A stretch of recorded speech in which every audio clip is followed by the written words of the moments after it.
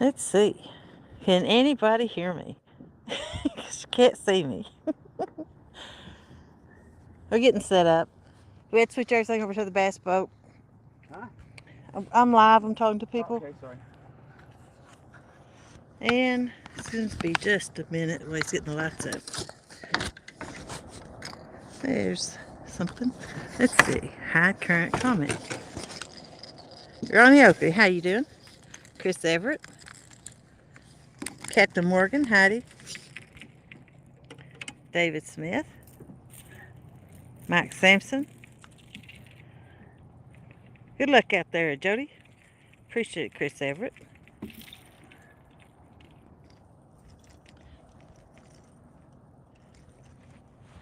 Let's see. I'm standing on one foot. That's not going to last long, so let me turn around.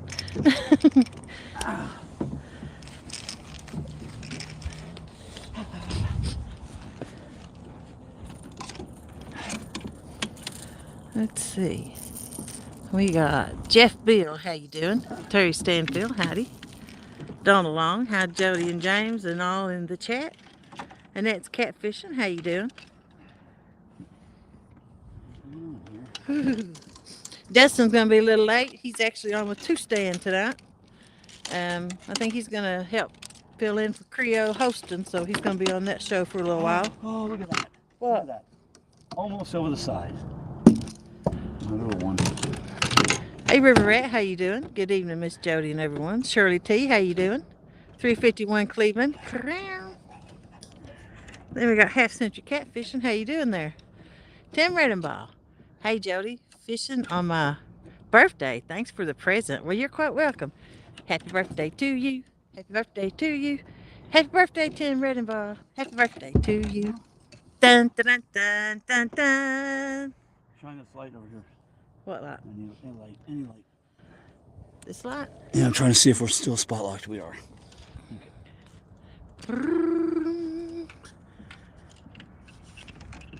Let's see. Can you see if you can find my phone? Yeah. Hey, Martin. I'm going to have to step down just a second and look for a phone. Ooh, there's about to be Troy or Bob Kitty. Oops, hit the wrong button. Add. Thank you there, Bob. Whoop. Rookie move. What's up, girl? Nothing. We're about to the lights as soon as I get a light. It looks dark out there. You got no lights? He's hooking them up to a battery right now. Come on, James, get it together. I know. That is positive. That's the batteries. Yeah, that's the batteries. That's what they are. Martin, UK, Chris Everett, and that's Catfishing, Shirley T, Tim Redenbaugh, Half Century. Hello, Donald Long, Ronnie Oakley. Okay, there you go. Thanks. Yep. I'm making deer jerky. Making deer jerky or eating deer jerky? Yeah. That's good, too. Mm. Yeah. Your hair looks nice tonight, James. I meant Jody. What looks nice? Your hair. Really? I didn't even fix it because usually I got a hat on. Did you put your curlers in it? Your Abu Garcia curlers? No. Wow. They're usually PC funds. Oh. Hello, Half Century. Oh, it's California beach fishing. Well, howdy I've seen that before. No, Danny Stone. Danny Stone. Dead feet tired. I was going to go fishing too tonight, but I just couldn't motivate myself to get out there in the cold. It ain't that bad yet. It is. It is. Oh. All right. Yep. Somebody should be cutting bait. Somebody cut bait and pre-bagged. Adventures with Robin C. Hello, dear. Hey, Says, Robin hi, sis. James, Bobcat, and all in chat. Jody, you should see my new channel stickers. I bet you they look really good, Robin. Did you do them? Why, yeah. Yeah. Oh, boom, boom, got a super chat going on there. Meow. He does meow, and I go. Yeah, right. Thank you, 351 Cleveland. Because the 351 motor purrs. Now the co-host gets half of that, right, Jody? Click. Oh, he gone. Bounce. Come on, Let's come see. here. Well, you got your puppy Oreo? Yeah, she's wanting up here. She smells me eating deer jerky. Uh-huh. She loves her some deer jerky. Hey, I'll Skull say Rush. hi to Oreo. Come here, baby girl. Let me put Say her hi on to this. everybody. Hi to everybody. Say, Daddy, I just want deer jerky. I don't want to be on camera. Yeah, puppy wuppy. She said, I just want the deer jerky, Daddy. Yeah. He's pretty. She's a good girl. Mm-hmm. Okay. I'm going to let you handle chat while I get some baits out. Yeah. Skull Rush in the house. Skull. Chris Everett giving a big wave. Howdy, howdy. Oh, look at her. Magic Pad in chat. Twisted Tackle Fishing. Wow.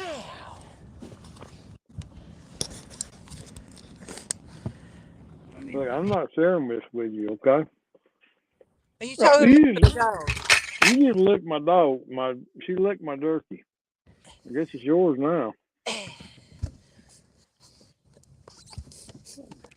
Bait bag. Let's see where it's at. What kind of bait you got tonight, Jody? I got skipjack. I ain't got as much as I did last night. Chicken livers, chicken thighs, and chicken breast. Yeah, I seen old Brandon I seen Brandon Masters on Facebook asking somebody for bait. Yep. He's fishing that Bama Blues, I think. Oh, and he couldn't get his own bait. I think he ran out. Oh, well, that's just good. Wait till you see what he's got. Well, he ain't using chicken, is he? No. Oh, Lord, that's what he say. Hello, avid fisherman in the house. Danny Stone, we done said hi to you. Oh, there's Darrell. Friday. Let's see. I'm going to throw out some chicken. Yep, gotta go with the chicken. That's what they's catching them on yesterday. Going with the chicken. But I ain't gonna give you the whole piece. You'll just swallow a whole. Good evening, Avid. How you, buddy? Good evening, Avid. Chad Thomason in the house. How you doing, Chad? Low battery. Already? Yeah. Y'all in the bass boat tonight. I have a charger. Daryl, the bumping bite is over, and I can't motivate to go anchor fish. I ain't had time to do anything. You got that clicker on. Yep, I heard that. Yeah, that was loud. You should probably find your charger. Well, as soon as I get some baits out, I'll put it on charge. Golly. Yeah, I tell you, I can't go bumping. I just don't get as motivated. Yeah.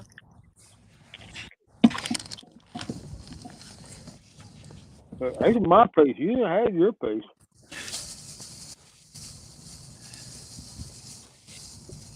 Did we oil those bad boys up? Nah, she don't ever oil real. Where is that big pole at in the water? What? That big pole at in the water. I don't know. Right there. I can't see. Come on, Bob. I might go tomorrow. Man, how do you do that? I don't know. I'm supposed to meet Jeremy at Jack's Bait and Tackle in the morning. Here's your charger. Demon Dragons, Jeremy. Grab something from him. I'm not gonna let you cast anymore. Hey, it's all right, Robin. That's fine, dear. Monday is perfectly fine. Hello from Augusta, Ronnie. Which cord's your long one? This. I guess. Don't pull the wrong cord. Hey, Squirrel, what's up, buddy? I don't know where it's at. Not in here. Could be in my other bag. I don't know. Okay. You have another bag on the boat? I got my bag with my coat and stuff that was in it behind you. You got a bag on the boat? Boat in the bag in the boat. I'm trying to get this set up.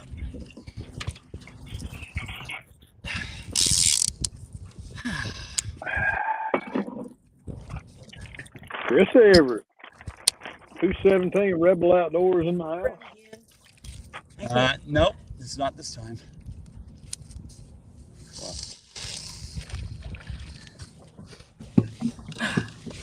Well, here's a plug, but you're not gonna be on there anymore with it. How come we can only see one rod holder, Jody? Because We're not set up yet. for me to put the phone anywhere. Okay. We didn't leave early enough.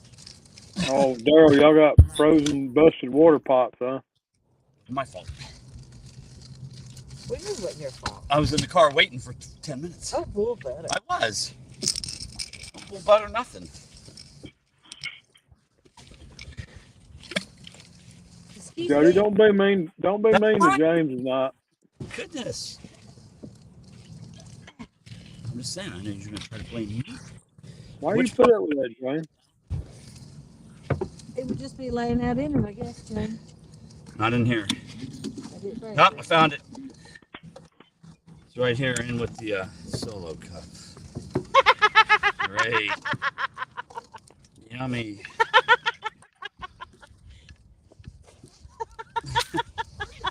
Jody, YouTube auditor wants the update on the motor. I'll let James talk to you in a minute. What's that? He wants to know about the motor. The motor? It's There you go. Well, I don't know. What about the motor? Tell him they want an update on it. Oh, her motor. Yeah. The no water pump. It doesn't have one in it, period. No, it has one in it, but it's not pumping any water because there's no it's not doing the pee thing, you know. Yeah. So I'm sure it overheated. On. And it's the top seal to the down shaft that goes down from the top of the motor to the bottom of the motor that turns the water pump. Yep. The top seal on that at the top of the motor is what's bad. So hopefully it's nothing more than I ordered seals today and a new water pump kit for it. So that'll be in Friday, next Friday. Everything should be in. Good deal. Mid Tennessee hog I think it'll be salvageable. So Jody's gonna have a full house next Friday, is what Danny Stone said. Yep. If we hear a big splash, it's James taking an evening swim. Yeah, no, not tonight. Too cold. Can we see rod holders? Yep, a little bit to the right. A little to the right. That right? A little bit more. Okay, a little bit more. Perfect. Stop right there. Good deal. Get these lights a little better. There we go. Oops. Oops, what? You forgot the bait. No. Oh, that's okay. That's it's Dave's boat, not mine. Big Slim 91. Let's go. I'm messing with Dave. Not you. Yeah. Come here. Get it.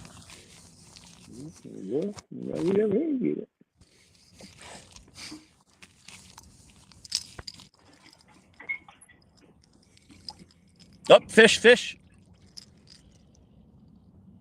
Or did you hit that? And then it's yeah, bite on pole one. Pole one? Oh wow.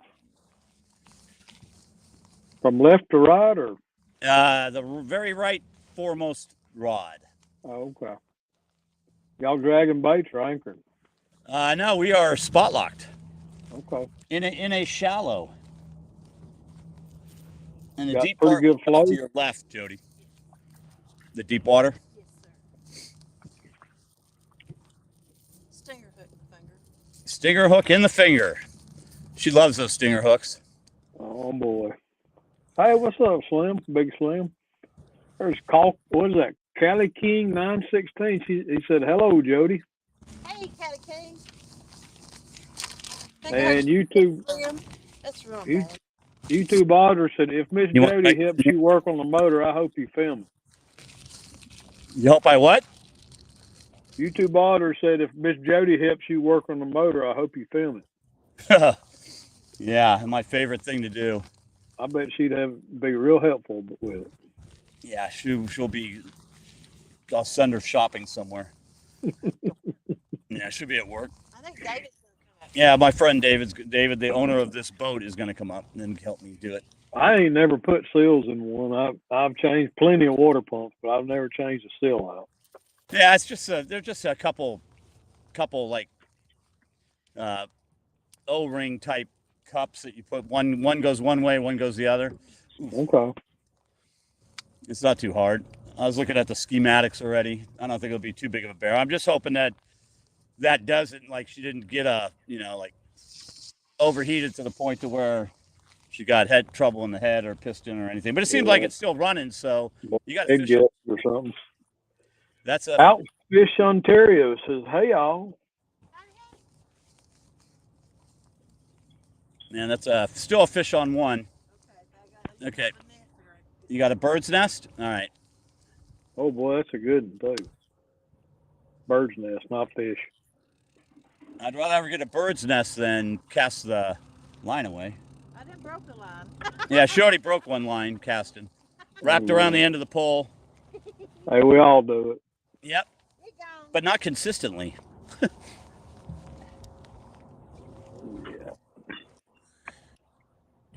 I'm supposed to be editing, and Jody's making me read chat for her.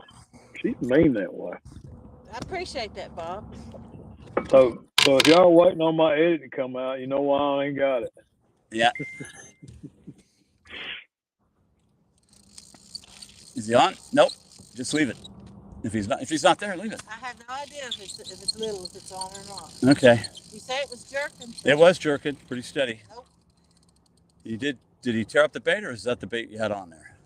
That's the bait I had on. Okay. Well, he was hitting it hard. He was bouncing all the other poles. Keep your thumb on the reel. I'm just saying, that's when you bird nest, is when you take your thumb off. Mine don't do it, just yours. Okay, well, that's because I have yours all tightened down, so they won't do it. Ronnie Oakley, I'm in Chattanooga, Tennessee. Yeah, my reels aren't tightened down as much as yours. Okay, I'm going to tie up this one line. Danny says there's enough logs floating down the Mississippi right now to build a town. Wow. The IKEA cabin kit. Yeah. What's up, Scott Swift? Welcome in. He says, "Hey guys." Hey, Scott. Here, kitty. Good evening, Miss Jodi. You hear that cat Oreo? You gonna skid him? Skid him. Look here. Skid him. I sure do miss my 16 poles. Yep, she's got a swim tonight with only 8. Oh Lord, how can she handle it? What's up, Fish Guy Ranch? He says, "Hello, everyone. Hey, Jodi, Joy Stewart. Hey, y'all." Scott Swift, thank you. Outdoors in Indiana with Dave Scott says, "Good evening, all." Good evening. Good evening.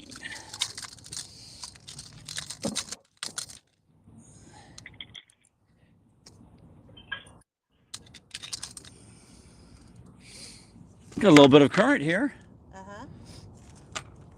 Just a little bit. Yep, moving by rather nicely.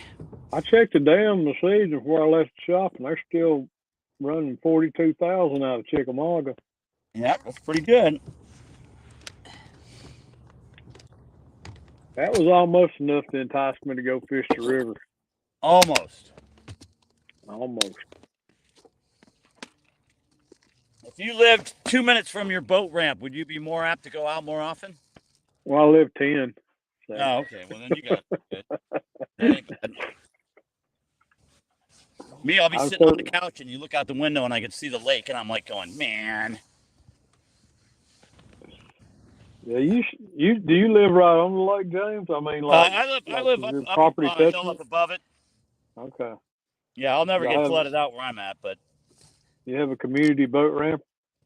It's actually the Fuzi Pass campground, Mm-hmm. and I just buy a pass for the year. Oh, okay. But it's a private. It's like not really private, but It's listed as a TWA ramp, but they charge like $9 a day to use it. Well, TWRA sold off a bunch of their ramps some years ago, and then people bought them and privatized them and started charging parking. Well, from what my understanding, because they just had a thing, they just redid the dock at this ramp and stuff. Yeah. Is they have like a 90-year lease on the ramp. Okay. Yeah, Daryl, I think James said it was the seal, the prop shaft seal that's the prop below shaft on the top of the motor. Under the water pump. Yeah, above the water pump. Yeah. Okay. Buy a new prop but the water pump ain't pumping. There's no water moving through it, so. It ain't never shot no water out. Well, then you've been overheating it for years. All motors pee. I've never seen it. All of them do. They have to. If they don't, it's not good. Well, it just means that you're not getting the oil in the lower unit. What was left of it? Yeah, she sent us a picture of it. It was milk. It looked like a real thick, heavy cream. Yeah. In the grayish, brownish color. Hello, Joey Stewart. Scott, no fish yet. They just now getting baits out. Daryl said my wife has a 90-year lease on me. God, she needs to sell that or turn it in or something. I don't know what that. So that's like a bad timeshare, huh? That's a real bad timeshare. Poor lady. In my bag, is there a box of Kleenexes? I don't know. Should be. Okay. Yeah, Daryl, I'm betting that she ain't got no veins left on that water pump. Yeah, I'm thinking so too. I mean, there's nothing coming out of the motor. Yeah. And she's going, I've never seen it pee. There's your bag. Well, there's one quick way to find out if you got an infrared thermometer. Just shoot the head while it's running, and if you notice it, I had to do that with my Yamaha because I wasn't building up pressure, and I was getting water in the lower cylinders, but I wasn't getting enough water in the upper cylinder. Come to find out, there was a $2 bushing that was missing from the pickup tube. Yep. A lot of people leave that off. That bushing is important. You don't get the water pressure if you don't, especially in Yamahas. They have problems with water pressure anyway. Yeah. That's what I got on the new boat, the 150 Yamaha. Yeah, it's old two-stroke Yamaha, but it's still a good motor.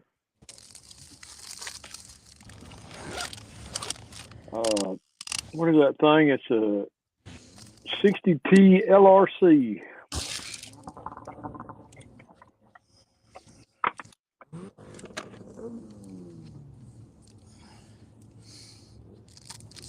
Darrell said James is quick. With what? I don't know, I guess ordering parts for that thing. Yeah, so I got a water pump kit and I got all the seals that go up and down that shaft, so. Good deal. It didn't look like that. When I fired it up, there wasn't anything leaking out of the top or anything. We're just right around where the down shaft goes in. And there's only like 2 little seals up there too, so I'm surprised. I think it doesn't start squirting out that until it gets real hot. Yeah, well, check your thermostat too.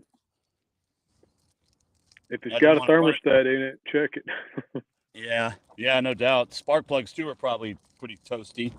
A lot of people take those dang thermostats out of them, but in the wintertime, that's a bad idea. Yeah. The thermostat's there for a reason. Yep. You don't want in the wintertime, you don't want to run one too cold either.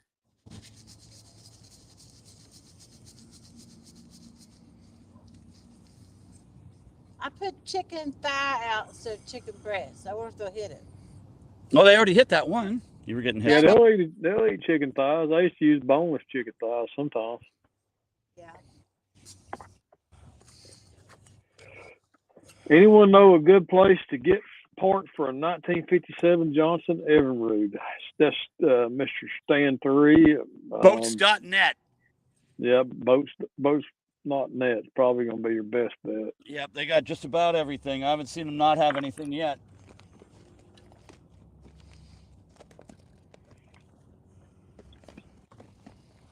What kind of part you need, Stan?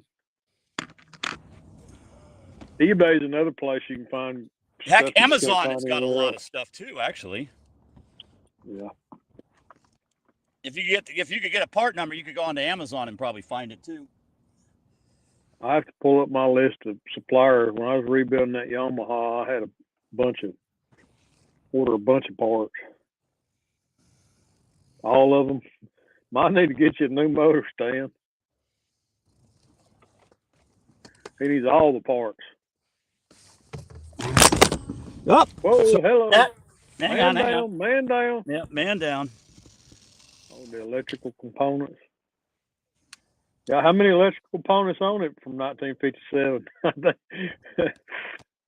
Really? Shouldn't be too many electrical components on it.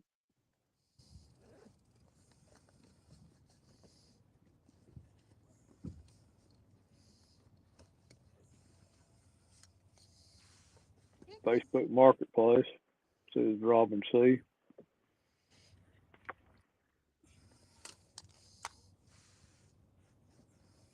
Bookmarks. Let me go see if I know some boat stuff. Let's see. You can bookmark all this stuff. Yeah, I usually go to boats.net and I look up all the parts and part numbers, and then I'll go to Amazon or one of the others and see if anybody else has got it cheaper. Yeah. Because they're all OEM stuff on there, and that stuff gets a little pricey. Oh, yeah. Just the spark plug assembly crap.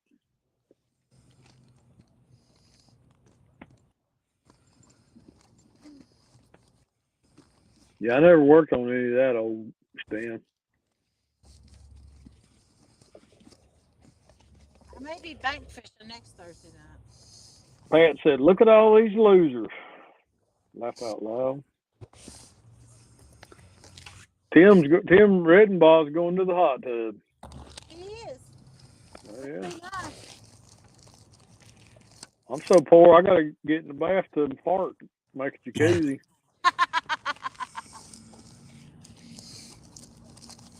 I feel that hot water first, though. Could be. I don't know why the boat's spinning around. Let's see. Nope. They're moving. Nope, we're still last spot. Out of Mechanic in Texas.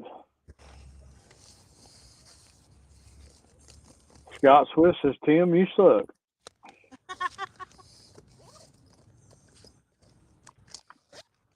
That's not nice, Scott.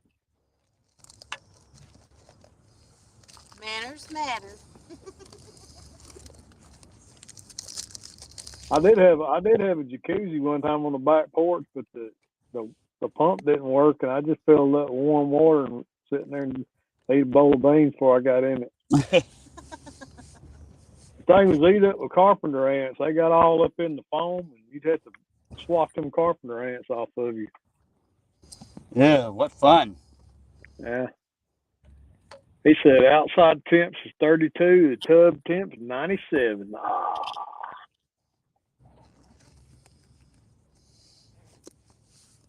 I got my hot tubs at 104. Ooh, nice. Dang, I need to come up to your place, James. Yeah, it's just one of the portable ones, but it's still, I don't have a bathtub in my house, so if you got wow. You gotta grab your soap and a rope and head outside. Yep. Why don't you have a bathtub in your house? I don't know. It's got 2 showers. It's got 2 showers. It's got both. It's got a master bedroom upstairs and a master bedroom downstairs, but they both have showers. So. David Hughes says, "Hello, Bass Boat Jodi." Thanks, David. Pat from Twisted Tackle Fishing says, "James has to catch a 40 or I'll pitch a fit." You better start pitching, because if you I can find a 40-pound skunk. I've been fighting some big skunks lately. They are just after me. Jodi don't count. Yeah. Oh, I didn't say it. That was him. Get him. Get him. I have a garden. Joy Stewart says, "I have a garden tub in my master bathroom. I'm spoiled." Yeah, that'd be nice. Yeah. Is it one of them old galvanized ones?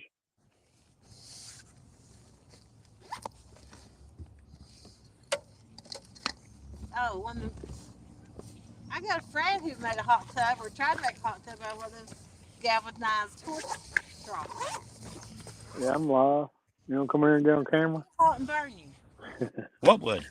Galvanized stove. It's only gonna get as hot as the water is. Yeah.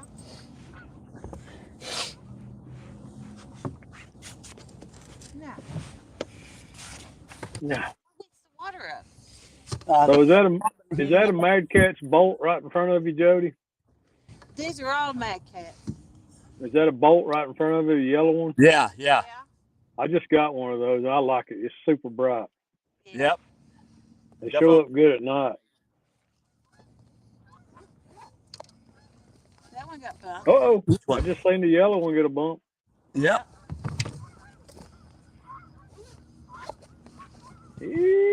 Fishy, fishy, fishy, fishy.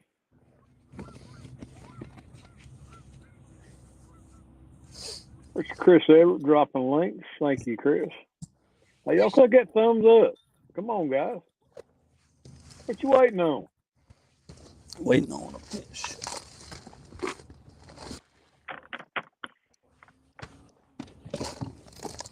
Jody don't pay worth the crap. At least he can do is give her a thumbs up. Hey, Chris. You get the enjoyment of me picking on Daryl getting to see it. That's true. I don't know why Daryl didn't come up. I don't know. He's down in Augusta on the hunting property. He said him and Woody were fixing busted pipes. Yeah. I remember seeing that. He must have had a bunch of busted water pipes down there. Oh, that's frustrating. Yeah. You got a place that sits and everything freezes up. You get about 10 ruptures. Mm-hmm. Hopefully he needs to put PEX in there. Yep. My toes are already cold. I got PEX and I got all my water lines are 36 inches below. Yeah. Oh, Carolina Catfish in the house. Hello, Carolina Catfish. How you doing?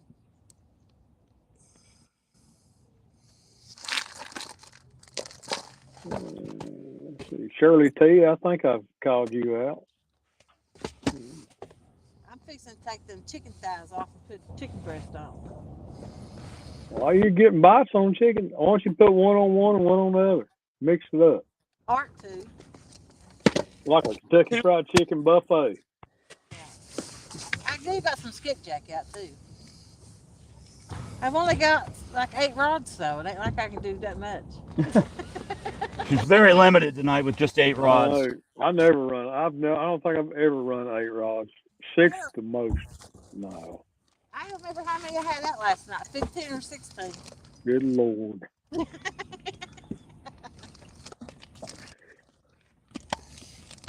You know, that video I'm working on right now, when we were fishing, me and Daryl and Brandon were fishing, that big fish I caught, he got in 5, he tangled up 5 of the lines.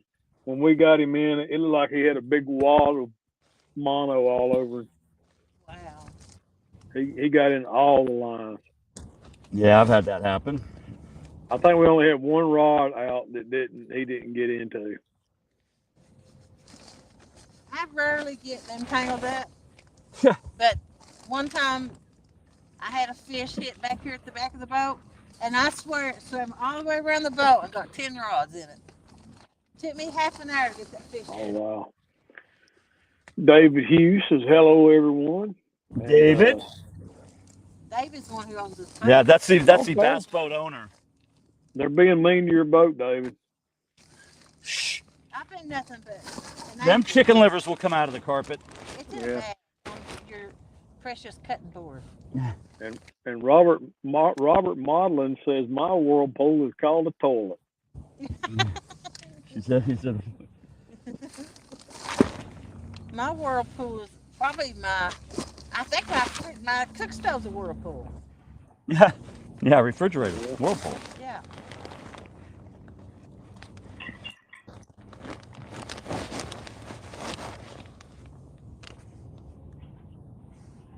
You know what the problem is, Jody? You ain't got no pork rinds on the boat. Yep. I got some chocolate. That's the secret to my success is pork rinds and buying the sausages.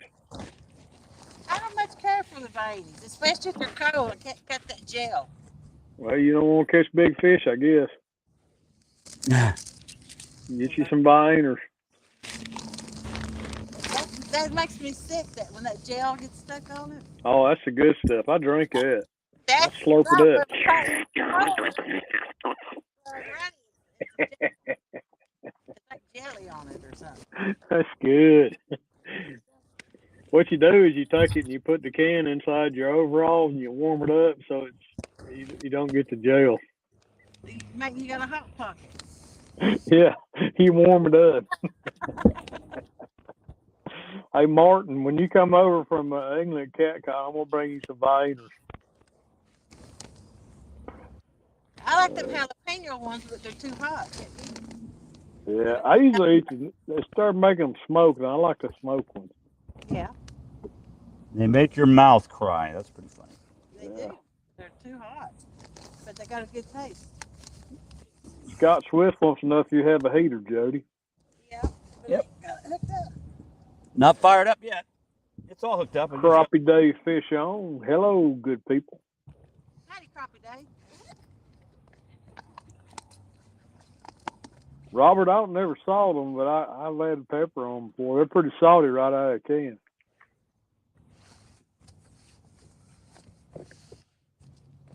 I forgot to bring my little pole. I thought you were going to bring it. I just said I forgot to. Your little what? My little pole. Well, just ask James for his. Yep. It's laying right there. Tangled up, though. It's got braid on it, so. Hell, he won't go back to the UK if you spoil him. Big Slim 91 said. He gets eating them viners. He won't want to leave. Yeah. They probably got him over there.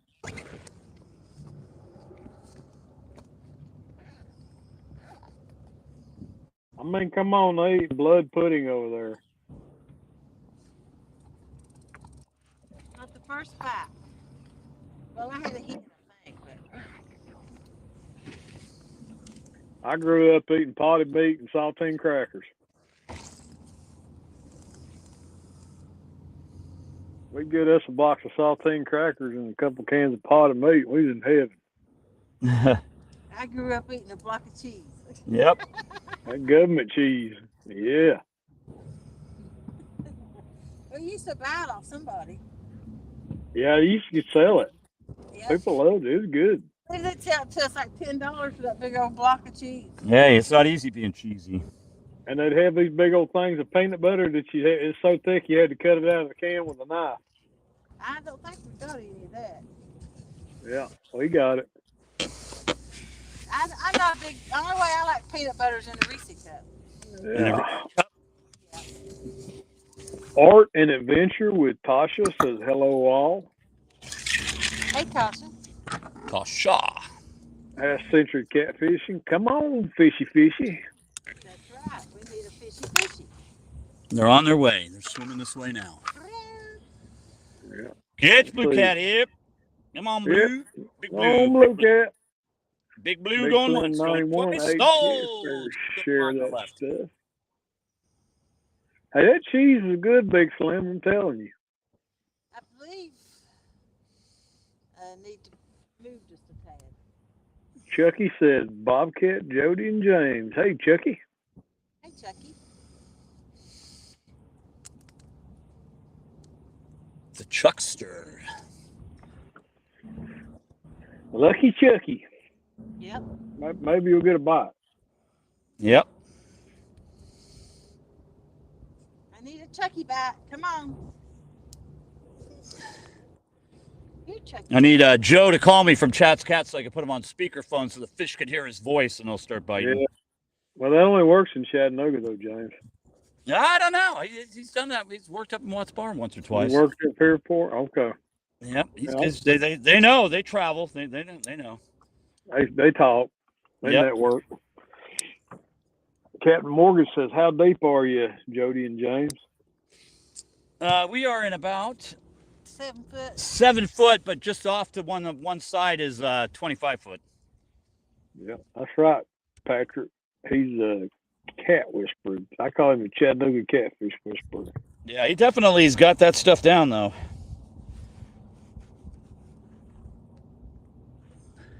He'll say, oh, maybe they'll bite right here. I don't know. Yeah, he's always like, I haven't been here. Hey, that one pole right there. It's been doing that. The boat's moving that much? I don't think so. It's been doing it. I guess we are. I picked it up 3 times.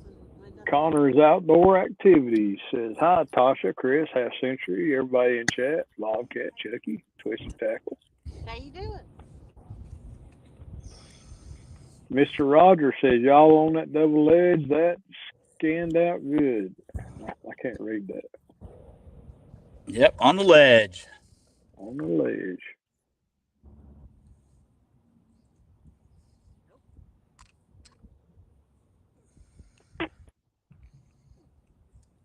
What's your water temperature up there, James? It is. Hang on. Now let me finish tying up this line. I'll look a sec. I don't think you can see it on the graph I got up. Nope, it ain't on it. That's what I said. Uh-oh. Just hit the trolling motor, just went off. Get back on spot lock. I hate it when mine does that. All the lines start going the wrong way. It's like, what's going on? Pull up where? That way. What way? Shallower, deeper, what? Towards that pole. Go ahead and drag me up there. Okay, we'll drag you over there. Okay. Here. Thanks. Can you try not to I zing it out there? I try not to break it that time. Okay. You didn't succeed, though. You broke it. Yeah, I broke it. What's up, Keith Doc Reed in the house? Hey, Keith. Okay, stand by your poles for dragging. Stand by your poles. Let me make sure we're going the right way. Oh, you want to go towards it? Yep. All right.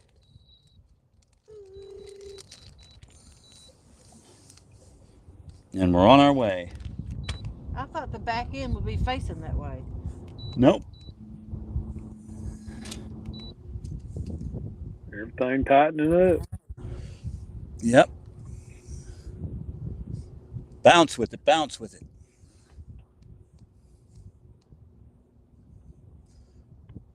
Yeah, I should have fished tonight. Yeah.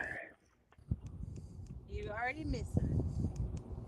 Very, very slight breeze. Not bad. Very manageable at this point in time. Yeah, I should have went up on the lake and pulled baits on the island. I like You get permission from Daryl to fish at his spot?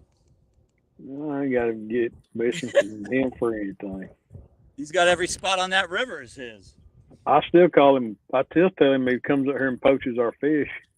Yep. How's this? Where I can't see for the light. No, a little bit more. Okay.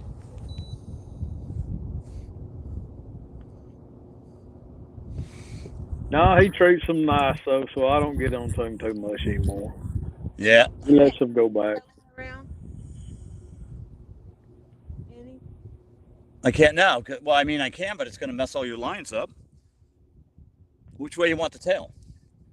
I either want the tail facing that way or facing that way.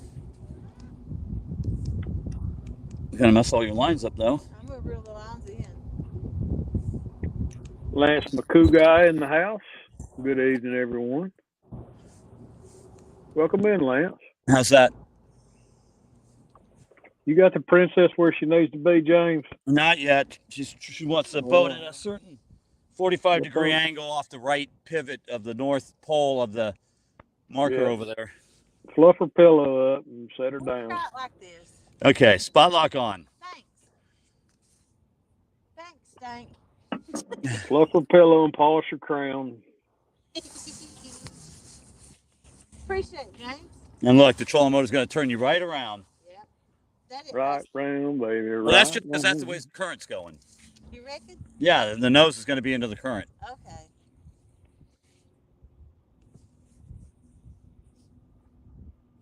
The nose. You got a big chunk of chicken. Chunk of chicken.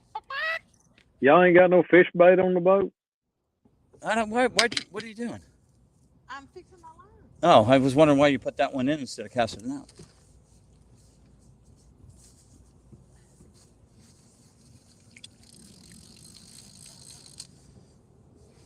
All right, let me untangle this other pole. Man, I'm already ready for bumping season again.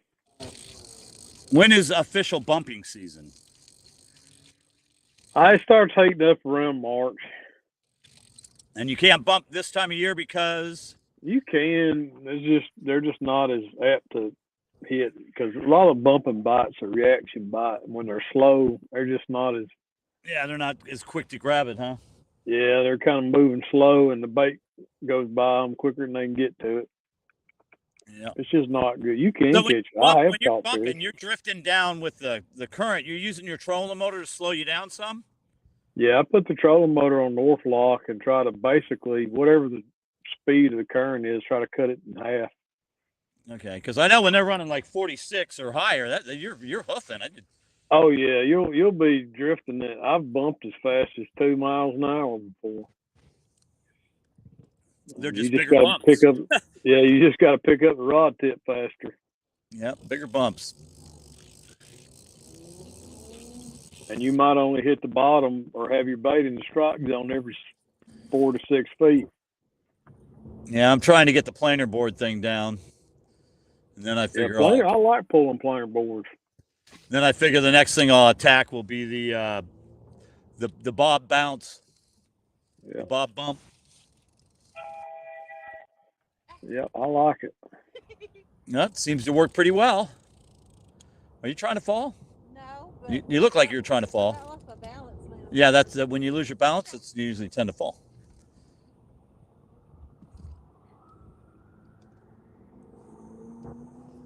You reeling all those leaves?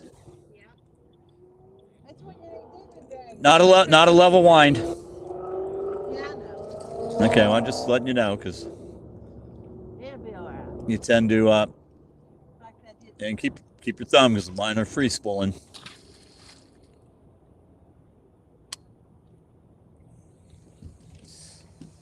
And you are now in. Let's see where we're going for water temp, weren't we? Let's see if we can find that. 42. I'm gonna bet. 42. I'm gonna guess 42. It is gonna be. Does that say 49? No way. Cool, Doc. Awesome. It says 49.6. Wow, that's surprising. Yeah, I thought it'd be more around 44-ish. Yeah. Double check that. Yep, 49.6. Wow. Yes, that's more That is than I surprising. thought it was. Warmed up quite a bit then. Yeah. I'll be right back, guys. All right.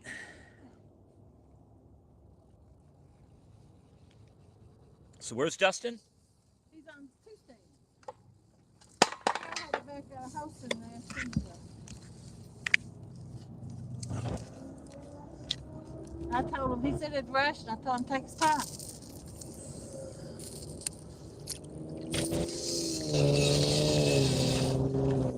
A little backless. That wasn't bad.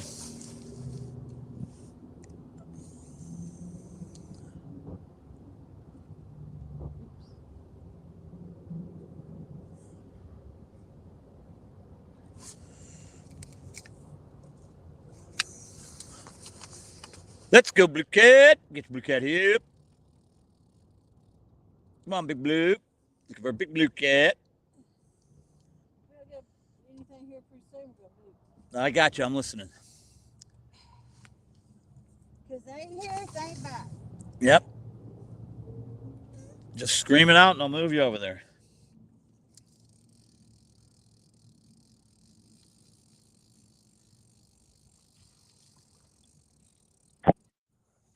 What's up, Mr. Chris from Hooks and Hammock? Jesus. Here's your bait right here. Here, you want it? I got your entire bait right here because you like What they here? the camera. No. Okay. Well, Century said my birthday was on January 3rd. I'm 39 now. You're 39. Yeah, that's sounds about the same age as me. Yeah, me too. I'll be 49 this month. 39 and a half. I'm pushing for the big 6-0 here pretty quick. Hey, Chris, did you get your stickers? 60. Now I've been at 59 this year, but that's getting close to 60. Somebody's got to do it. Hey, did you believe my wife told me last night that I was bald? Did I what? My wife told me last night I was bald. I don't know. Somebody said I needed to get a haircut. I told him you don't prune a dead tree. Thank you, buddy. Appreciate you, Chris. I didn't come in Jody's live last night. I was trying to get an edit finished. I still ain't got it finished. I'm almost finished with it. 8.5 hours in the day. That's hooks and hammocks, right? Yeah.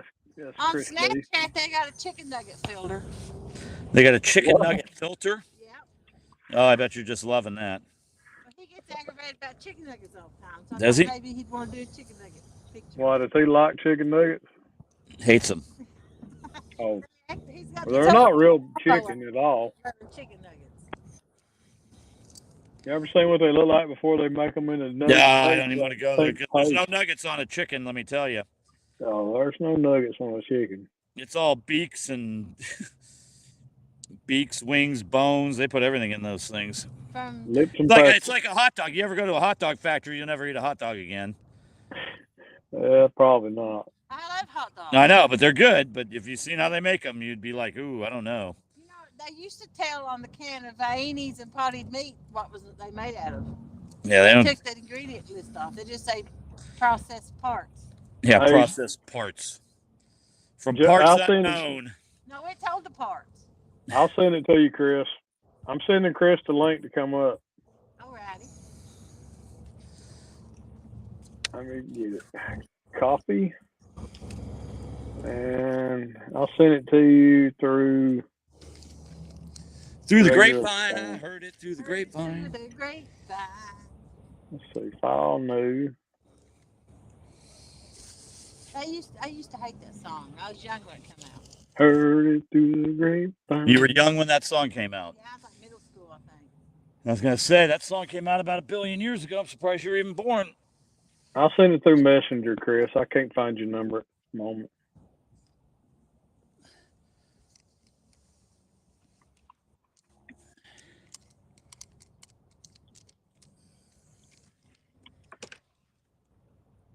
There you go, buddy. I sent it through Messenger. I think I did anyways. Or did I? How long we been here and ain't got a fish? I don't know. How long we been live? Yep. Copy link.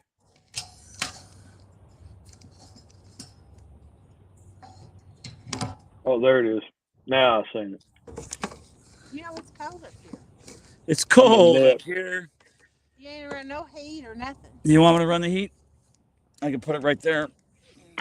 What? Hot dogs make great bait for channel cat, says Rob's Friday night fish fight. Yeah. James got the baby pole ready. It's right there. I just put it in. There you go. Now what kind of pole is that? I don't know. It's a teeny weeny little puny. No, it's a power. What's that saying? 24-inch action power light made by H2O Express. Oh wow. Yeah, that's Academy brand. Yeah. Hey, Chris is in the basement, Jody. I can't add him. Oh, hang on. I'll get him. Yeah, I'll block him permanently forever. Hang on. Let's see. How do we get into the basement? Yes. I'm going to go invite. No. Oh, there he is. Hooks and hammock. Go to guest. Yeah. Add to stream. There you go. He is added to the stream. Cool. All right. I'll wait till Jody's available because she's going to want to see this. Here you go. I'm intrigued. So I get this UPS shows up today and I get this package. That's who it's addressed to. Who's that? There's a dress Hold suit. on a second. Chicken nugget. Chicken nugget. That's Okay. funny. And this is what was in it.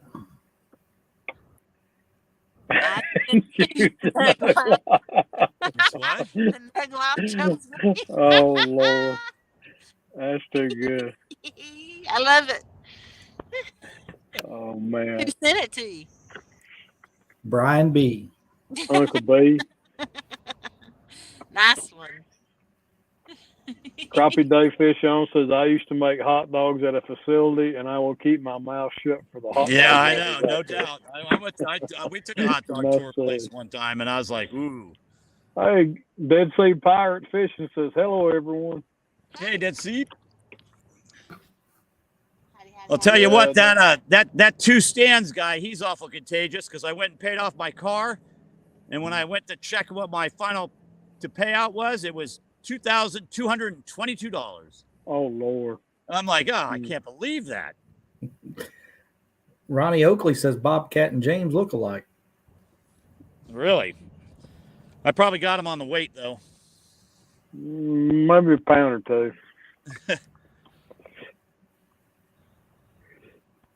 Figure 6'1", 280. Well, I was 270 in January of last year, and now I'm down to 208. So I've lost I over was 60 pounds a year. 385 5 years ago. Oh wow! I got down to 240, and I'm slowly. I can't figure it out. It was about 6 or 7 months ago. I just started gaining weight unexplainedly. I can't figure out why I started gaining weight, Jody. All them fat cakes and Debbie cakes. I didn't drink any soda at all. Now I'm drinking soda like.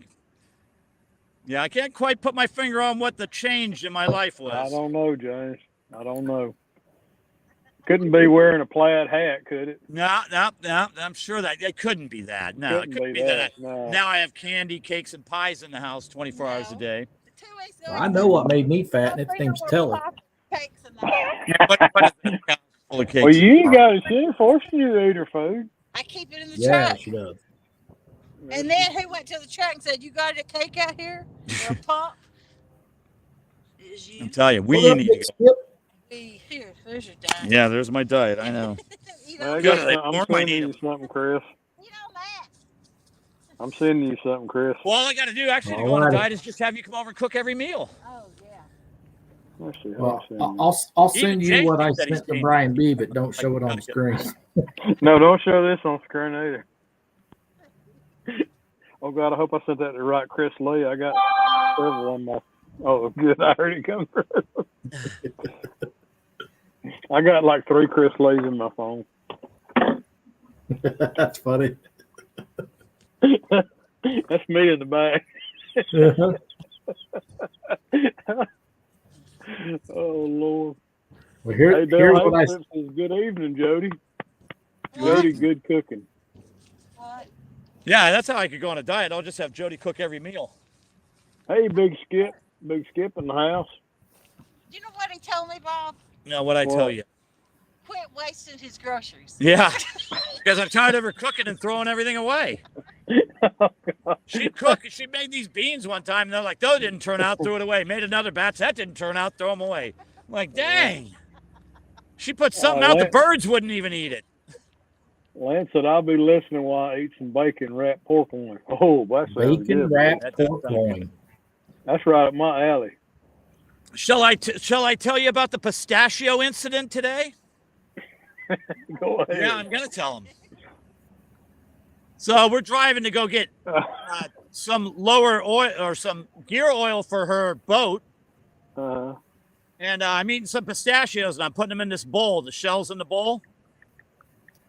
And my drink kind of falls over and hits the bowl a little bit, and a couple shells fell out by my feet. And I'm like, oh, that's great. So I'm eating them. I'm filling up this bowl. She grabs the bowl, and she just throws it through the whole car.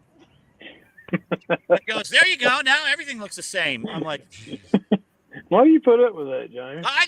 and she's like, oh, I'll pick it up. Did she pick it up? No, she didn't. Bugman She's says like, no, Bobcat. this car's a mess. You ought to clean this up. And then laugh for a half hour over it. I go, you Hey, know, that's buddy. really mean. She goes, no, it's not. I'm just playing. No, it's not. It's still a mess. She Yeah. So plays anybody who mean. thinks she's just this sweet little angel. She's not. Uh, Uh-oh, got fish? we got it. We got action. Let's see. Yeah, never mind. She picked it up. Pull it right out of his mouth. It's gone. No, I don't know. Good evening, Big Skip Fishing. Get him, Jody. Hey, Bobcat. It's swimming with it now. It looks like the line's slack to me. I see it taking off. You could reel in the slack a little bit. Bob, did you make Bobcat Robin's? Outdoors with Steve and Deb That's says, current sorry I've been gone, but it is wood season for me. Fish. I know. What's up, buddy? I said, did you make Robin's stickers? Yes, sir. I smelled them out today. Yeah, she sent me a. Stickers, Bob. I got to call you tomorrow. Don't call me She sent me a Mark. picture. Those look pretty I'll call good. you Monday. Yeah. It's a weekend. Monday's not the weekend. Yeah. I'm retired, Yes. so days of the week mean nothing. I know. She told me what she wanted on it, so I threw something together. I got to get you a I bet picture. I they're figure that I'll cute. take a picture of me holding the fishing pole like a sword or something. Hey, take a picture with Jody choking you. Yeah. Oh, there you go. I got it. What's up, Big Skip? Do that tonight, Jody. You got to be wearing that hat. Buggy, bug, man. Gunk, I'm fighting. Yeah, I missed the morning shows too, Buggy. Nobody does a consistent morning show anymore. Hey, Epic Morning. Catfish in the house. What's up, Epic? Howdy, everybody. Epic. Missy. Epic. Well, this is going to turn out to be an epic live feed. isn't Epic. it? Yep. Live feed. Epic in the hissy. That's right, small town. The wife and babies are first. Got to take care of them. Absolutely. Fishing is fun, He but said it's wives and not babies are first. life. Get with me about a design for 2023. You gonna update, Buggy? What's that? I said, thank God I don't have a wife or a baby. Yeah. Well, I live in a house with three females and a female dog, so I'm outnumbered here. Yeah, that's got to be rough. My kids done What's grown up, Ed Evans? What's up, Ed? Flathead man. You fishing tomorrow, Bob? I'm thinking on it. Is it more the big tournament, the Potomac versus the Kook? Yep. Yeah, that's right. I don't know. I thought about getting some stuff done around here since the bite's kind of slow. The upset of the year coming. I hope so.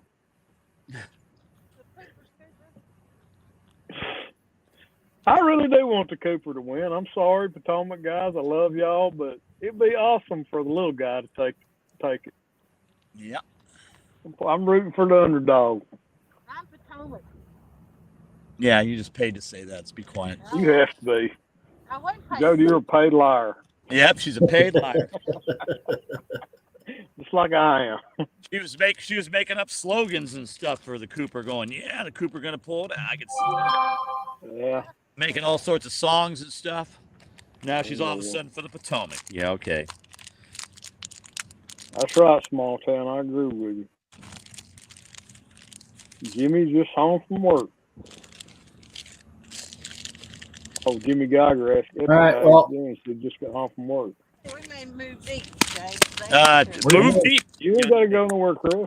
Yeah, I'm gonna go head to bed, man. I'm gonna try to get up and go fishing. Hot fish safe here. Yeah, I ain't gonna stay up long. I might go in the morning too. Well, you got to reel them in. Epic, you bringing Sean with you to CatCon? You going under the bridge? We're gonna go. Jody and James, good luck. Stay safe. All right. Thank you much. Back, Hey, we'll see you, Chris. Night, buddy. See you later. Hi, Roger. Bye, Roger. Hi, Roger. Bye, Roger. Roger Dodger Yeah. in the house. Roger. Is that from the movie Airplane? Yep. Loved it. Roger. I heard Roger Dodger. I think I'll reel in and we'll go to that ledge. What ledge? Ed That- Evans says That's Jody like- has Brian B in her that's back Belt pocket. Bank. Is The ledge is yeah. Butterflies of sunshine in the house. Howdy, howdy, y'all. Hey, butterflies. butterflies. As far as I know, bug man. See, look what ledge you talking, Jody. We're like on the ledge right now. If you go that way, that's going into the shallow. If you go this way, you could go this ledge on that side.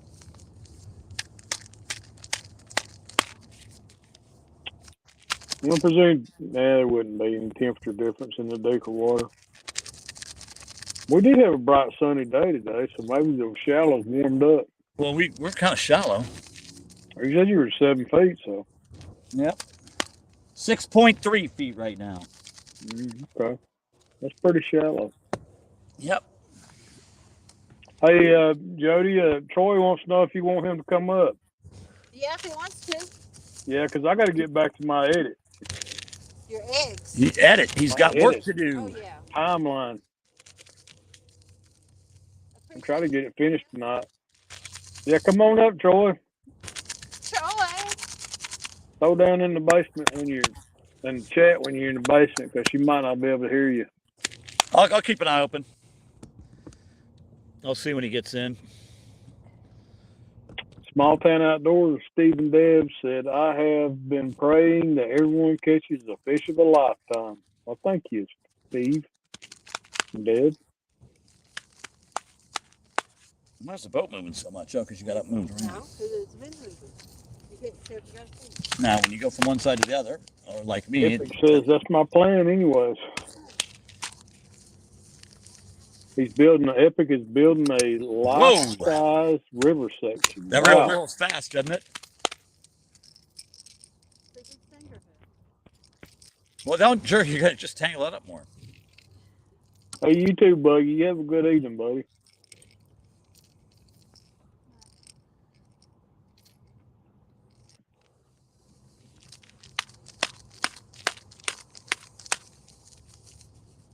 Cracking walnuts, James? Yeah, that's probably noisy on the camera. No, sorry. I'm trying to heat up one of those Hot Pockets. And I think the batch I got is duds because none of them are heating up. Well, how do you heat up a Hot Pocket on a boat? Hey, Goober Time TV. Dan's in the house. Hey, hey. Troy's in the basement. Dan. Fishing. Bring him up. Jeff Bill says, guess who's back once again? And there is Troy. Hello, Troy. Well, Saved by the Troy. How you doing, buddy? I'd have been here a little sooner, but I wasn't here. Yeah.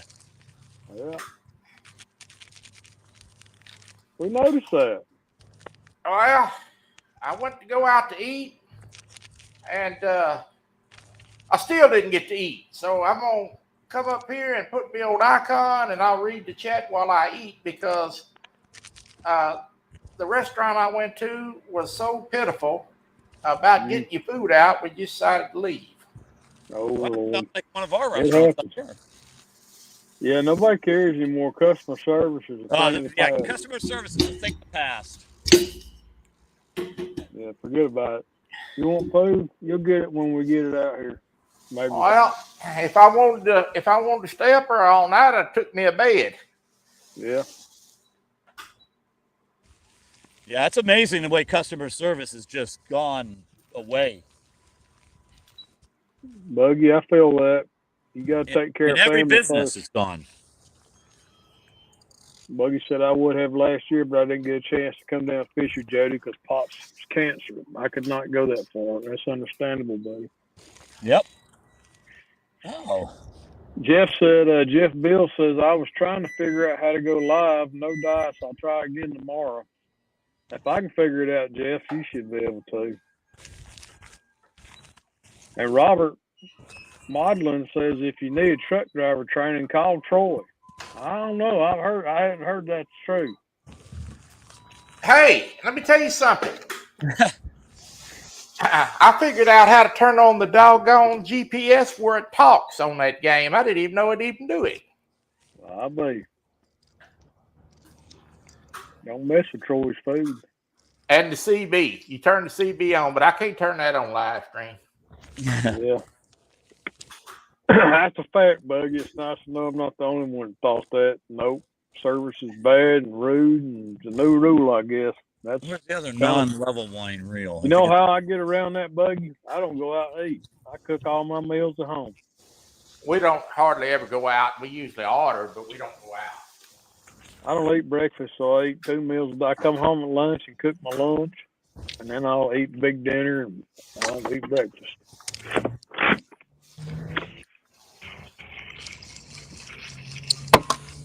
I'll cook me a big old steak and a big old piece of calf liver for lunch. Eat that slathered in butter. Yeah, COVID changed a lot of things. I'm going to tell you something. I ain't sitting around no restaurant all night waiting on them to bring me a plate of food. I'll just go somewhere else. Yeah, that's true. What are you slinging? No. I mean, I understand that people are short-handed and things, and I really do. But if you don't have enough people to run the restaurant, you ought to close up for the night. Yeah, there's a lot of places up here that close at 5, like even the fast food places, which is a surprise. Don't mess with Troy's food. All the shifts. Well, Big Slim's here. All I need is his brother Alvin Lewis to show up, and I'll have the whole bunch. The whole gang, huh? Somebody said, hi, Big Mike. I didn't see Big Mike in here. If I did, I missed it. Hold on a minute. Let's see. I'll be right back. I got to send a link. Tim Redenbaugh, hello. Buckman. I'm just now getting caught up, guys. I just now got on. Good deal, buddy.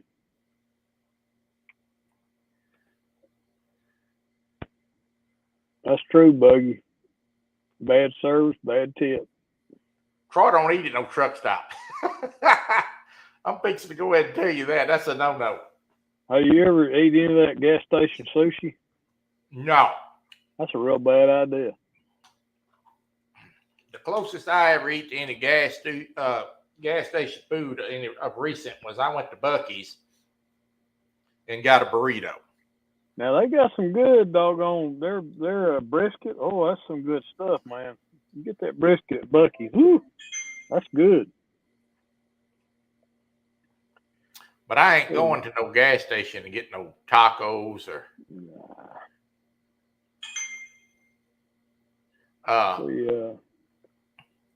Missy Kennedy says, "Yep, I'm here to Troy. I'm already here to Troy." Okay. Yeah, all that trouble flocks towards me. I don't know how in the world I attract all that trouble, but I get it. Yeah. 205 Wild Action gas station egg rolls ain't bad. Thank you, Jeff. Appreciate that. My back. Huh? Where'd you go? How we start this party? Oh, I tell you what. I come up here to help Jody, and you just take me off the screen, put yourself on the big screen. Boy, I got to tell you. How rude. Hey, Bobcat, how you doing? Troy? What's up, Dustin? Hey, Jody, I like your avatar. Hey, Dustin. Ma'am. There'll be somebody else in the basement if you can look for him. Yes, ma'am. Thank you. Jody couldn't get no help earlier. Now she got too much. Nah. I'm facing duck out. I gotta go edit. Sometimes I got 10 people on panel. I got a big one coming up this week. Uh-oh. Nice. Biggin. A biggin. Biggin. I like it. Keep bringing the biggins.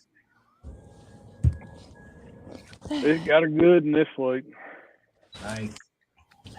All right, let me go all the way back to the beginning of chat. I'm just kidding.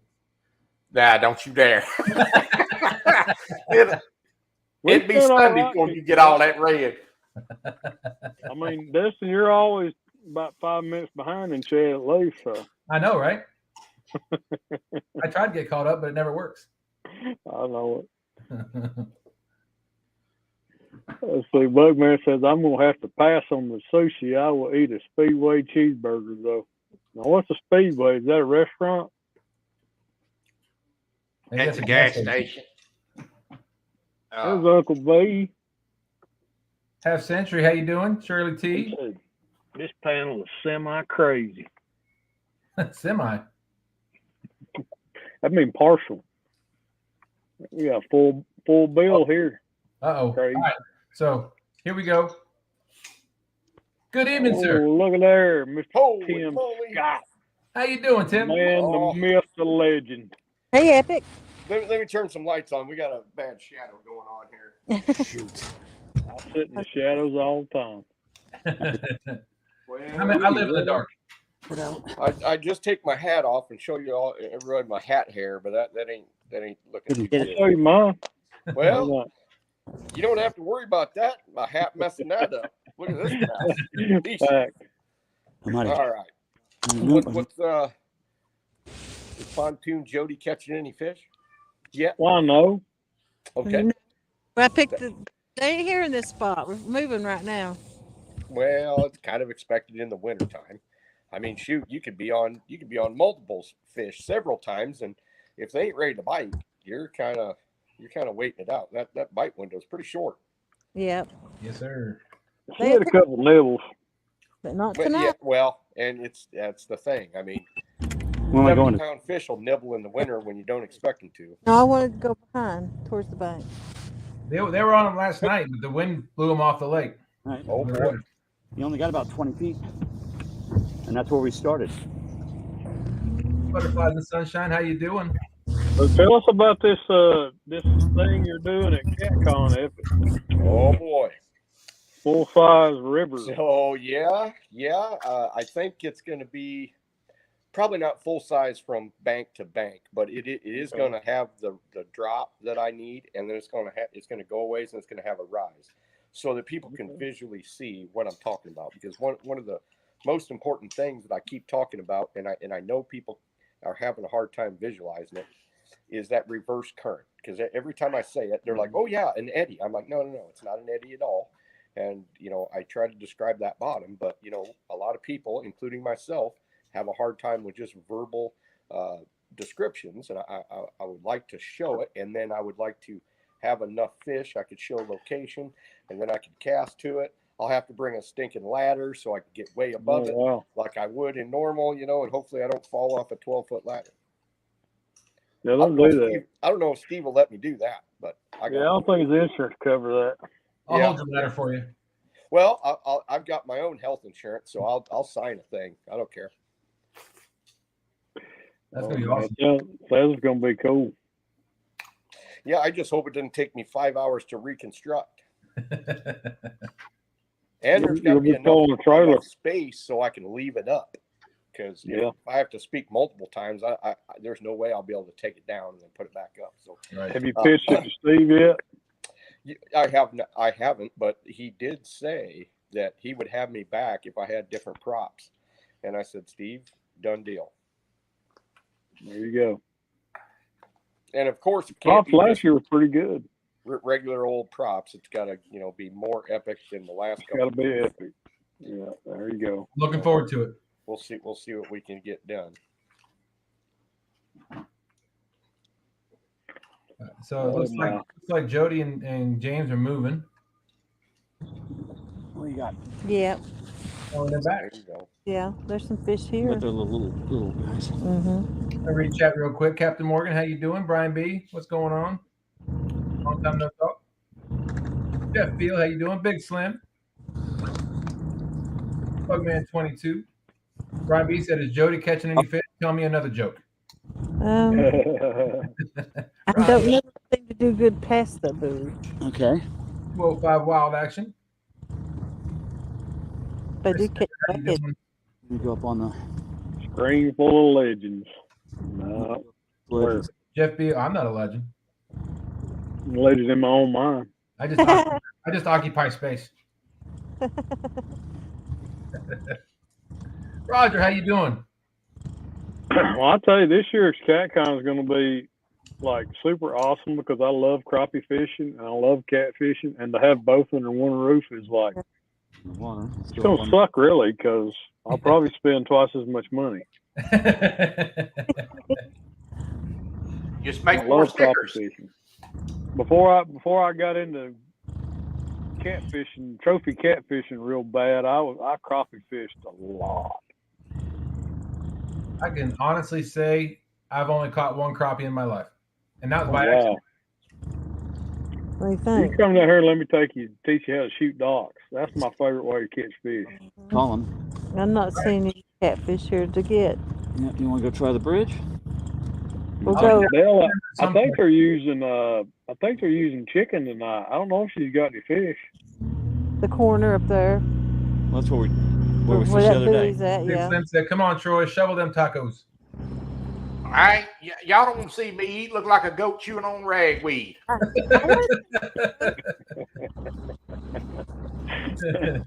Right here, then. River What's Roars, that? big cat con. That's awesome, Roger. I can't wait. Y'all weren't at CatCon last year. So this will give me my first trip to CatCon. I am really looking forward to it. Oh, man, it's awesome, Dustin. You're gonna love it. You're gonna have a ball. You know, the best thing about CatCon is actually, I mean, all of the gear is cool and seeing all that stuff, and seminars are great. It's the people. Mm-hmm. It really is. It really is. That's what I'm looking forward to. Well, if you go to a can't regular, talk enough. you go to a regular sports show, you might bump into a few people that you know, but this is like a catfishing family reunion plus talking about stuff, and you know, it's pretty cool. I'll be bringing a notebook so I can take notes during your speeches, Epic. There you go. You can't shake enough hands. You can't talk to enough people. No, you can't. You can't. And I try to. I think last CatCon, not the Kansas City one, but the one last in Kentucky or Tennessee or Kentucky. I keep forgetting. Louisville, Kentucky. Knoxville, Tennessee. Louisville, Kentucky. Okay. All right. So it's Louisville, Kentucky. But anyway, I don't think I stopped talking for pretty much the whole day. And Wow. it'd be one person pretty much after the other. I'd get a little bit of a breather every once in a while, but I was glad to do it. I mean, that's what I love to do.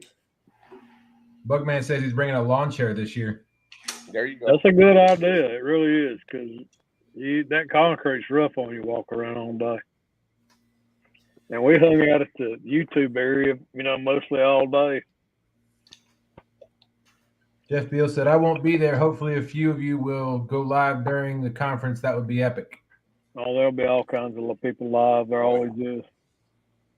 Well, and I think most of the seminars go live, through the CatCon thing.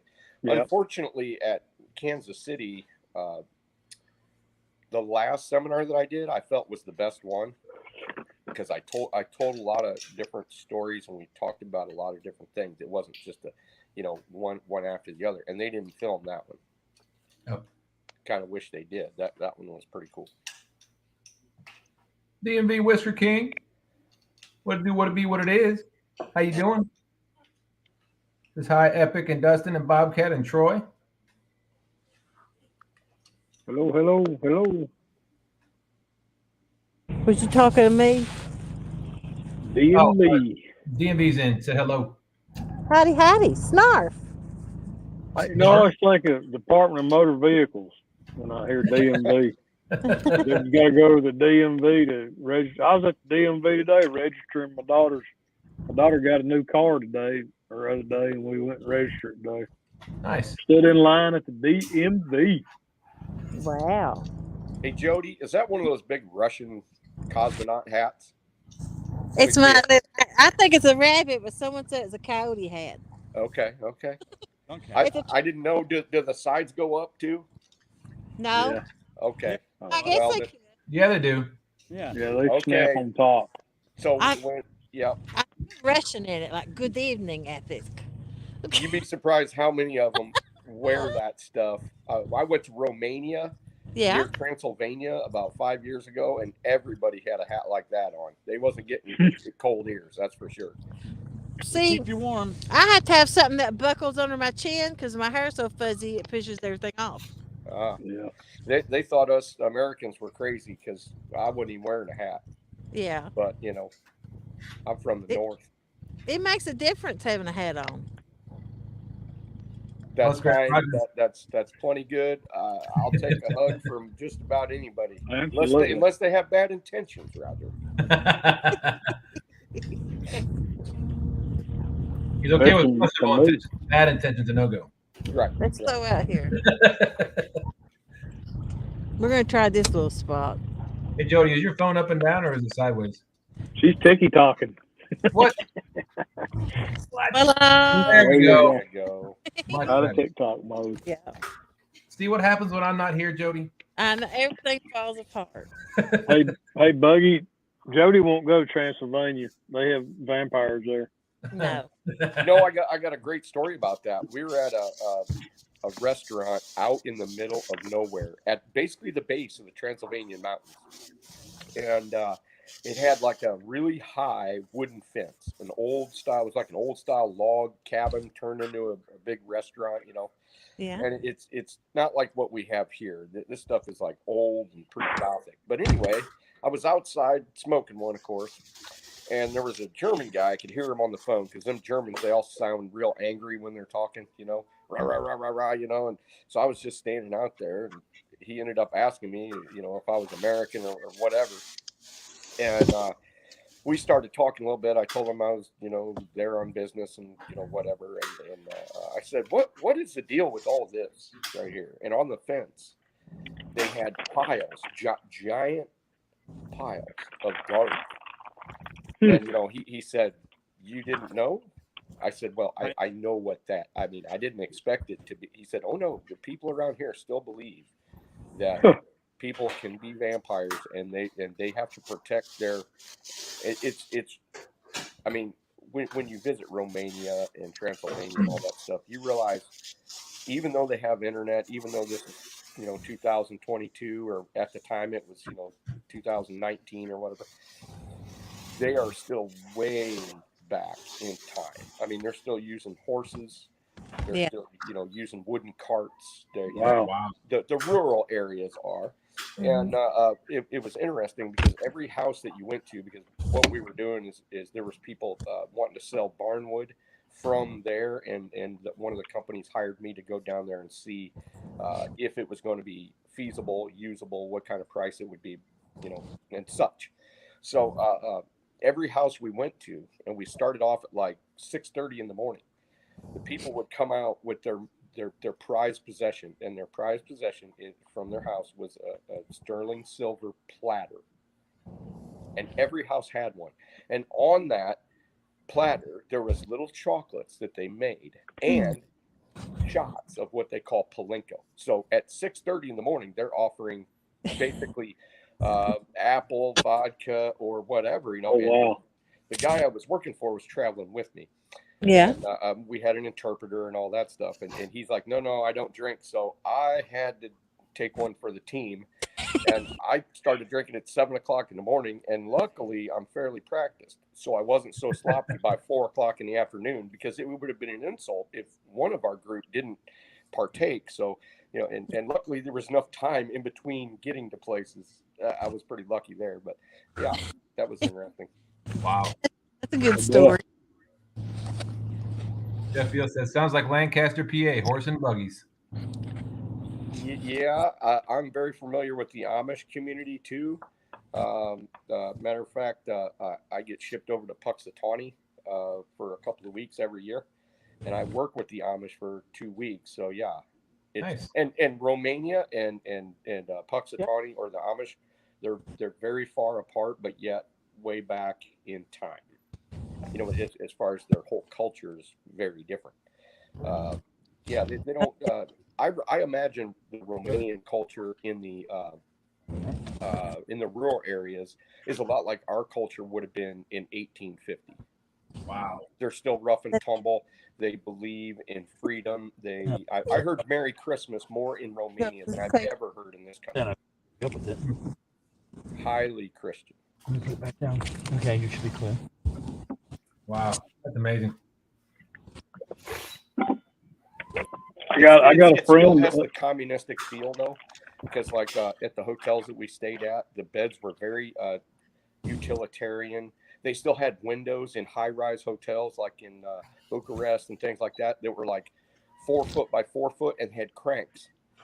So, you know, you're 19 floors up overlooking basically the communist type architecture, and you can literally roll the window out and like look down. If you wanted to jump out or throw the couch out of it, you could. But, you know, it's just way different. And all the hotels still had like regular skeleton keys. Every morning, even in the big cities. It was kind of cool. I got a friend who owns a canoe company over in Europe. Nice. And they have a container that sits up there in New England somewhere. And basically the Mennonites or the Amish one make his wooden saddles and thwarts that go in the canoes. Mm-hmm. And they just basically sit there and fill that container up throughout the year. And when they got it all full of parts, he has them shipped over to England. And that's how they use them on their canoes. There's a lot of that goes on, you know, to where the Amish, they have their own economy. So they can get things done at a better quality, at a better price. Yeah. And, you know, it's worth it. I mean, it's still keeping our American money here. You know, because I told the company that I worked for, I said, I don't want to go over there and design a whole bunch of stuff that just gets imported. I said, fine. If there's like materials that we don't have here, we buy the materials, we get it shipped into the United States, and then we build it here. I don't want to go the other route. I don't want to go the NAFTA route. And we didn't. And it worked really well. Yeah, he told me that he couldn't get the same quality that he's getting over there, having it made here by the Amish. Yeah. Yeah. You need to have that one still free spooling? Joe, are you catching your own fishing poles now? Yeah, these ain't mine. These are James. Same difference. That's right, Jeff. You got to be yourself, buddy. It's not that cold. So Muskrat said, and I just found this out a little bit ago. Muskrat said him and Zach coming to Virginia, coming to Richmond next week. Yeah, I told him to stop and pick me up on his way. I don't think it's on his way though. No, that'd be a little out of the way, Bobcat. Yeah. Well, last time I jumped on a boat with those guys, I caught a 50-something pounder, like within 10 minutes. Nice. Did Jody find anything about her boat today? The water pump in it is out because it's not spitting any water out the back when you run it. And it's still on the shaft that it's leaking out of. Getting water in the gear oil. Yep. And it was nice and mucky and horrible. Don't cut yourself. Yeah, it looked like liquid chalk. I bet it smelled good too, didn't it, James? Please give me that. Give me that. I'm fine. No, you're sticking that knife right into your hand. Don't do it. I'll do it this way. Bugman said in field training in Germany, up on a big hill, the German men brought a few bottles of wine every evening. Homemade, probably. Right, you know, right out of fruit trees and all that. I mean, that day there was stuff made from everything from cherries to apples to plums, peaches, and some other stuff I'd never even heard of. Wow. It only took me a second. But after about the third place, it all tasted the same. I was going to say. Yeah. George RB3 says, hello, all. How you doing, George? Thanks for coming in. Howdy. Chris, My daddy used to make some of the finest muscadine wine you've ever tasted. I'll bet. You only tasted it for about the first 2 minutes, though. George RBC said, watching from Oregon. Oregon. Nice. All right. Welcome to chat. Welcome to the Left coast. My grandmother used to make muscadine wine. We was about 15 years old, and we stole the whole bottle. I'm not going to tell you what happened after that.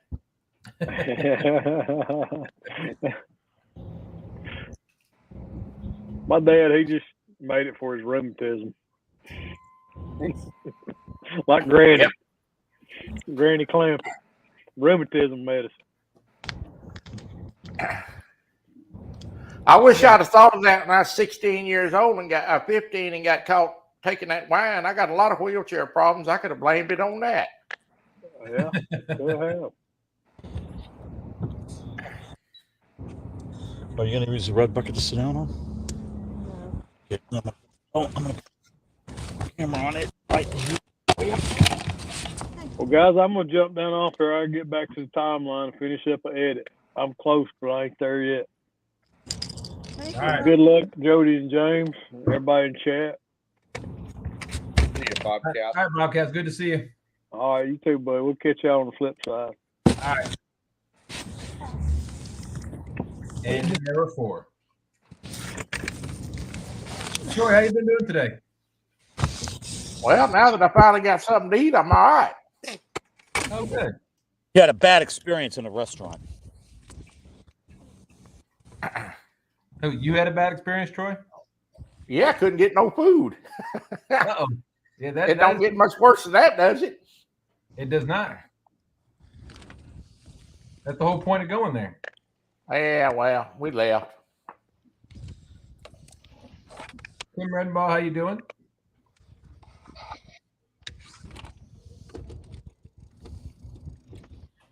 That protein shake I drank for lunch had run its course. Oh, how's your day been, Epic? You know, it's just like every other day. I hardly even know what day it is these days. I haven't had a day off for months, it seems like, and I don't see one coming until probably CatCon. Wow. What? How was not just Dustin's little day? 8-hour days either. It's usually pretty late. Oh, wow. What's that, Troy? How was your day? I am exhausted. So I was up last night. I think we got off Jody's show about midnight. I popped into Mark Catfish and Crappies live for about an hour. Then I went to bed and I got up at 6:30 this morning, 6 this morning to get my son ready for school. Got him on the bus. Then I had to work all day. You remember what I told you last night about drinking that coffee all night? I'm going to get some more in just a second.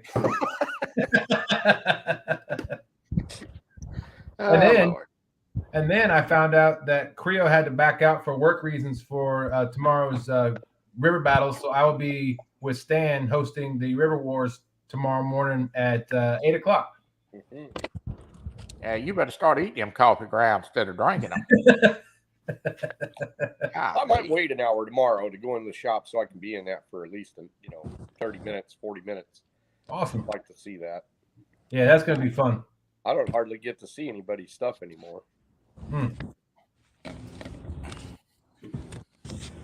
But one of these days I will.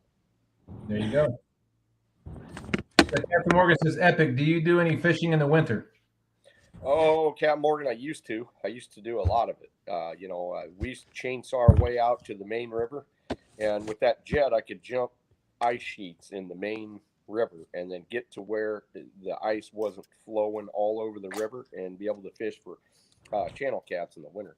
And sometimes we just beat them up, and sometimes we did all that work and caught 3 fish.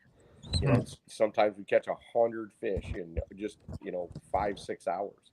Depends on how that weather was going, and whether we were fishing a large population of wintering fish that were actually active enough. Sometimes you'd go and you could sit on 5,000 fish. I mean, within casting distance. Wow. And only catch 5. Even with shad guts, even going down to dime-sized circle hooks, shad guts, light line, light rods, everything. But then 2 days later of a little bit warming trend, and look out, you're going to catch 30, 40, 50, sometimes 100.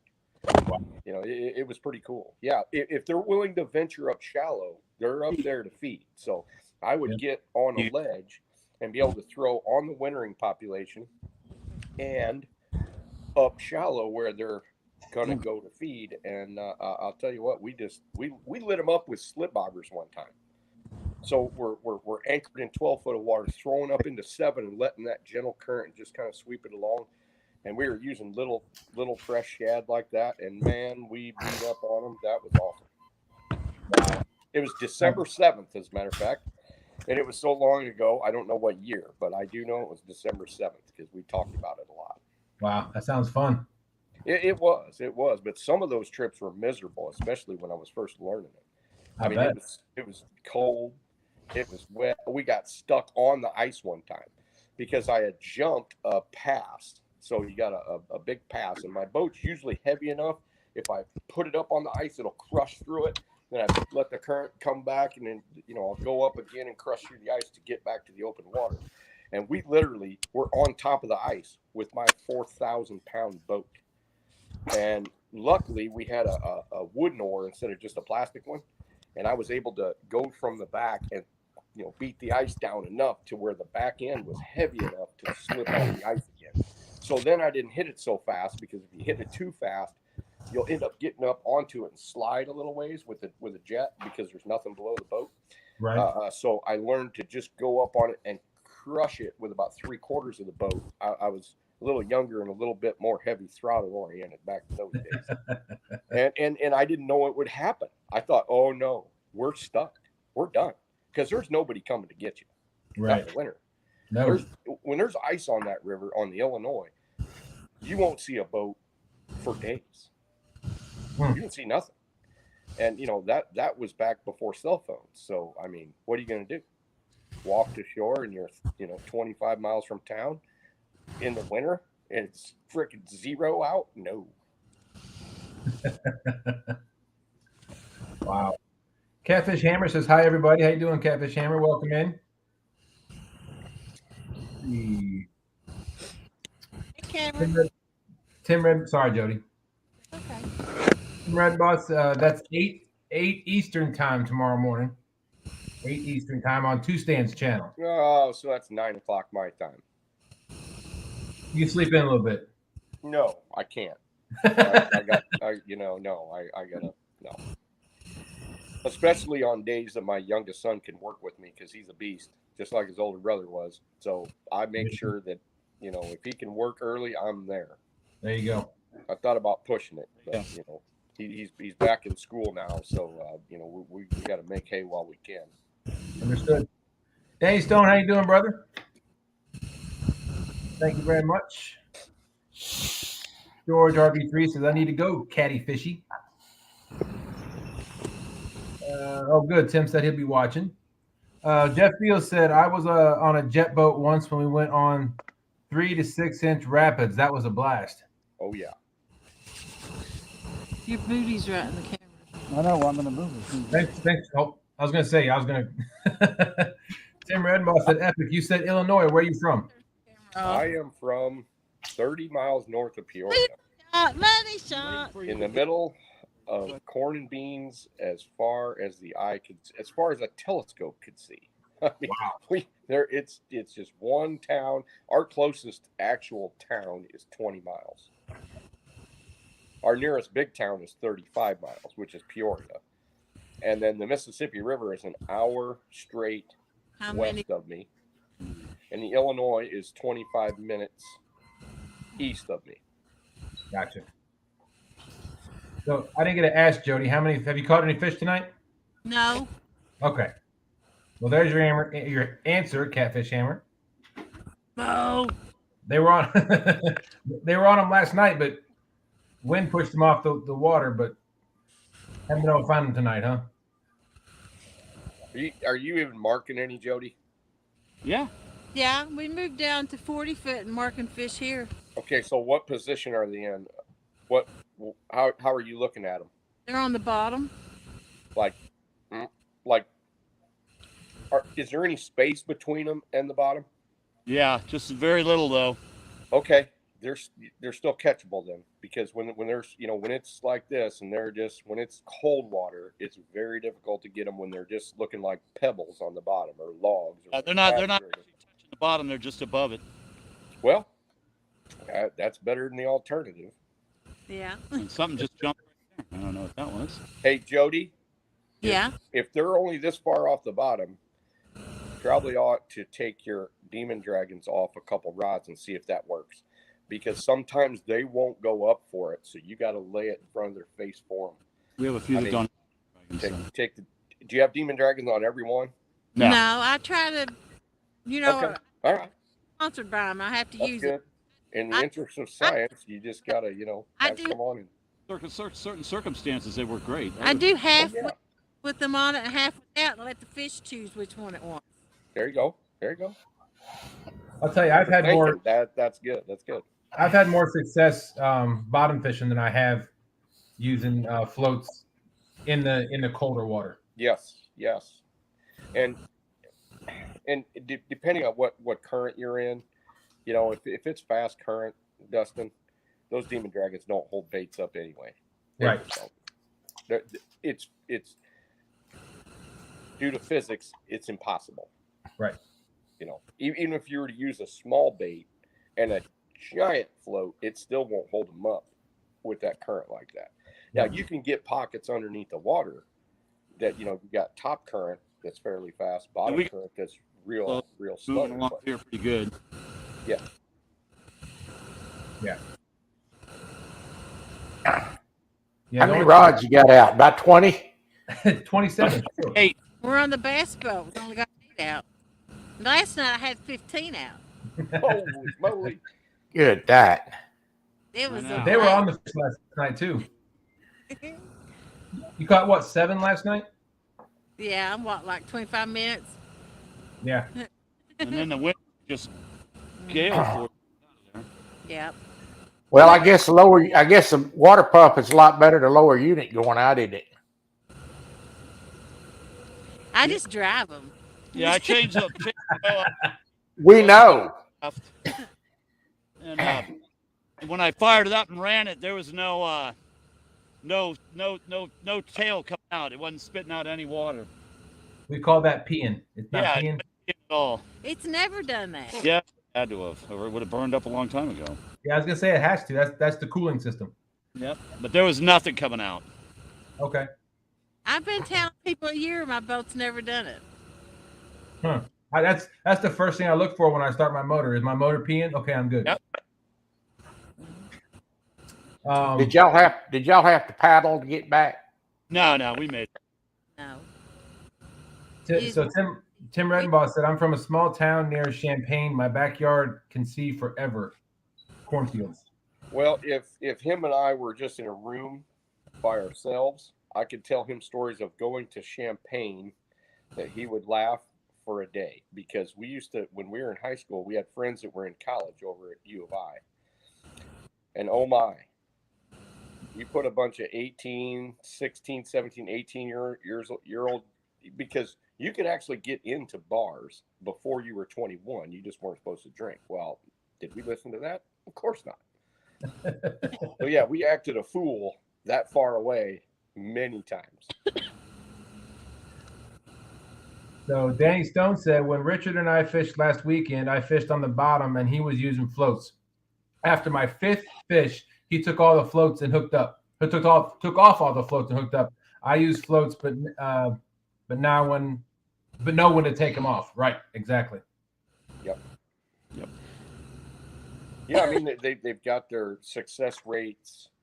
I mean, I like to use them if I'm in slower water, especially in the cold water period. Yes, conditions and are. If there's evidence that the fish are riding, a foot off the bottom. But if they're riding this close to the bottom, with just enough space to see underneath them, I take them off. Yeah. Brian B said, epic, don't go in the room by yourself. Whatever that means. Yeah. Tim Redenbaugh said, I probably know all them dives. Yep, I'm sure he does. Do you know where the black bag pop? I'll be right back. I'm going to get me some more coffee. Okay.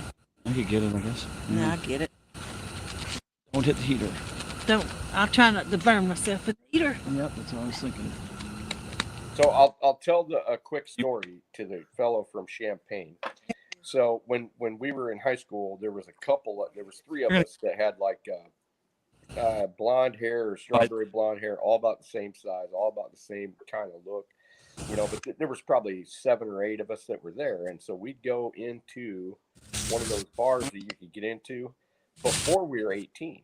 And what would happen is the first guy that was 18, he'd show his license, and then he'd get the little X on his hand.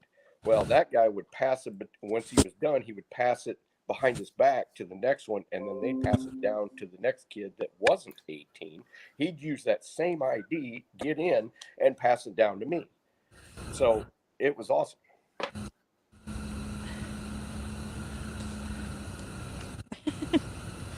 I never done none of that growing up. We were outlaws when we were young. I mean, we just did whatever we wanted to, you know. Yeah. Pretty much within reason. I mean, we weren't criminals, but you know, we would. There was never none that where I live at anyway, though. What's that? Nothing for me to get into. No, there was all kinds of stuff to get into around here. You feel the heat or no? Yeah. Okay. Not that. Jodi, our high school only had 133 kids in it, but in the parking lot there was about 100 pickup trucks, and in almost every one of them there was 2 to 3 shotguns. In almost every one, right in the rack.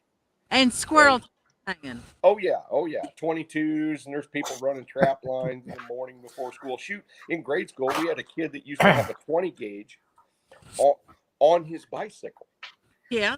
Because he used to go up the creek and check his traps, actually set his traps, and he'd send his brother, which was older, he could drive, send his brother home, but he was going to check them after that, so he'd have his 20 gauge strapped to his bicycle. Now the principal tried to tell him that he couldn't have it, and his dad come down there and said, well, unless you want to work them traps with him, I suggest you let him keep that. Now he after a while he had to, because he was kind of loony anyway. Yeah. But he'd have to bring his box of shells and put it on the principal's desk before, you know, so that nobody could go out there and have a box of, you know, he couldn't keep the shells in his pockets or, you know, in his book bag or anything. They did say that, but I mean, it was no big deal back in those days. Well, our high school still has.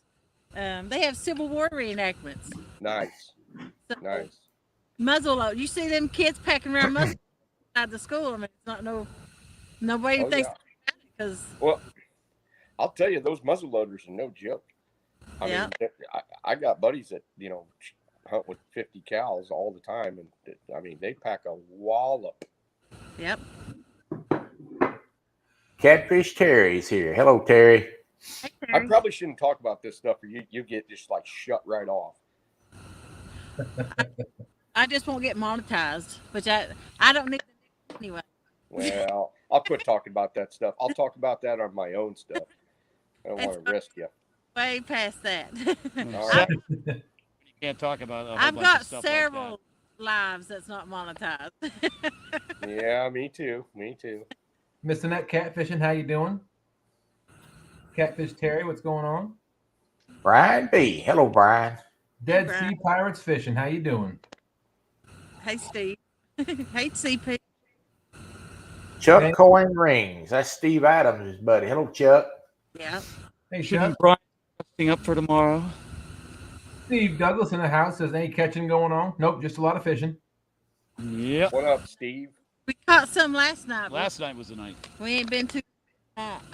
Danny Stone said we used to ride around in my '67 Chevy Bel Air and dump beer and ice till the trunk was full. People kept stopping us saying the car was leaking. There is no story that Danny Stone could tell me that I would be surprised about. None. None. I mean, the guy on his lives is carrying one on his hip. So since Steve's in here, maybe I'll just tell him about what we were talking about earlier. I haven't called him or anything, but so Steve, I am planning on building a life-size river bottom so that people can conceptualize a reverse current, what it takes to have in placement of catfish and stuff like that. And so, hopefully that would be good. I hope we have the room. If Steve says no, that's fine. I'll do something else. But I thought that would be probably one of the coolest things ever. I think there's a reverse current up here of fishing. I've caught several big fish in it. One minute your lines will be setting beautiful, and the next minute they're completely gone the other way. There you go. Don R. And you Hello, can't Don. see it from the surface. Your boat will go up this way or it'll go that way with current. Okay. How you doing, Vanessa Kitty? Thanks for coming in. Lance McCoo guy. Don R. Missy Kennedy said, Troy, you can't get the jigs done sitting there, buddy. She better get out of that bed and go tie her own dad burn jigs. You tied me some stinger hooks. Huh? She said, Missy tied me some stinger hooks, some stinger jigs. Yeah, she ties jigs every day. She wants me to tie her jigs. She ought to be tying them for me. I'm the one in the wheelchair. Hey, is Roger still in chat? I've seen it from me. I just wanted to let him know I'm having a better cheddar. Oh. I had a steak. Why you gotta do that, Jody? It was delicious too. I bet it was. Now my better cheddar just take the. I'm done.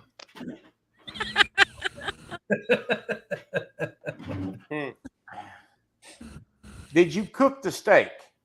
No. Who did? Barbecue place down the road. I thought you was going to cook it right on the boat. So you had steak from a barbecue place. I would never buy a steak and cook it. Yeah. You'd hate to throw away all that money. It ain't worth eating by the time I get done with it. Got no flavor left in it. It looked like kind of like a charcoal. Yeah, a briquette. Hey, Epic. Brian B said, but did you tell Steve he has to be the catfish? Steve does not have to be the catfish. No. If he wanted to volunteer, I could have a superstar catfish on the end of the line. Yes, that would be awesome because he would know what to do and directions. I'm still trying to figure out. Maybe I'll have to bring my youngest son to be the catfish. I don't know. There you go. But I could handle it all myself. Sean gets a little nervous in front of crowds. He doesn't really like that. He's fine in front of a screen, but he gets I'm surprised he can even go to CatCon. But he does really well. He has a little bit of crowd anxiety, and he'll tell you that. I'm not telling any secrets, but yeah. Steve Adams says, I don't know what's worse, watching this bunch or a root canal. I tell you what, don't get the root canal. Let me pull it. I'll pull it right on out of there. Oh, boy. I'll tie some fishing line to your tooth, and I'll hook the other start to a cleat on my boat. Yeah. Hey, I'll tell you what, I got a better idea than that. I'll tie it to my wheelchair and throw it in high gear. It'll come right out. At least with they give you Novocaine. Roger said we fixed steak on the boat. Yep. Enter ribeye in the smoker is nice. Entire ribeye in the smoker. I love my Uncle Joe's smoker. I just do the bat and eat it. Brian B said Jody couldn't cook an egg if the show was cracked already. I can't make eggs. Do you cook them in the microwave? No, but I learned to make bologna in the microwave. I ain't got to fry it now. No. So have you ever had a bologna boat, Jody? A bologna what? Bologna boat. So you take a piece of bologna, you put it on a plate, then you put a scoop of mashed potatoes on it, then you put a piece of cheese on top of that, and you throw it in the microwave, and the bologna wraps up over the macaroni and cheese, and the potatoes, and the cheese melts on top.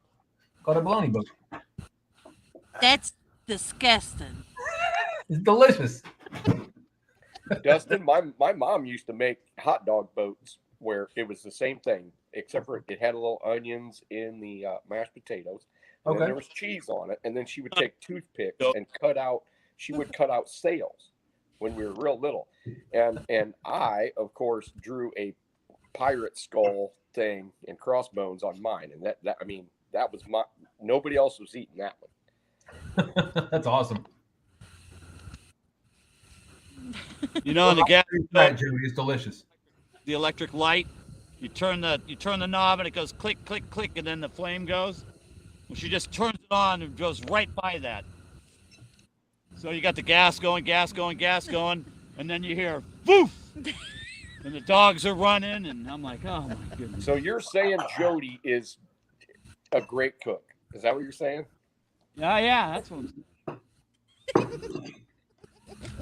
Yeah, Vic, he told me to quit wasting his groceries. Oh boy, yeah. I mean, she made 3 batch of beans, and they're like, come out and they're all in the trash. I'm like, what are you doing? Yeah. Catfish Viking in the house. How you doing? Bad box of It beans. was. Bad I made a chocolate cake the other day and chocolate icing, and it turned out perfect till you eat it. I got you, Tim. Flavor, and it tasted like nothing. Now, I'm not speaking bad about my wife. She knows this, but she couldn't cook worth a darn for 10 years. Yeah. She thought that chicken breasts were fine if they were white and just done in the middle. I'm like, no, you have to brown things. A hamburger's not supposed to be gray when you eat it. Oh. Chicken breast is not supposed to be white, but she had heard that, that she worked at a gastroenterology office, which says that if you have any brown on, anything, it's kind of bad for your GI system. I says, I don't care. I says, let me die early. I am not eating white, just plain white, like boiled chicken. I don't want boiled hot dogs. I do not want gray hamburger. I said, you got to brown it, and you got to put seasoning on it, please. And after 10 years of that, she finally almost gets it done. Yeah. I may have to turn it back on a little bit, and then she's miffed. Most of the stuff I make ain't worth putting on the plate. Oh, no. Oh, Jodi, you could if you wanted to. You just don't want to. I mean, I'll invest time in it, and then it just don't turn out right. It doesn't. Banana pudding soup? But I can flat put bait away, and it turned out, Oh, yeah. Microwave, I mean, yeah, she got that down. All right, Jello has a question. It says, Epic, how far do you think a flathead on the Spoon River moves to a wintering spot north of Bernadette Dam? Bernadette Dam. I have been to Bernadette Dam with the low water. Many deep holes left. Jello, I'm glad you asked me that, because it's one of the few questions I'd ever have that's kind of in my backyard. I happen to live, well, I couldn't throw a stone to it, but I could certainly shoot a rifle to and hit the Spoon River right here. But we are way, way up. It's more like a creek here. We're at the headwaters. There's two branches. There's the east and the west fork, and then they meet, and then they go down through Wyoming and past Toulon and all that stuff. Now, from the Bernadette Dam, I would imagine there's probably 10 worthy wintering spots from Bernadette Dam, which is quite a ways. It's probably 55, 60 miles. There's probably not more than about 10 spots. Now, I think there's long runs, and I know there is. I haven't been to them all, but there's longer runs. So don't let in-fishermen or magazines tell you that it has to be a hole, because it doesn't necessarily have to be. It just has to have gentle current so that silt won't build up on them as they sleep, okay, as they do their suspended animation. I mean, that's really the only requirement besides relative depth. And it doesn't have to be 30 foot. It could be 4. And matter of fact, I know of probably 20 flathead wintering holes in relatively shallow rivers, from the Fox to the Wapsie to the Cedar to the Skunk and all that stuff that's off of the Mississippi River, that you still have flatheads, not giant ones, but still have flatheads winter in them, and they're only 5, 6, 7 foot deep.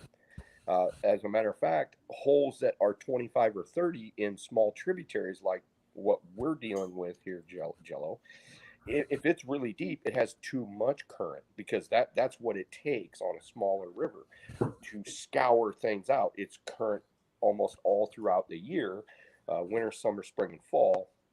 And so, and really, that was one of the things when I was young that I had heard, you need to go to the deep holes for the wintering fish. So I froze my tail off looking at water that was too deep and too fast. I didn't realize I had to go close to deep water and then get off of it somewhat. And as long as there was like maybe a shelf coming down and then maybe a drop like this, so that current wasn't so much.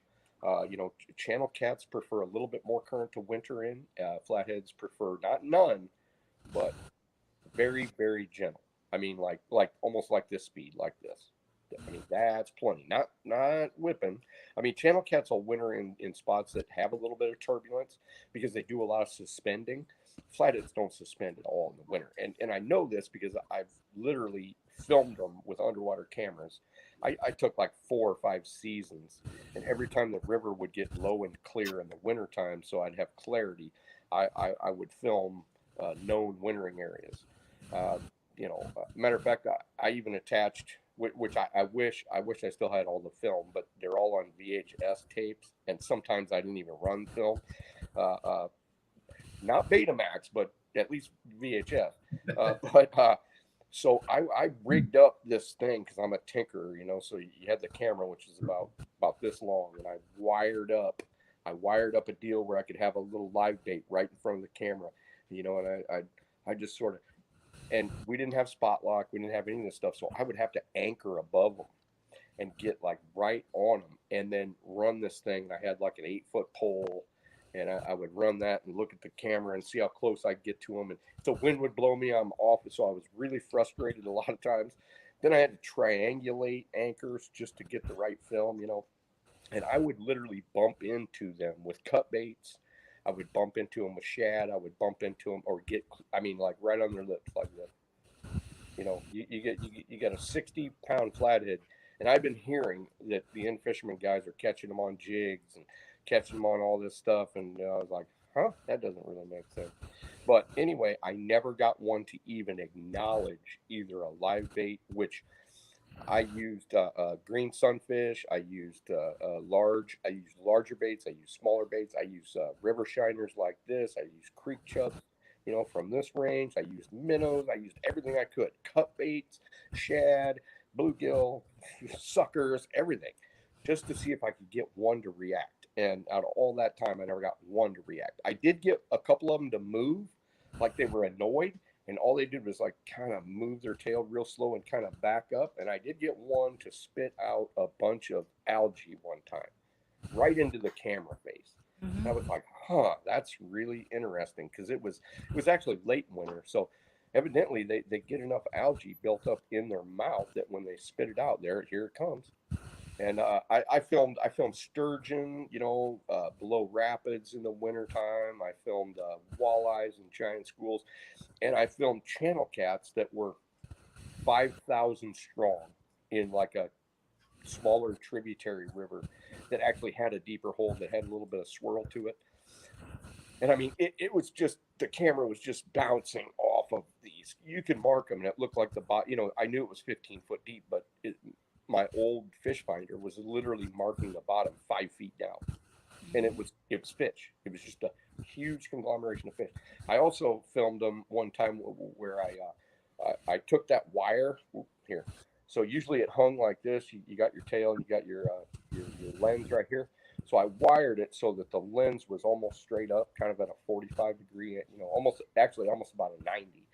So I could go underneath the pile and look and see what they were doing. And they were literally rotating slowly in a gigantic mass, all going the same direction and all keeping the same distance between each other, which was about this far.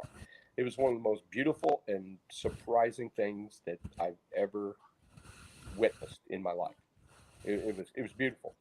It was like a ballet of these fish just moving very slowly, and it reminded me, and I never saw that again until I watched that documentary on sharks, where the hammerhead sharks get into that massive school and do the same thing, and I was like, oh, I've seen that before, only in fresh water.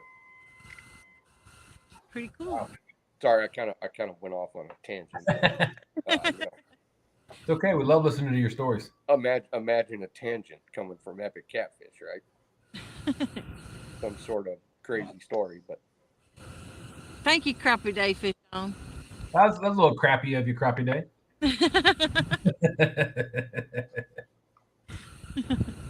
Danny Stone said, I just figured out Roger's secret. He's chumming the water with food smells. Food smells. Yeah, he cooks steak on his boat. He cooks better cheddars on his boat. You know, I had an epiphany the other day when guys were talking about crappie or crappie. And I think I finally figured out where the Mason-Dixon line actually is. And I don't mean the negative connotation. I just mean where I don't know how you want to say it, besides where from the north and the south change right there, that kind of line. And right. I think north, you can always, it doesn't matter what the line, if you call it crappie, you're a northerner. If you call it crappie, you're a southerner. I think that's how that goes. Correct me if I'm wrong. I don't know. I'm from the west, so I always call it crappie. Okay, so the west where? Colorado. Oh yeah, you're west. Yeah. Well, so most people here in Texas call it crappie. Okay, so until my you theory get was completely wrong. I thought until everybody in correct. Texas called it crappie. I know that is incorrect until you get on the other side of Houston, and then that changes. Okay. Well, once you get on the other side of Houston, it's mostly crappie down there, and I know that because I lived in both parts of North and Southeast Texas. But I just settled the argument a long time ago, and I just call them fillets. That's a great answer. Do your ticket? Or forget it. Ticket. Coin rigs, Rocky. Of the windshield. Brian B about 12 minutes ago said he's going night. He has a river whooping tomorrow. See y'all in the morning, or river to whoop in the morning. Turtle Lady has made it into chat. Hello, Turtle Lady. Hello, Turtle Lady. Howdy, Small Turtle. Waters. Lydia. That would be Susquehanna Stan's wife, I believe. Mm-hmm. I think I'm right. Turtle Lady. Yes, I believe you're right. I believe you're correct. Jello said, thanks for answering. I'm about midway making London Mills. Who said what about London Mills? Jello. He said, thanks for answering. I'm about midway making London Mills. Okay. So, and I'm very familiar with London Mills. And as a matter of fact, Jello, I used to try to catch flatheads when I was young up here. There is no flatheads up here. I'm telling you, I put more live baits between here and the Legion than you could shake a stick at, all the way down to Wyoming. So, Jello, I'm from Bradford. Wyoming's probably 20 miles away. And then London Mills is probably, oh boy, that's down by Williamsfield. I think it's a little bit farther south. And flatheads, they get few and far between by the time you hit about Wyoming. There's just not, it's more of a smallmouth sucker type clearer water river than it is once you get past Wyoming. And believe me, I've let enough flatheads go right here, because every single one of them that I had in my test tanks, my study tanks, all went into the Spoon River right here, and not a one of them staked. They all went downriver. So that actually helped me realize that if flatheads don't have adequate depth and adequate habitat for their preference, you won't see them, because they could come clear up here, especially in the pre-spawn. I mean, channel cats do. Channel cats come all the way from the Illinois River. They come all the way. They skip. If the water is right, if Bernadette Dam is inundated, I will get 12 to 15 pound channel cats that are still white all the way up by my house. And that's probably, I don't know, 85, 90 miles.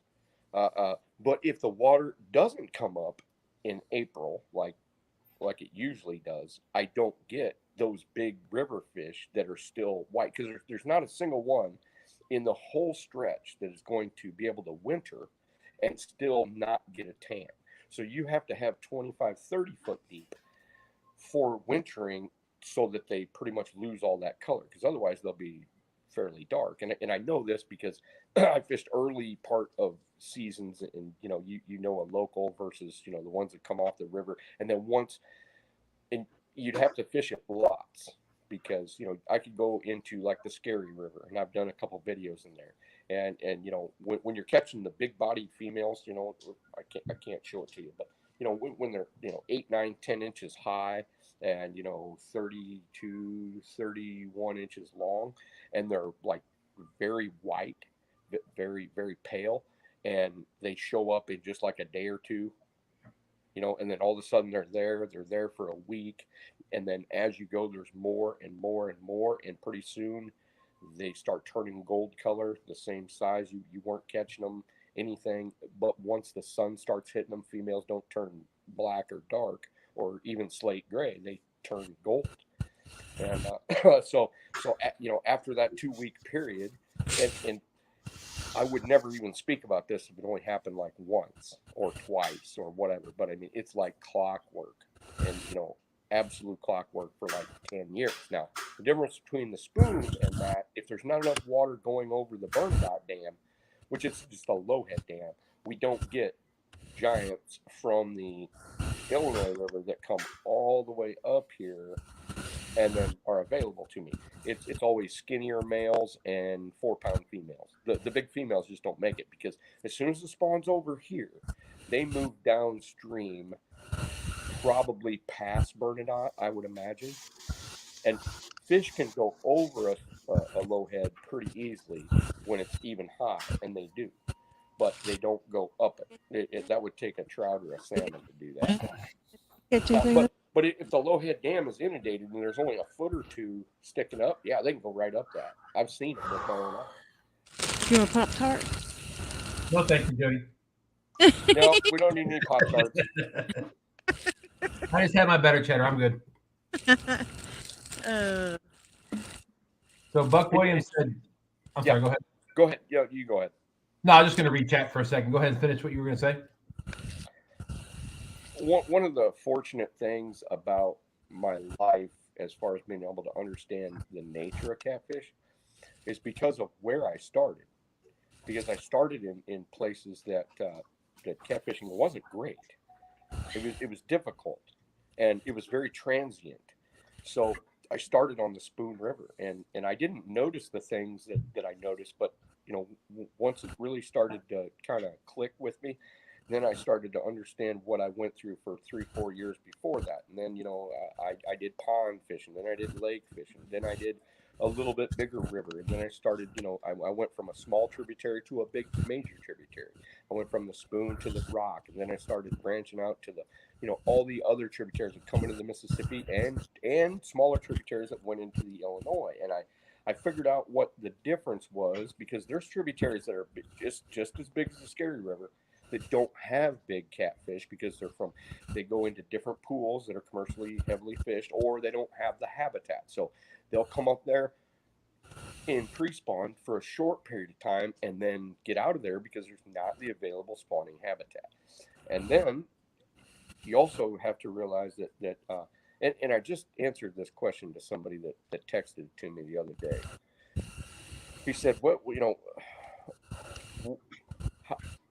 he said, how do you think that fish get back to the same wintering areas? I said, I don't know. I have a theory, but I don't know exactly. But we do know that there's special circumstances that have happened over like the last 50 years. Like there was a wintering population of flatheads on the Fox Chain, which is actually north of here.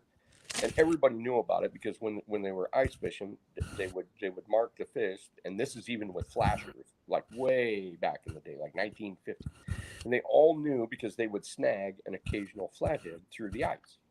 Okay, and that wintering population there was there for a long time until commercial fishermen came, and in late October, and the fish were already there, but they were still moving around. They came and they netted thousands of fish, and that spot has not changed as far as topography. The population hasn't changed.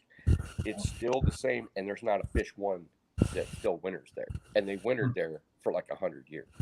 Wow. So we know that that entire lineage, or we can guess, we can't prove it. I can't prove it, but that entire lineage got wiped out in one season by a bunch of netters, because it almost has to be like trout and salmon, where they have a generational, or maybe even a situation where their family lineage, maybe even based on their DNA, goes back to the same place every single year. So I started thinking about this, and out of all the tributaries that I fish, there's one or two out of like 15 of them in the month of May that would just like beat the rest of them hands down. I mean, beat them up bad. And it seems, because I started tagging fish, when you could buy your own tagging thing, when the DNR didn't really outlaw it yet, I started tagging fish, and I started catching the same fish year after year in May for like 5 years. So they were returning off of the main river into that river, even though they had a choice of 3 tributaries. Interesting, huh? And it seemed that the average size fish off of, say, the Scary River versus like the Snatchawine Creek, which, yeah, the Scary River is a little bit better habitat wise, but there should have been close to the average size fish, because it empties basically into the same pool. But it didn't. It didn't even come close. The average size on the Snatchawine Creek is 3 to 4 pounds. The average size was 6 to 9 pounds, with a big fish being 18, 19, 20. And you never saw an 18, 19, 20 in Snatchawine Creek, even though the relative depths are about the same. Everything was kind of the same. They just didn't have as many huge rocks. But I don't think that really mattered. I think that either it's like trout and salmon, to where they know where they were spawned and they go there to spawn again, or I didn't do the study long enough that you needed more than 6 or 7 years to actually prove it. Yeah. That's interesting. Yeah.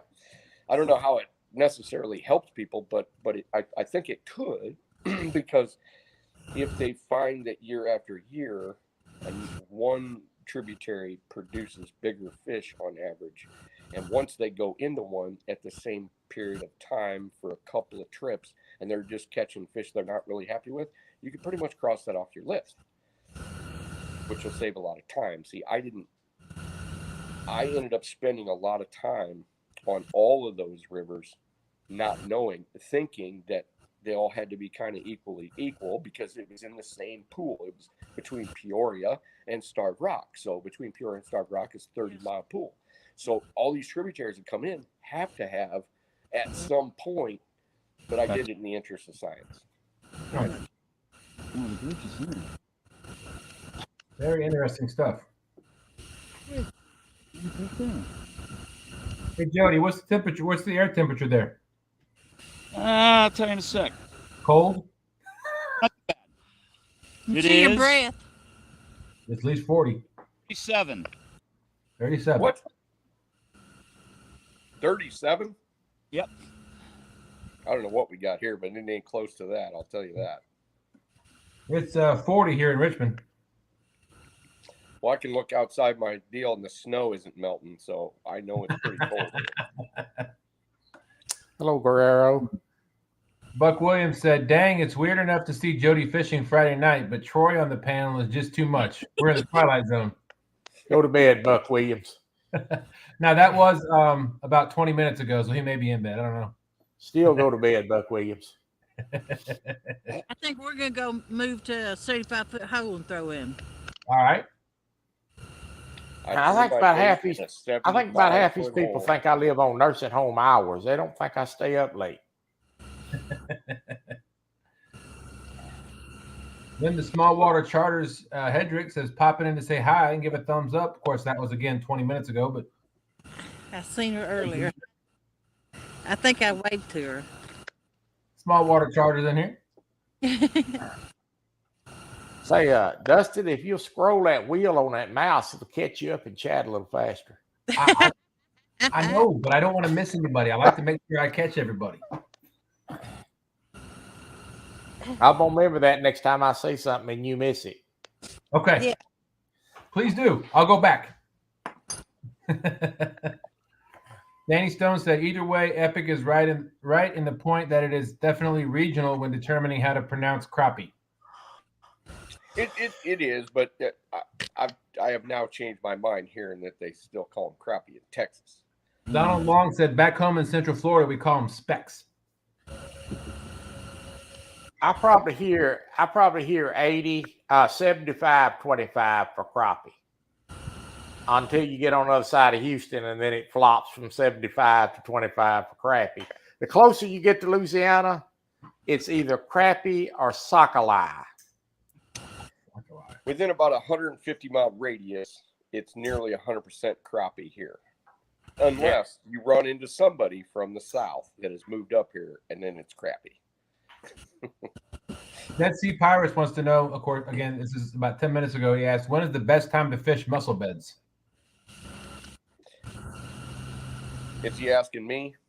He's just asking the question. Okay. Well, honestly, I don't really fish mussel beds that much.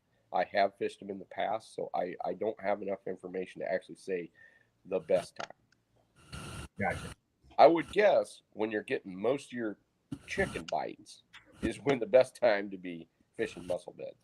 I agree with you. That's only a logical guess. Guerrero Bagre, how you doing? What's up, Mr. Bagre?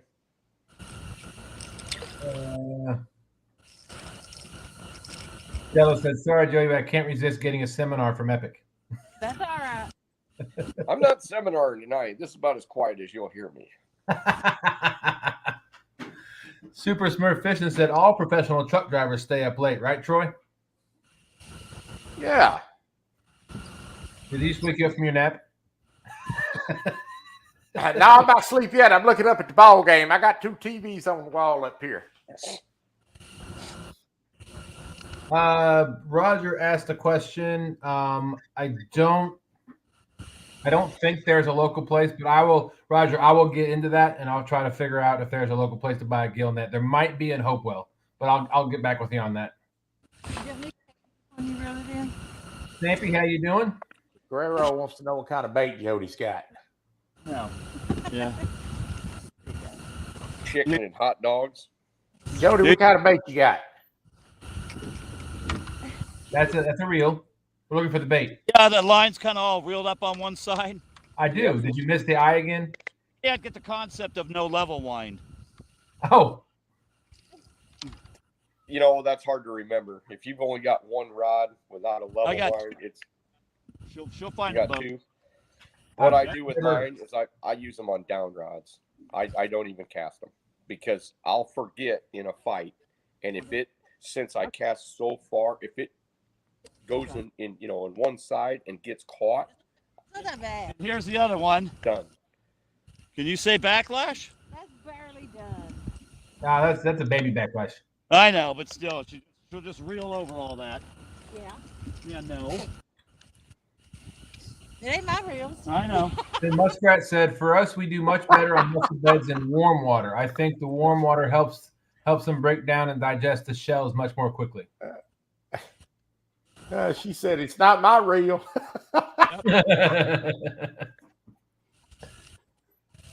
Captain Morgan said, I think in the winter it's better to fish during the day and in the afternoon when the water starts to warm up. I agree with you, Captain Morgan. I definitely do.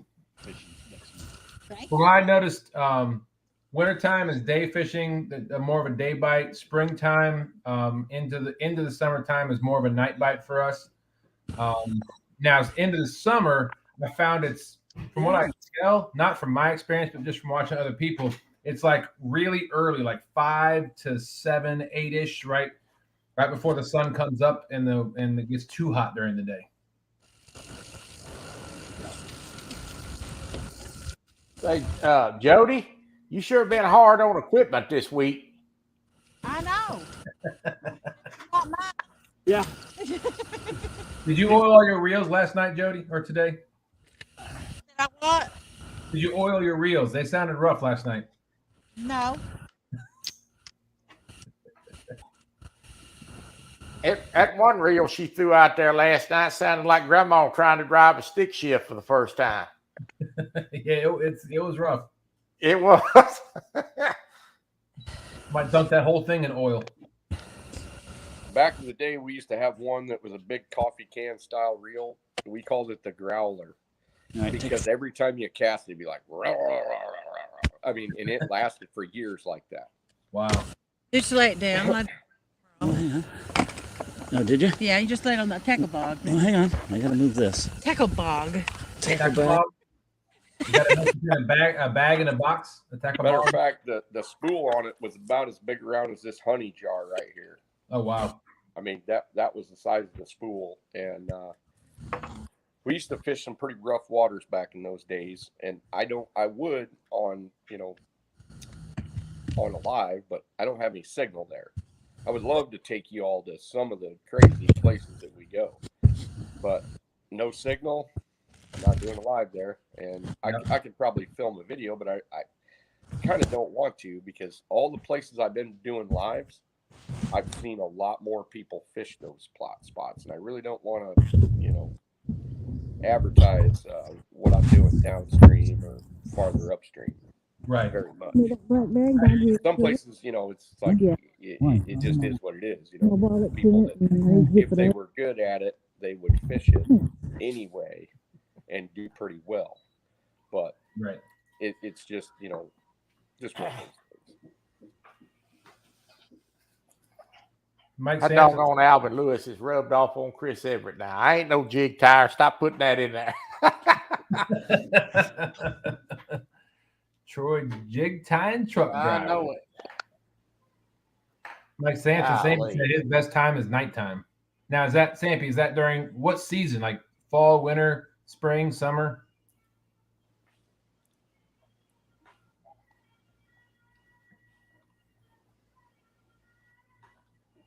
Give him a minute to answer.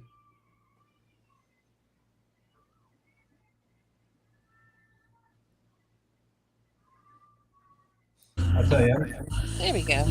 I'm still trying to learn the James River. I will say it's a lot harder to fish the bigger waters out by Hopewell than it is to fish the city. Well, how many fish you gonna catch tomorrow? Who? You. I ain't fishing tomorrow. Are you just hosting? Yeah, I'm gonna co-host tomorrow. I would say, Dustin, is Stan gonna be out on the boat? No, Stan and I are gonna be hosting. I'm not fishing. They got wind again. Dustin, I Sure. would say that from Hopewell and down, it's really not more difficult. It's the fact that you have to switch gears between generalized fishing and specifically big fish fishing. Right. Because Hopewell and up, there's a lot of habitat, and I have fished the James many times. It's been 20 years since I've been there, but catfish aren't going to change in 20 years. From Hopewell up, it's more generalized because there's probably a bigger population of small fish up farther, except for down, there are pockets of small fish. Okay. Right. But the smaller fish, which under 40 pounds, up from Hopewell up to the falls, is relatively plentiful. But as you get down, it starts acting more like a naturalized river where you'll go. You could go 2, 3, 4 miles and not even mark a fish. Right. It's not until you get into the transition pockets or maybe into the deep water with shallow water available. Or you could go, especially in the wintertime, mouths of tributaries that even back in those days, I didn't see anybody fishing those. But then you've got where instead of one main channel up from Hopewell up, as you go down, the channel starts to divide itself. Okay, so you got a main channel, you've got secondary channels within the same bank to bank situation. So your bottom might be go shallow from one side, deep, and then it might hump up and then go down and then come back up. So you've got basically two rivers within one river going down. And why it happens like that, because that's not actually like a natural thing to happen in the Mississippi River, because the current usually goes one way. Well, when you get double currents, you get current going down, and then you get current from the tide coming back up. It'll start to divide channels a little bit. Right. So in the wintertime, I would focus on the James from Hopewell down, because of course I'm not interested in 10-pound fish, or 20-pound fish, or 30s or 40s. I was always, trying to catch. We weren't always successful doing it, but I rarely came home from a trip from the James without at least catching 170 or 270s and an 80, and sometimes an 85, and sometimes multiple 50s. And that's for one reason, is we were complete savages, and if it didn't work throughout the day, we would still stay at night and sleep on the boat, and and keep moving, or sometimes just camp on a spot. Like a secondary channel in the wintertime is different than a secondary channel in the summertime. Now, there were times when we would go up to the really old, and I would be able to tell you where it is if I saw it. I can't remember whether it was between the bridge and down, or the power lines and up. I can't remember, but there was an old dock. I mean, a really old one, like Revolutionary War old dock that was still there, and you could still see just part of it. And when the tide was way down, you could see some of it. But we camped out there one night because there just wasn't much going on, and we ended up landing a 65. Oh, all right, Jody. Yep. 80 feet. Could you put Jody on full screen, please? Absolutely.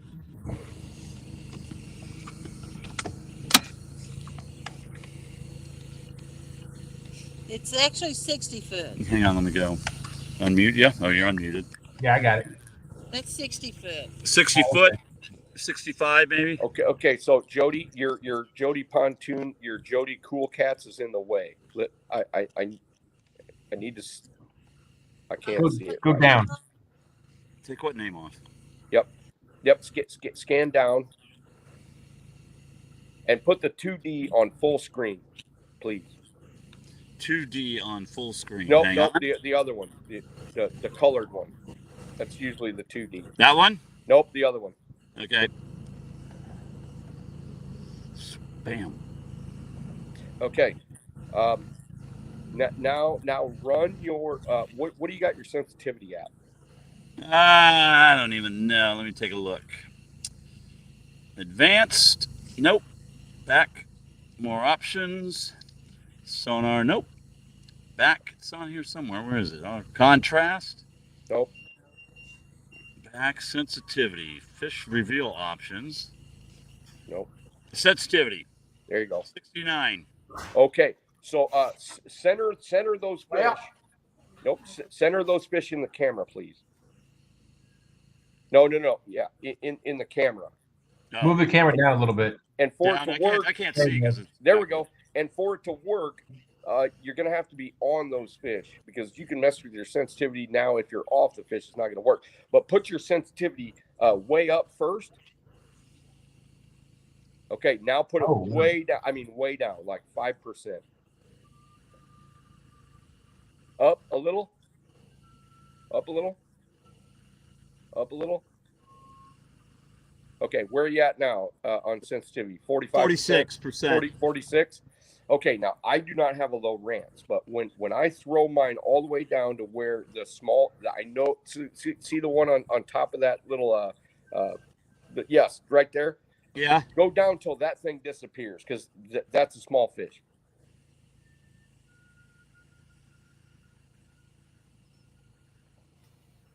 That's about it. Okay, 16%. so you can see your biggest fish is second to the right on our screen. I don't know, but yeah, see that one? That is your biggest fish right there, and it's not that big. Okay. Let me go back and see what we're crossing now. We'll move down here a little more. Back, and we'll go clear cursor, and then we'll move down here a little more. Oh, Buck Williams, to answer your question, it's 8 a.m. Eastern time tomorrow on Two Stands channel. Hat Century Catfishing, how you doing?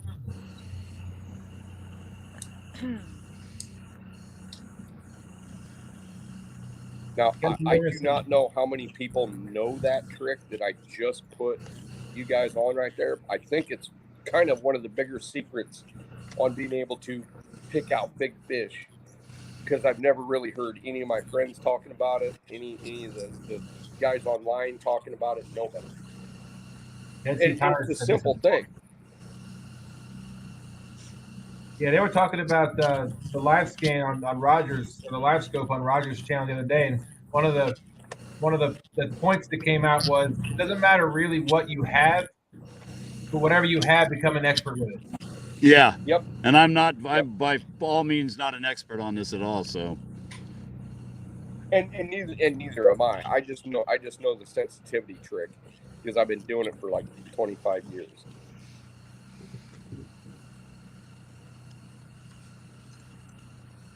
Because I was kind of frustrated when I used to run my sensitivity high at the amount of fish that looked big to me, but when I caught them, they weren't that big. So I learned how to set my sensitivity according to the depth. Like in shallow water, even small fish are going to show up pretty big. So I had to like almost eliminate in 20 foot of water or less almost every fish on the screen and move around until I could just barely see a few. Now, and sometimes I would have to run it a little bit higher, see all the fish just like what we just did. And then say, okay, I'm pretty sure that this one's a small fish based on whatever. And I'd run my sensitivity down until that fish disappeared and then see how strong the other fish still looked. And then I could pick out the biggest fish at least where I was at and then figure out if I could catch that fish, how big was it. So yeah, we're coming up on the bridge now.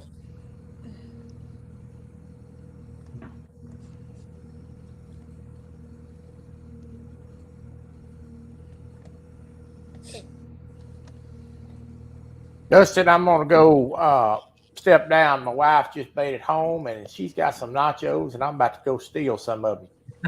All right, Troy. It's good talking to you. Good night.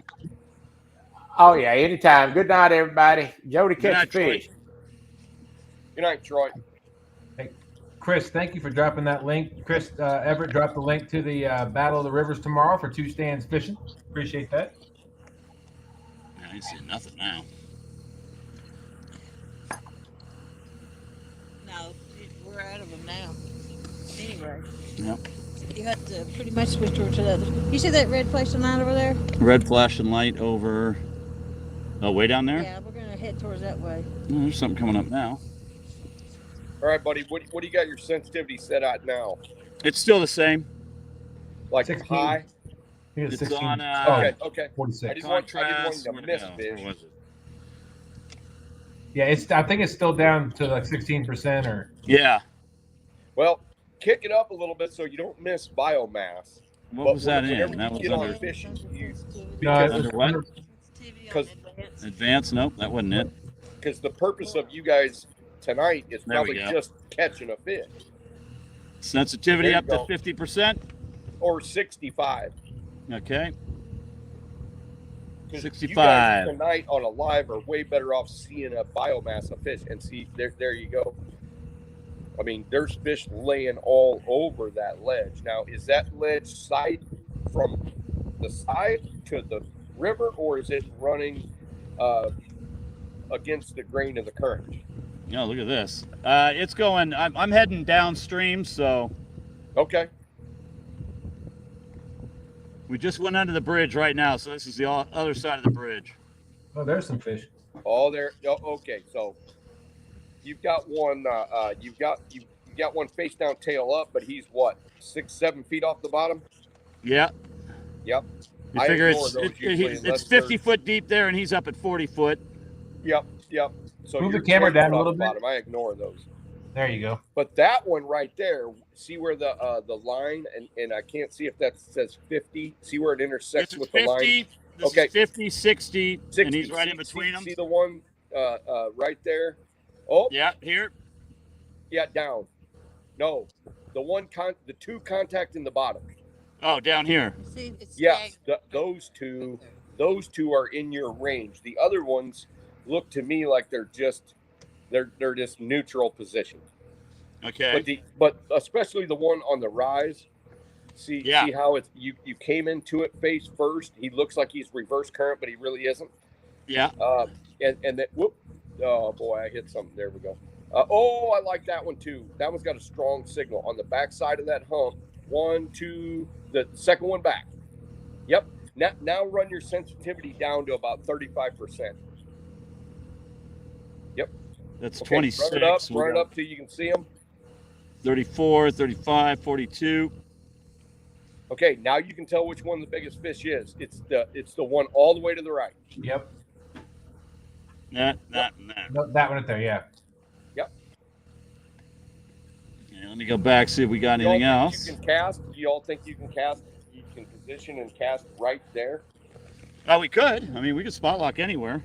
Well, and the other thing is you probably need to run sideways. You need to get on top of that hump and run right and left and see what other fish you've got, because you can never tell how many fish you've got if you're running just over it, because your cone's pretty big in 60 foot of water. How big is your cone in 60 foot of water? I have no idea. Okay. That's something to figure out, because you're going to need to switch between graphs, between your side imaging, if you have it, to see whether that fish was underneath your motor, was it to the right, or was it to the left. And then, of course, you're gonna have to be able to anchor that big honking pontoon boat and be able to put out as much rope as you can to get to it. But I'm gonna turn around and go back up towards that spot. Well, they're in the best. They go right and left instead of up and down. There you go. Because I'll go up and down first, locate a fish that I think I'm interested in, and then I'll start going left to right, and then go up and down again and remark that fish so that I can triangulate it at night. It's easy during the day. I can just do it in one shot in a day. But at night, it's really weird. Oh, that kind of looks good. See how it's face down, tail up? That's a feeding fish right there. That is definitely a feeding fish. Muskrat said, looks like those are scaled fish, or are they soft fish? Your tone they size be changes your scaled megahertz. fish in 60 foot of water hard. You guys got stripers that hang out? See, I don't have stripers. Yeah, there's some stripers in here. But do they hang out on bottom like that? Yeah, I've caught them as deep as 48 foot. Yeah, but are they like a foot from bottom, or do they mostly suspend? I think they're mostly suspending when I get them. I always catch them off bottom. Okay. 32 to 48 foot deep. All right, so that's out of my wheelhouse. I don't really know. And there's spoonbills back here too. Yeah, but spoonbill are I don't ever see spoonbill like that, ledger basically to the bottom. Usually they're plankton feeders, so they're going to be suspended. Y'all have sturgeon there? Yeah. I caught a sturgeon. They stock them here. Now, I've marked sturgeon thinking that they were catfish before because they were giants. And I knew they were sturgeon because A, they didn't bite my cut bait, and B, there was too many of them. If you mark using side scan, you can only have to mark one time. It's very accurate. There is no cone. Well, yeah. See, and Roger, being a guy that drifts, is going to know that type of stuff. Crossways across.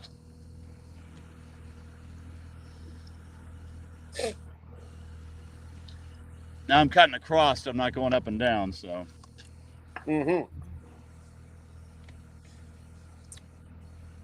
Might want to take your sensitivity up a little bit. All right, hang on. Yep, go up to about 65, 70%. There you go. 65. Yep. Now you're going to see biomass. I like those two. I like the one in the crevice, and I like the one just back, the last one, except for that little dink. right there. Except for that one, kind of looks like two fish together. Yeah. You know, and that is the difference between graphs, because mine shows like my hummingbird.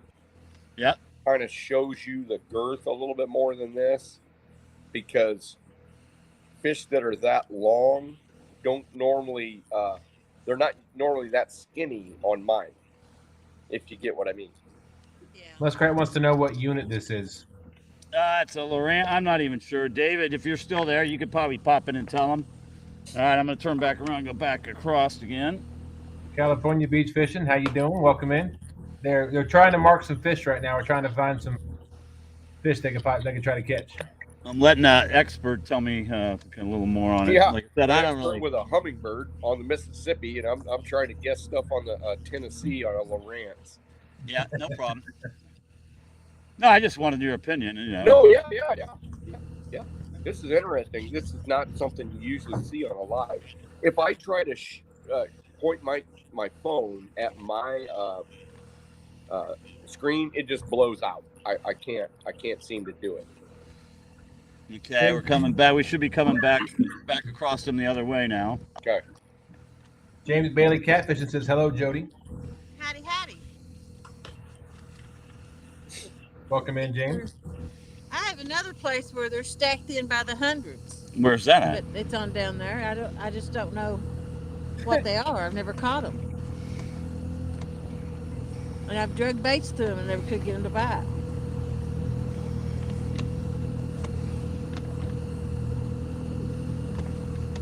Now that fish right there seems like those two fish or three fish seem like striper position to me. Yeah. Even though I'm not a striper expert, I just kind of, remember from fishing Lake Cumberland years ago. But the one on bottom does not, or the two that are coming up do not seem like striper position. I tend to think that stripers hang higher, go down to feed, and go back up. If Jodi agrees with that. But then again, I could be completely wrong. Catfish Dave might tell me I'm nuts. Oh, look at that. So you got a deep crevice, and then all of a sudden you got a flat, and they're just sort of sitting up there. But they don't look like big fish to me either. But then again, your objective is to catch a fish. So I would probably go to the most fish that are face down, tail up that you could mark, and then try to get on those. Sorry, I'll take that off. David said it's an HDS Corbin.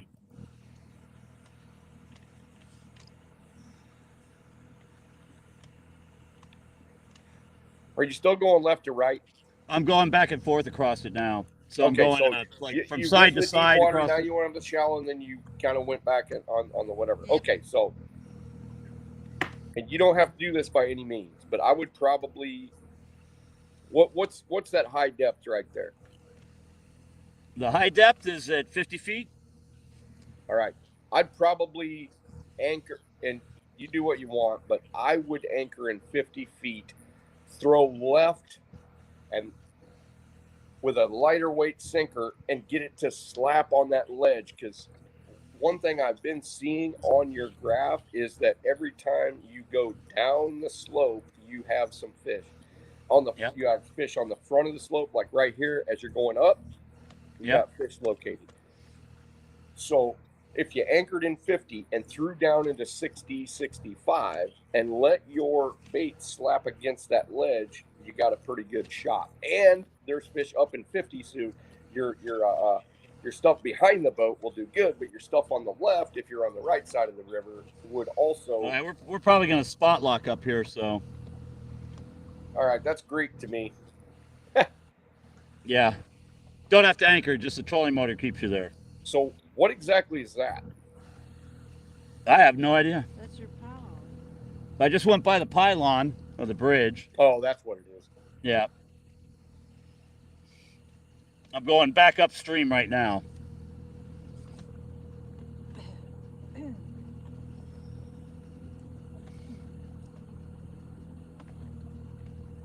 I'm going to cut back across here above the And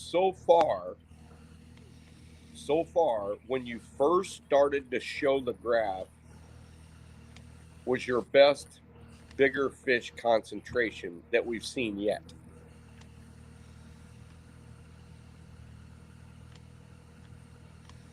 Now, is this slope, what are we looking at on this downward slope past that? I'm getting back out in the channel. Okay, so you're just going from shallow. I'm going across the channel right now. Okay. And when I hit the other side, I'll kind of double back. We're above the bridge again now.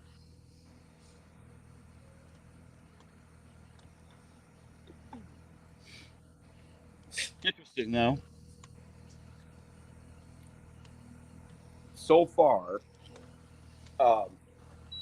y'all have not marked any fish that I would stop on my summer haunts. Yep. Where I fish, but no, I wouldn't. I wouldn't stop anywhere that you've shown me, according to the size of the fish and what's going on. But okay, we're gonna cruise down river a little bit and hit this other spot, and I'll bring it back up when we get there. Sweet. Oh, hang on. That's back into striper territory, though, right? That's all right. You got muskrat. Oh, what do you got right there? That's I just turned to head back downstream. Okay. So I'm in the channel and I'm heading back down the stream. You could have got a strong signal because you marked them several times as you were rotating. Those look like love looking at graphs. Way bigger fish, but they're super suspended. Yeah.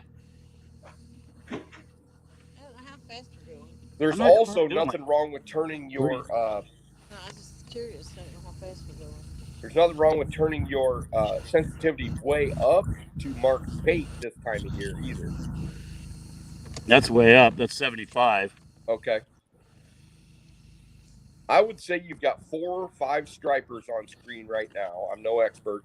Yep. Muskrat could probably tell you better, or anybody that deals with striper could probably tell you All better. right, well, we're going to head down at it's maybe a couple hundred yards. So let me go again and pull up my chart again, and we'll go back there, and then I'll bring them back up when we get down here. Cool. This is pretty exciting. Okay, hang on. Here's Jodi again. Let me get back down over in your area. Meow, meow, meow, meow, meow. Meow, meow, meow, meow, meow, meow, meow.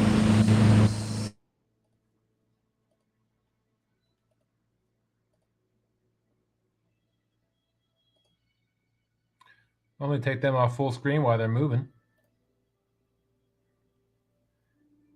And it's just me and you, Epic. And you're muted.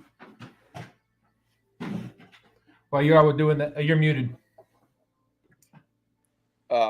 This is actually pretty exciting. We don't normally get to look at graphs, and I don't usually get to armchair catfish while I'm at home in my kitchen. We enjoy having you on here. This is awesome. It's pretty cool. And we got 58 people watching. I'm sure each and every one of them's learning something and enjoying it as well.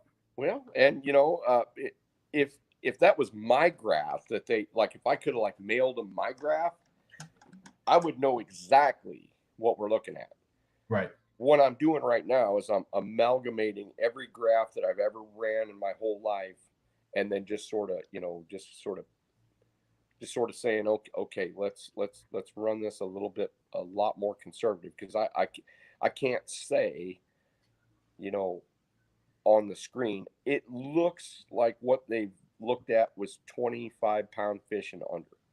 That's what I feel that it is, because of the fact that you have so many fish that are of similar size, even though they've marked a handful of fish that were probably 20% bigger than the other ones. Now, the other reason I think they're only 25-pound fish is because the small fish that are on location, so you got the bottom doing humpy stuff like this, and you've got a fish behind every kind of little hump like that. Those are usually 10, 15-pound fish. So then you've got the fish that are kind of, off by themselves, kind of roaming and kind of in head down position close to the bottom. Those appear to be 20, 25-pound fish. Maybe they're 30s or 40s, but I'm doubting it, because that was too many fish in a short span of water to have 40-pound fish and I know it's the Tennessee River, We know it's Tennessee River. It's pretty awesome, but we kind of know the average just by even watching, 15, 20, 25 pound fish is the average. You got to be on a pretty special situation to have numbers in the same screen of anything that's like of consequence. Right. So, it just is what it is. But like for a teaching situation, it's fine. Now, for a simply catching fish on a live show, I might tell me to go get bent, and I'm gonna put my baits down where we can catch fish. If you get what I mean. Yes. Because I would be so. I've been so picky before on spots when I couldn't mark big fish that we just marked for 3 hours, and I'm like, and Sean's like, oh geez, can we just fish? I'm like, dude, I haven't marked a fish over 30 pounds in 3 hours. I just can't do it. I cannot do it. And maybe I'll mark a 40, maybe I'll mark a 50. But if they're like hanging up like they're in the Bass Pro fish tank doing nothing, I still can't. But I start marking a couple 40s or a couple 50s or 60s or 70s on that deal. Not when you're showing them as an arch. And that's the other thing. I kind of turned my arch feature off, which I have no idea how to tell Jodi, and I don't even want to, because they can press something that they can't even get back to. Right. Because if you turn the arch feature off, it's deep. It's, and on the Humminbird, it's deep to turn the arch feature off. So I get lost too, because I am actually not. I'm not like a tournament guy that can just like and change screens and do all that stuff. I'm kind of limited on that. Are you on mute still? Right. No. Hey, Bailey Catfishing, how you doing, buddy? Thanks for coming in. David Smith said, hello, everyone. Been watching. This is so fun to watch. Hey, David. It's cool. It's very cool. David Smith said, Roger, get up there and help them out when they come back up. Yeah. Yeah, Roger, if you want to come in here, I'll drop the link. Roger said, the question I have is, are we looking at A2D overlay? If so, striper-looking fish are being marked as yellow, which would be a hard return, meaning scaled fish. Yeah, I don't know what that means. If it says awful, if that is the case, most of the fish we are seeing on the bottom are also yellow, meaning scaled fish. I'm not sure how to read a Lowrance. Yeah. All right, Roger needs to come up here so I can question him on that. Roger, let me drop the link. Go over close to the bank. Because one thing that I don't see where I fish is scaled fish in those positions at all. But I don't have a Lowrance either. So Roger may know something I don't. So I'm looking forward to learning something here. Fishing with a Squirrel said, turn fish reveal off. I agree, Epic. Run 3D and downscan split screen. Yeah. You don't. If you're super confident in your 2D, I don't have to use I don't have to use my 3D. Okay. But okay, we're coming back. Oh yeah. All right, Mr. Duggar, how you doing, sir? Greetings. Okay. Duggar, what's going on? Where's the spot? How much farther down? Duggar, we're all learning something here. We're doing graph school tonight. Yep. Yeah. I think I'm doing more learning than anybody else on this Lowrance. Hey, Roger, if you have time, want to come up, there's the link for you. I think Tim wants to learn something from you. Roger, we don't care what you look at. I want to pick your brain about these scaled fish that are in catfish position, because I don't normally see it. Move your camera up a little bit. Yep. There you go. Up a little bit more. There. A little bit more. A little bit more. Yes. And then a little bit to the right. This right? Other way. Sorry. Another way. I was guessing. Gotcha. A little bit more to the left. And then up. Yeah, there we go. This is awesome.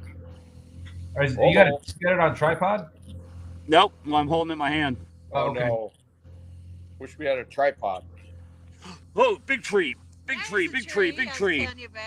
Yeah, thank you. Look at this big tree I just almost drove into. There it is. Yeah, there's a big tree. That's you telling me about that big tree right there. Hold it, you got a big tree sticking way out of the water? Yeah. Hang on. Hang on a sec.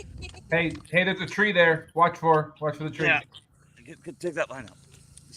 You don't want to that hit tree them right on over there. pontoon. Oh, Oh, that's a toothpick. You run that over. Yeah, there it is on the graph. Roger said, "Yeah, I would love nothing more than to come up here and play with you guys, but I am driving." Yep. All right. Darn it. Yeah, there's a tree there. Yeah, you're right. You got one laying down on bottom. I was going to say one laying down there too. Half Century wants to know if you can put the Taco Bell menu up here. Now is when you need to go to your 3D, real quick. Okay, hang on. Which one's the 3D? The other, this one? No. 3D. Which one's that? That's the one that shows. I got active target. We got side scan. It shows fish as a white streak where it shows wood differently. And I'm not sure about a down scan. Yeah, down scan. Yes, down scan. There you go. All right, move your sensitivity up way high. Okay. That's 89. Okay, so you can tell that there's a bunch of fish piled up in there. Now That's turn what it you way were down. saying. They're piled up in turn here. it down to mid. That's about 50%. Ooh, that almost looks like it could be a pile of timber. Yep. It's obviously a tree right there with the root ball to the right. Are you going downstream or upstream? Yeah, downstream. You're going downstream, so that doesn't have a bunch of current on the bottom, or that tree would be in reverse position. Yeah. I'm guessing Jody's probably right that this spot has buffalo and carp and everything else wintering in it. Fishing with Squirrel said, "Turn your fish reveal off." Yes. Where do we find fish reveal? Oh crap! What was that just jumped? Well, don't scare me like that. Jody, watch the tree. Fish reveal. Where is that? That go. Fish reveal is what I'm in. Surface clarity, palette, color. It doesn't say anything about turning it off or on. I never could figure out how to cut it off. Squirrel, you got any ideas for that? Advanced. Nope. Let's go. More options. Fish reveal. Got it. Oh, never mind. Okay. Back. Now we could go into contrast. Nope. That's Nope. contrast. We wanted to go. I got it. all Advanced. Nope. Where'd it go? Oh, it's gone now because the fish reveal is gone. You're getting off of them too. I know. Which one back? Head back inland. Yeah, with fish reveal off, I lose the option to do the contrast. You mean the sensitivity? Yeah. What? I'm never getting a Lowrance. Sonar stop, fish reveal, preview off. Nope, back. Huh. You're better off being able to run your sensitivity, in my opinion. You don't have to listen to me. Yeah, I know. All experimentation here. Yep. You want to go back up to your spot, or is it your spot in here? We got 63 awesome people in here watching this. We're 47 foot deep or No, 62? we're 60 something, 62. 62. Yep. Water temp's 47.7. All right, scoot in just.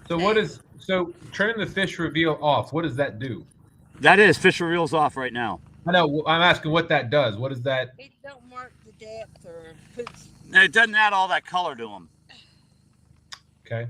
Well, on a hummingbird, when the fish reveal is off, it doesn't tend to show you arches, so I can see fish actual position better. Oh, I gotcha. That's basically what it did here. They're not in arches anymore. They're just blotches. Right. Squirrel said you can increase the contrast. See if that does anything. Contrast. Up. Ooh. Okay.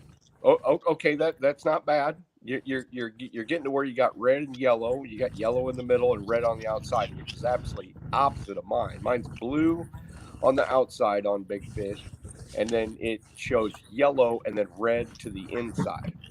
So I have to remember that. How you doing, Dallas Liebert? Thanks for coming in. Jody? Yeah. Does the Tennessee have that many stripers? Yeah. Holy moly. because those appear to be striper position to me. The one all the way to the right on everybody's screen with the kind of the arch on bottom, looks like a catfish. Now, if you could turn your sensitivity up a little bit or contrast or whatnot, that doesn't tell me anything.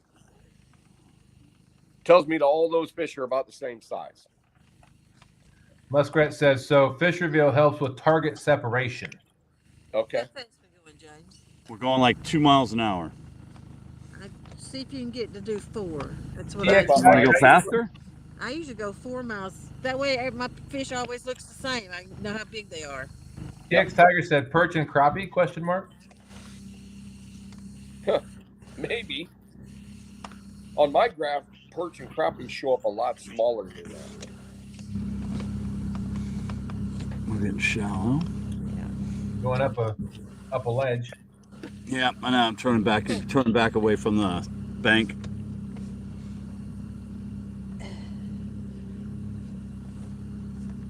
That's probably the end of it. Yep, I'm gonna flip a Yui here and head back up.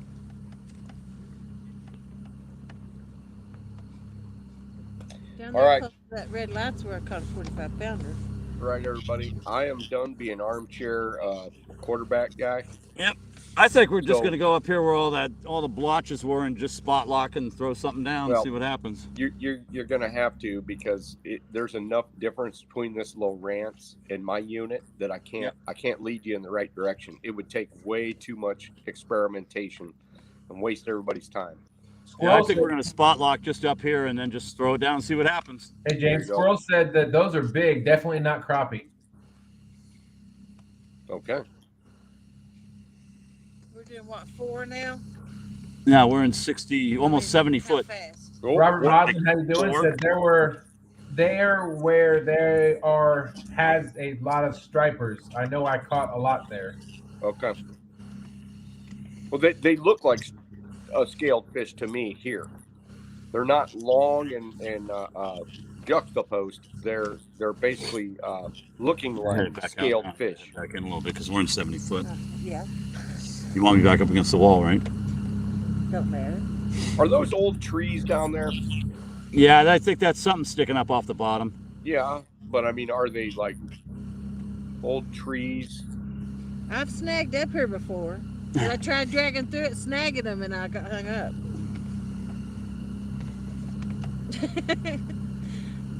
Looks like a pile. What they was. Hey, Chesapeake Bay Catfishing, how you doing? It said looks like a pile of striper or a bass. Yep. Well, They resemble what I mark as Asian carp. If anybody in chat knows anything about Lowrance graphs, if they want to come up and drop some knowledge. And for those who are wondering, David told us earlier that this was. Where's that tree? I don't want to run into that thing. It's up yonder. Up yonder? How far is it yonder? H.S. Corbin. Yeah. Should tell me like when I'm 5 feet away from it again. Oh, there's that tree. Yeah, there's that tree. You better turn now. David Smith said, look, that looks like a man standing down there wondering why there's a boat going over him. Yeah, back and forth. Dang vampire. A chupacabra that swims. I think it's a submarine. It's the old fish tank deep diver thing, you know, with the deep dive helmet on that used to blow bubbles. That's right.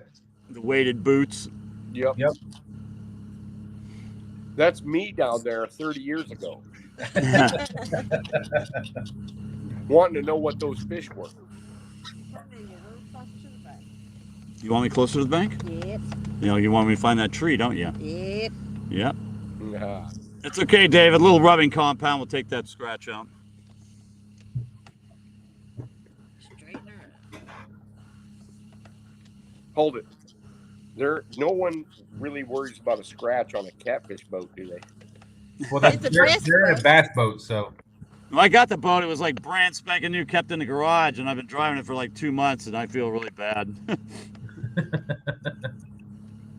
I'll lose half the value on a brand new catfish boat in 2 months.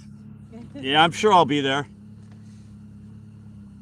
All right, what do you want to do? I think I should just say we spot lock here and see what happens. Spot lock it. All right, we're gonna spot lock here. So, what's that creature right there? Hold on. What's the thing right in front of the bigger bump? Nope. Yep, right there. Left, down. Left, right, a little bit down. Nope. Left. Right there. Those bumps? Nope. Yeah. What's that one? It's got a little red in the middle. Oh, down here? No. To the right. How about that there? No, left. Just go really slow. Keep going. Right there and then down. Right there. Yes. Can you increase or lower your sensitivity? Okay, it's not a fish. All right. Yeah. Sorry. On mine, that could be a fish. Yeah, we're gonna spot lock right here. Hang on. Here, take the camera. Thanks. Hey, Jody. Howdy. How you be? I've been pretty good. You know, y'all not gonna know how this feels. Don't you miss driving your own boat? I do, Jody. This is terrible for me, but awesome at the same time. Muskrat said that's why I painted my boat camouflage with spray cans because I knew I was going to be banged up real fast. Yep. So Dustin, I just got my contract and everything for the boat. Yep. I'm thankful David lets us use this boat, but I sure missed mine. Chuck Fry's in the house said I made it. Hey, Chuck Fry.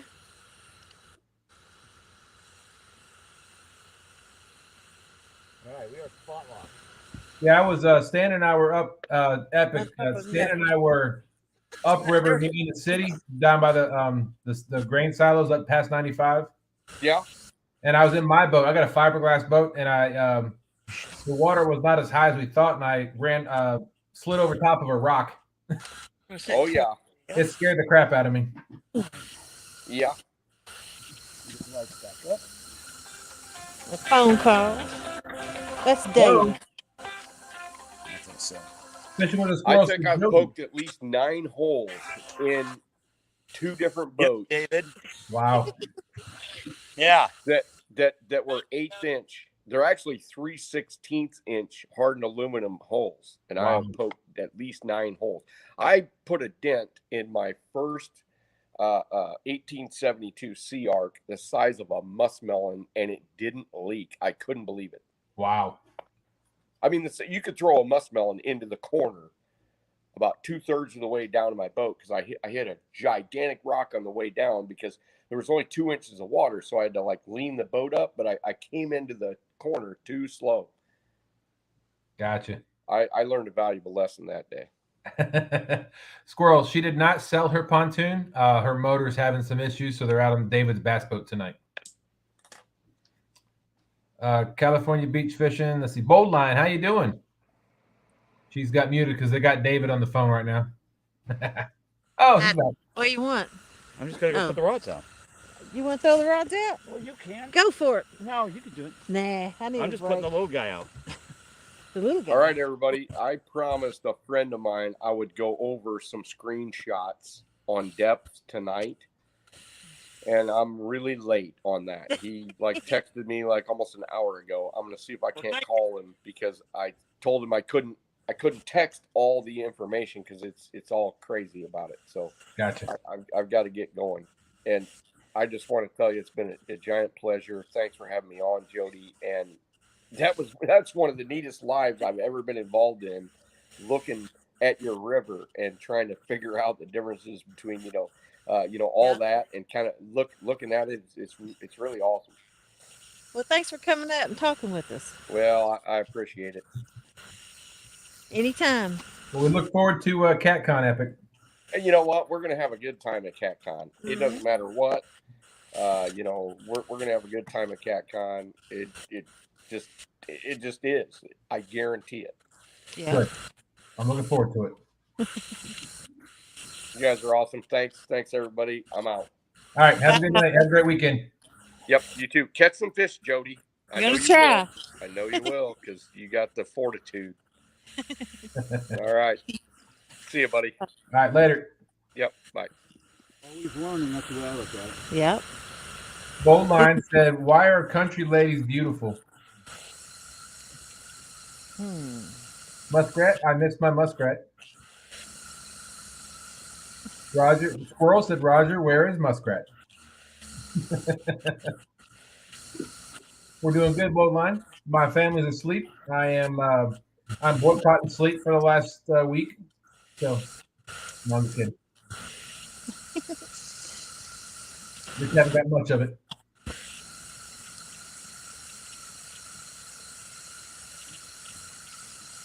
You got a bubbler going again, Jody? Do what? You got something like another? Oh, you got your heater going, don't you? Yeah. Okay, I can hear it. Sorry. Oh, you're fine. Thought I had a hair color. I was just curious what it was. Muskrat said, "I was able to tag along on Jody's boat one night and help refine some fish. I loved it." I still got them settings on mine. Hey, Roger, maybe you can look at mine. I got just I got a Dragonfly 5, I believe. I think it's a Hummingbird Dragonfly 5. I think there's something going on with it, but maybe you can help me fix it. I don't know. When you come down to the James River next week. James River. The mighty James River.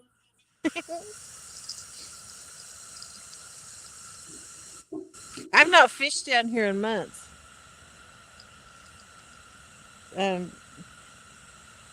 For reference, that tree's about 20 yards ahead of us to the left, right, James. Yeah. Maybe 50 foot, actually. Somewhere in between 0 and 75 feet. Somewhere between 0 and, oh, there it is.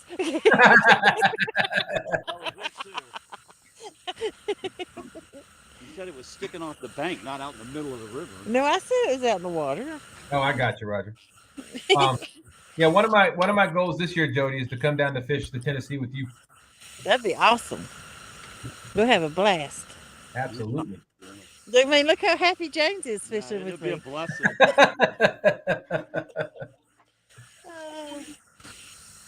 He can't get over it. I told him I was a blessing to him.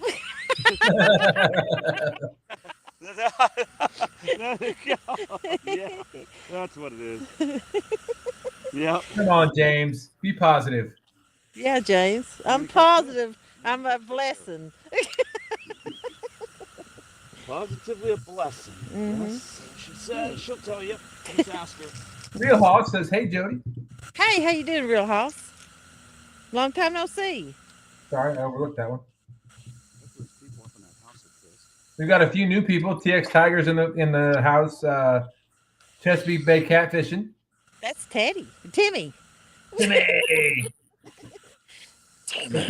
Timmy, you fishing stand day this week? Chesapeake Bay said, "Yeah, James hasn't aged a bit in the last few months." James wants to know if I need gas money. What? I'll take gas money, James. We're in your vehicle. I'll still take it. What are you talking about? That's what David wrote. James. I put $23 in it today. Oh, he said he put $23 in it today. What size of tank is that? It amazes me how the gas mileage this boat gets compared to mine. What size tank is it, James? I don't even know. We don't even know. Okay. But it doesn't use much gas at all. Yeah, mine doesn't either. Mine don't either. Well, mine did. I got you, Timmy. I was hoping it was going to rain this week a little bit more than it did, so we could be in the city, but that's okay. Oh, thanks, Roger. Appreciate that.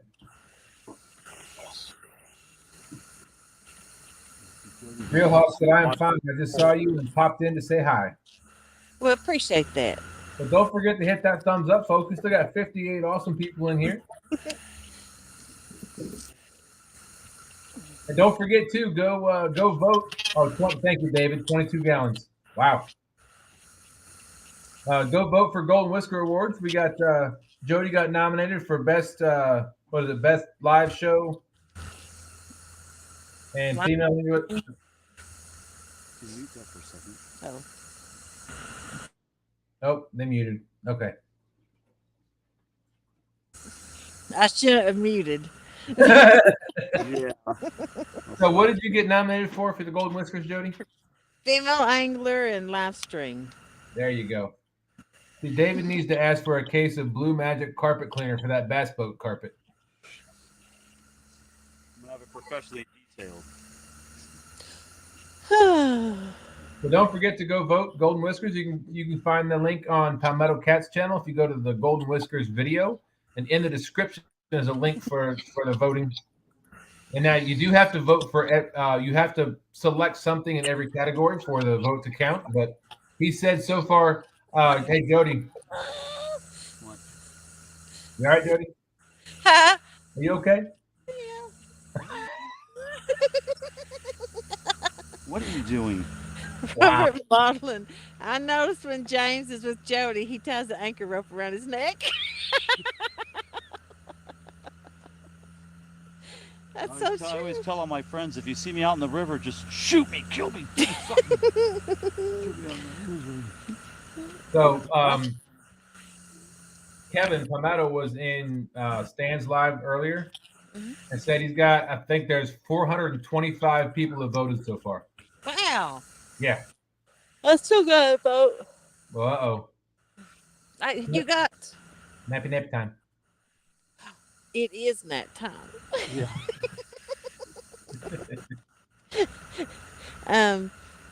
I was sleepy when he said after the show, and I'm like, I'm afraid I'll mess up. So, and then I did try to vote a couple other times, and something happened, and it got closed out, and I didn't get to go back and finish it. Yeah, I voted, and my wife voted too. So I haven't voted yet. I got to vote. I did try 2 times, and I just don't think I'm voting for you, James. I may have voted for that video that you were in, James, and maybe I did.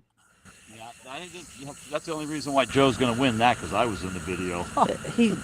You'll never find a better netter. Yep, better netter. Better netter.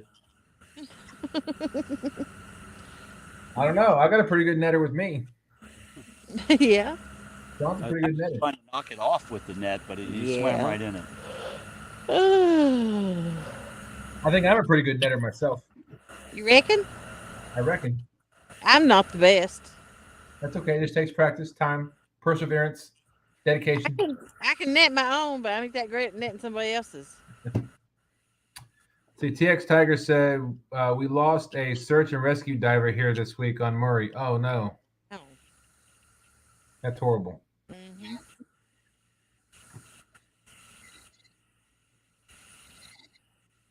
James, are you warm or cold? I'm fine. You want a blankie? No, I'm good. Oh. One Tonners for life. Art's in the house saying, hey, y'all. Art. Dropping the deuces. How you doing, Art? Thanks for coming in. Yes, I think. Art said, did you vote for me? Just kidding. I may have. What'd he get a Whisker for? Best fart? Wow. Do you have that category? Or that'd be him and John Parker and James and Lee Evans. Oh, I could beat everything. We didn't say it smelled worse. No, I'm talking sound, reverberation, yeah, the whole thing.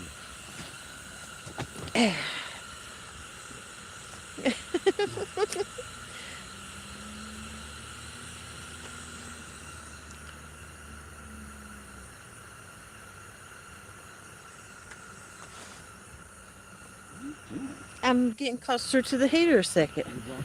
I rocked the boat. Don't melt anything. I rocked the boat. Whew. It's chilly.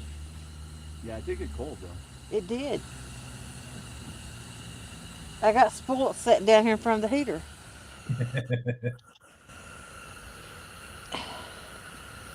I'm trying to see if I can post the link to the voting in the I can chat. put a link up. Well, I'm gonna the link for the voting. What are you giggling about? Oh. Tell her, James. Farting is an art form. That's right. She has a birth defect. Yeah, I can't. Yeah. There's video evidence that makes that not true. Captain Morgan. James, you better be nice. You better hide. She's being nice to you. Good vibes. Something big just jumped behind her. Yeah. It was a fishy.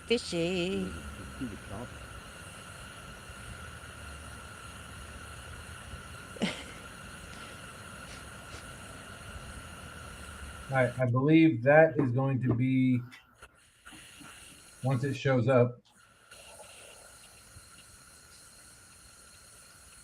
Did I tell my gum joke last night about the choo-choo train? No. What do you call train transporting gum? I don't know. What do you call a train transporting gum, Jody? A choo-choo train. I kind of get the joke away. Don't rock the boat. Don't rock the boat, baby. Rock the boat. Ricky Ledford said good night, everybody. Good luck. All right, Ricky. Good night, Ricky. Sleep well. Hope you have a great weekend. What time is it? Your sonar says it's 10:33. 11:33. Oh, it's 11:33. We got 20. Either there's fish jumping behind us or the people that live in these houses are throwing stuff at us. He shushed me. You said you're too loud? He shushed me. Oh, no. It's on like Donkey Kong now. Hot Mess Fishing says choo choo. That's what they call them. What are you doing? Hot mess. Alicia. Fishing with a Squirrel said Jody must be getting ready for a nap. We got like 27 minutes, James. Finish strong. He shushed me again. Don't let him get away with that, Jody. You know, I'm just going to let it ride. That'll be the day. It's a new year, new me. I'm trying not to be vindictive. Don't tell me you've got what is that? A resolution? I don't know. Maybe some of these fish wants to take you home. It's the chupacabra fish. They're mermaids. Chesapeake Bay Catfish said, is the graph still showing anything under the boat? One red dot.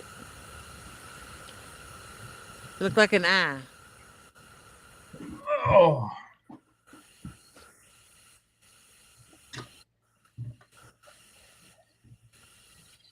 I think you pointed the wrong way anyway.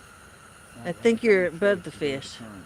You know, I've actually caught fish casted up that way, though, on chicken.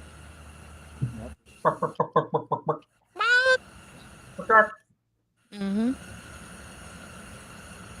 Muskrat says, Timmy! Just watching us come up with fancy new categories for the whiskers. David Smith said, Jody should have set a New Year's resolution that was more achievable. There you go. To not be aggravating is just a little bit out of reach. Somebody knows you. James is so fun to pick at, though. Yeah. I do have some white towels laying here. You have pistachios. Uh-oh. She's got some white towels, and he's sitting there on that bucket. Yeah. Easy peasy. Lemon squeezy. And I owe him a couple hits. It would be a snap. Yes, there you go. It would be a snap, wouldn't it? It would be. Mm-hmm. Big Slim says, Timmy. Timmy. Timmy. Uh-oh. Look what I already got. What? No, don't. Don't. That's the back Don't of hit my. me and then tell me don't. That's the back of my head. Stop. All right, you two. I'm gonna put you in timeout. Yeah, he'll end this stream. Don't make me in this stream. Be a category 2.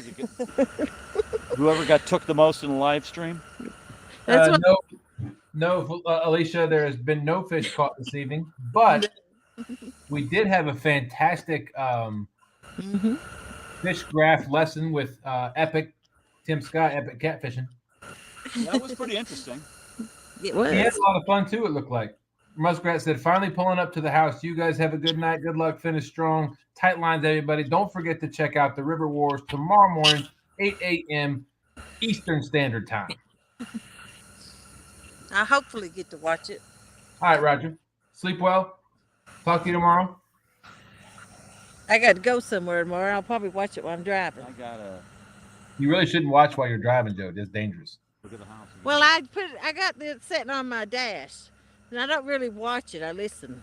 Okay. I'll say hello to everybody in chat driving. But I can't read. I can't read a comment anyway. I sure can't try to look at it while I'm going down the road. To see if somebody. I expect you to read a comment when you're asleep behind the wheel. You're crazy. But I just can't see them. But I like listening to it. Absolutely. And it is in it's right here on my dash. So if someone caught a fish, I still can't see it. Thank you, Chris. Dropping links. Excuse me. I'm yawning a little bit. Hot Mess Fishing said, heck yeah, Epic knows his stuff. Absolutely. Yep. I will say, Alicia, Epic was in a little bit of a learning mode tonight, too, because he's not used to the Lowrance graph that we were using. Or our river. Or the river. So he was making some guesses, learning some stuff. And yeah. Roger was dropping some knowledge in here, too. Mm-hmm. That's what, that's the best you could do, always learning. Roger taught me sonar. Captain Morgan said, Jody, snap his garter belts. Look at her. She thought about it. Them suspenders. Where? Snap them. No way. You got suspenders on. Yeah. Because I'm fat. No. I got a cinch in a waistline. That's not how you do it with suspenders. That's why I wear coveralls now. Overalls. Garter belts. I love my overalls. Mm-hmm. I got a pair. You should wear them. I hate them. Oh. So constricting. Alicia said Roger would be the first one of the first people I would ask a question about a fish finder. That's for sure. Absolutely. Mm-hmm. And I'm excited because he's coming down to the James River. Him and Zach are coming down next week. Awesome. And I'll get to pick his brain about my fish finder. Maybe I can get better at that. Yeah. Which will make me an even better angler. He kind of taught me mine through, he helped host me for a while. Right. And then we went to J-Dogs and fished, and he came out and fished one day, and J-Dog got this brand new fancy sonar. Well, I stood behind him and watched him learn it, and I learned him doing it, And then I asked J-Dog, I said, you know how to do this sonar? And he said, no. And I said, then you better root me out and get back here and stand and be watching Roger and learning it. I said, because at the end of the day, I'm going to know how to do your sonar, and you're not. So then I switched places, and J-Dog went back there and watched them, and I started asking questions. Blessing. Awesome. Blessing. Yeah. You stuck on that, James? She's a blessing. Every day. Describe her the way she describes herself. Okay, describe me then. I'll take a sip. All right, chat. Who we see? I'm hard. I want to make sure I ask this question the right way. Who do we think's going to win tomorrow? So let's guess with your head, not your heart. Not with your favorites. No, it's right. I know who I want to win. We want the Cooper to win. I want the Cooper to win, but I just think the Potomac. I think the bite is too hot right now. Yeah, Timmy. How dare you? I understand every word she's saying. I don't know what you're talking about, Timmy. It's Jody Knees. Instead of Chinese, it's Jody Knees. That's right. Big Slim says, I think Potomac has got it. I think so too. As much as I want the Cooper to pull it out, it's going to be tough. I think it's going to be tough to beat the Potomac. Who would you rather fish against, the Cooper? Yes, absolutely. Yeah. For sure. Absolutely. So that's why I'm saying I think it's going to be tough to beat, even for us to beat the Potomac. It's going to be tough. Yep, I'm from Tennessee. Born and raised. And it's worse. I'm from the mountains in Tennessee. Hick Billy. Oh, sorry, folks. Big Slim 91 said would love to see the Cooper win. I would too. I really would. But taking feelings, I haven't seen the Cooper catch a lot of big fish. The numbers of I've seen a lot. I've seen some big fish come out of the Cooper, just not large numbers. If the Potomac wins, you got to listen to Brian for weeks. Nah. David Hughes said Cooper by 3. Yeah. That would be nice. Now, the only way I could see that is if for some reason the bite shut off on the Potomac for some odd reason. Top B&B said the Potomac. I hope it's close either way. Well, this time of year, everybody says, "Oh, I can't wait for winter for the bite." The bite sucks in winter for me. Yeah, for here. Well, the big thing, Jody, I think the best bite during the winter is during the day, and you don't fish a lot during the day. No, but I don't see a lot of people catching a lot of fish either. There's a few being caught. Yeah, there's a few, and some big ones over here and now and there, but no one's just absolutely slaying it day and night. Well, I'll say now, what's your definition of slaying it? 2 or 3 fish over 20 or 30. Nah. Back when fish in the 30s and up, that's pretty good. Back when I fished this area before it got blowed out with videos, no help to you. I would catch like 16 a night. Because I watched several of them was 20s and 30s. So DMV's been going live again lately, and I've seen that. The other night he caught 16 fish on the Potomac. He caught a 30 and a 40 and a 20 last night, and part of them was on hot dogs. Yep. So that's on the Potomac. So the Potomac's got a really good bite, and he's bank fishing too. He's in a different part of the Potomac, though, ain't he? I honestly don't know. Alicia said I've seen a bad day or two on the Potomac, but not many. I have. I put a hex on them last year. And it backfired, and we all got it. The hex blew up everybody. Yeah. Jess Peak said it might be hard to beat the Potomac right now. Haz and them have been killing it at night. You know, I seen Timmy been having some good days himself. Some big fish. It was him and I think Air Force One. I think Catfish they were fishing together last Sunday, and they beat Stan and I. Stan and I pulled in some good fish. Yeah. We pulled in, I think, 3. There was, nothing monstrous, but 11, 17, and 27, I think. Yeah. And they hit it right at about noon or 11:30. They started getting a bite. So. How did your show go to that? It was good. I think Brian B came up. Hog Snatcher was up there. Freddie came up there, and then me and Stan. So it was pretty. There's a lot of trash talking, of course. Yeah. Yeah. Tomorrow's gonna be interesting because we're gonna keep all the mics unmuted. Really? Wow. Yeah. So we're gonna see how that goes. Yeah. I don't think no one has talked my one against Stan though. About catching so many fish, he's gonna crap himself. Oh no. And they may become them 2 stains. Yeah. Daryl accidentally wrote that in chat, that stain instead of Stan, and then I just come with that joke off the fly. Yeah. She's so witty. Sunfish for Fish says, "Cheers, y'all." Hey, Sunfish for Fish. Oh, sorry. Go ahead. You go ahead, because you read it. Captain Morgan said, "Last week I caught 6 fish. 34, 22 were the biggest in Fort Loudon, Tennessee." Was that during the day? Probably. Buck Williams said, "Get it right. It is the Tiki-Tomic." Yeah. Captain Morgan said flatheads. Mhm. Wow. Yeah, the Susquehanna has been producing good numbers right now. Said Chesapeake Bay. Said Timmy. Mhm. All right, you got 13 minutes, James. Find a fish. I'm watching. There's Got one some- under it because it's a long flat line. Just sitting there sniffing your baits. Yeah, probably.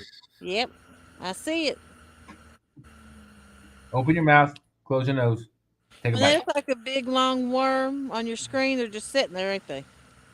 Probably. Yeah. I don't know enough about my graph. Yeah, it looks like it's just suspended just above the bottom. Yep. That's just one's just sitting there underneath the sonar looking at something. It ain't moving. Your sonar froze him. It, Like, don't move. no, it was. It's already. It moved. Don't move. You lost that fish, James. Okay. Dang it, James. It moved on somewhere else. They said, I don't like James's bait. I'm going somewhere else. Yeah. So, He's like, I meant to ask Jody. I meant to ask something. Oh, when are you going to start the challenge again? I don't know. Probably after it warms up a little bit, because there's just ain't really a flathead bite right now, especially of a night. But we're gonna start doing Friday nights. Tennessee's gonna come up and fish with me some, the Misfit team, Right. and I think Danny Stone might come up, and Dead Sea, of course, and he can come anytime he wants. Anybody who wants to can. But it won't exactly be a flathead challenge because they're not, Right. plentiful right now. I did catch one down here about 3 weeks ago, close to the spot. Well, you got, looks like Epic is back. Welcome Hi. back. Well, I had so much fun earlier, I decided to come back. Yep. Hey, Catfish and Crappie Mark, what's going on? What's up, Mark? He said, what's up, Catfish Superstars? Hey, Mark. So, did you get on any fish yet? Nope. There was one sitting on sonar. A big long flat line is one just sitting there, ain't it? Yep. Suspended. Because you're multiple. They can be moving really slow. Yeah. Because and I know this because the multiple times I've went, which every time I've been on the Tennessee, there's multiple fish. On the Mississippi, where I fish at least, there's not multiple fish. There might be like 3 or 4 fish. Yeah. There might be like 5 or 7. I can go into areas that there are multiple fish, but usually where my big fish hang out, I've got 2 or 3. Well, when they get up and move, and they're coming up underneath the boat, if they're moving pretty fast, yeah, because there isn't any other fish for like 100 yards. So when they get up and move, they'll show up like a Loch Ness monster. Like if my screen right here was my thing, they'll show up this wide, and they'll just keep going like this. Wow. And if they're really slow, real slow, like right underneath the boat, they'll come through, but the end of them, it'll be like this.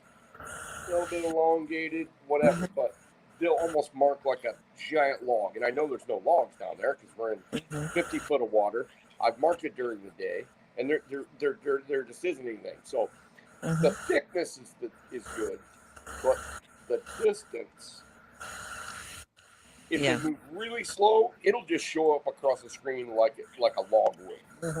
It'll just really like be like all the way from one side to the other.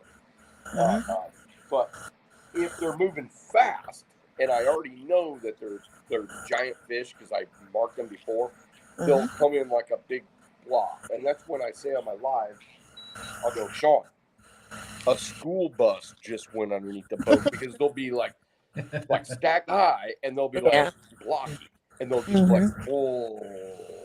And I'm like, how did we miss those? We got like 9 baits out. We got 7 baits out. I'm like, Sean, we got to get some stuff we got to get some down rods down because you got school buses moving underneath the boat, water buffaloes, whatever. The brachiosaurus, going through, and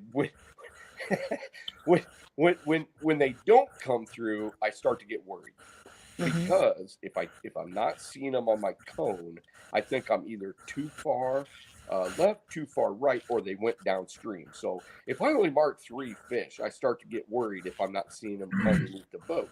But a lot of times it's because they've milled around because I've come up to an area that the boat is sitting on an incline and maybe even a shelf, and I'm throwing down that shelf like this.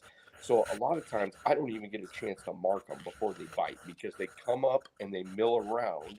It's like hunting. Anybody that's a deer hunter knows. Dustin, do you deer hunt? I do not. I used to. And so if you used to, you know what you're looking for. You're looking for draws that get them on the move, and they're going to linger around you instead of just rifle right through. Right. So it's that premise that we as cat fishermen hope to look for. It's that bottom contour that's going to, you're going to be able to mark fish, maybe throw it in their face, and if they're too high up and they start moving and milling around, you hope they're going to linger around instead of just go out to the main channel and just keep going, on their tour.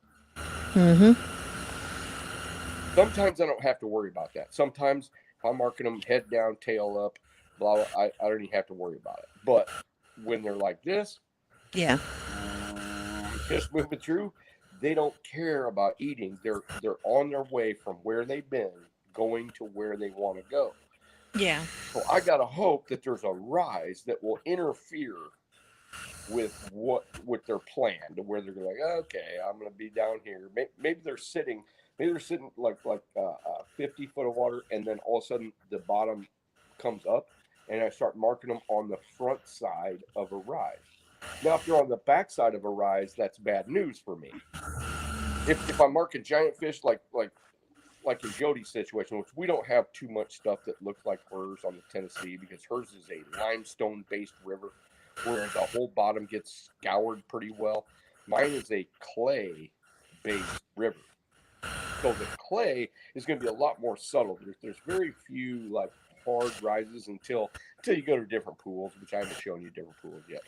But you don't have that, like this, and then you got fish like just located all over. All of it. Ours usually goes up, kind of tapers around, maybe falls off a little bit. It's a lot more subtle.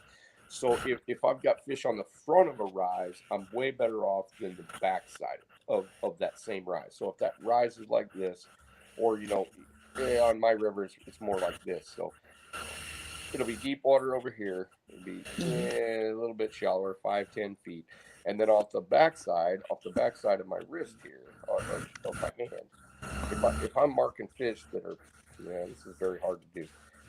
On the backside, say this is the downstream current side. And if it like drops that off hard, like this on the downstream, it's really difficult to actually catch a fish that's like sitting at this.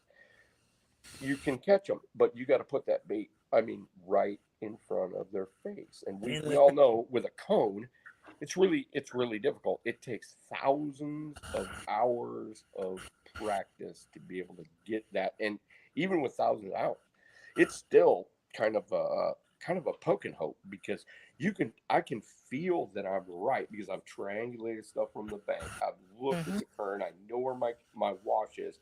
I still got to go 200 feet up sometimes, anchor, and then let it out to where I can get to that, and I can't remark it. Yeah. And we all know remarking is difficult with blues because they're shifting left, shifting right. How many times have you marked a giant coming directly upstream, try to go mark it again, and you're right where you were supposed to be, and the fish isn't there because they constantly kind of shuffle with the current left and right. Now, if it's very slow current, I can remark them 20 times. Yeah. But if the current's like swaying in or out, or you get a barge going up or down or whatever, and you're like, oh, geez, where'd that fish go? So then I have to calculate that in my mind. I'll go, oh, okay, this is where he was. This is where I'm going to be because I got no other option. I'm going to throw the big, giant, softball-sized baits and hope I can attract them. So then what I do is I try to go like when I was describing going bank to bank instead of up and down. I was trying to see if you guys had like a lip that went up like this, but I figured, as little practice as I've had with a Lowrance of the new age. I had a Lowrance about 20 some years ago, but Yeah. it was black and white, looked like Space Invaders, Yep. dot matrix stuff. I was pretty good with that. But then I went to the Legend 2000, which had a lot better sonar as far as channels, so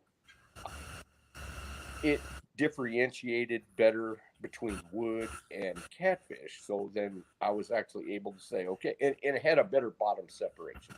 Mm-hmm. Because the older Rances didn't. If you went into like a tree, like what your fishing buddy went before, that Yeah. might show up like a giant flathead, back in those days, and you'd be stuck fishing it, thinking, Yeah. oh, okay, I got a 5-foot flathead. Well, when he doesn't bite and he doesn't bite and he doesn't bite, and you're like, yeah, well, it could have been a tree, it could have been whatever. But not now, at least we can go between screens and go, okay, that's either wood or it's a fish, but let's change the screens. And you go, oh yeah, it's a fish. And I'm by no means an expert on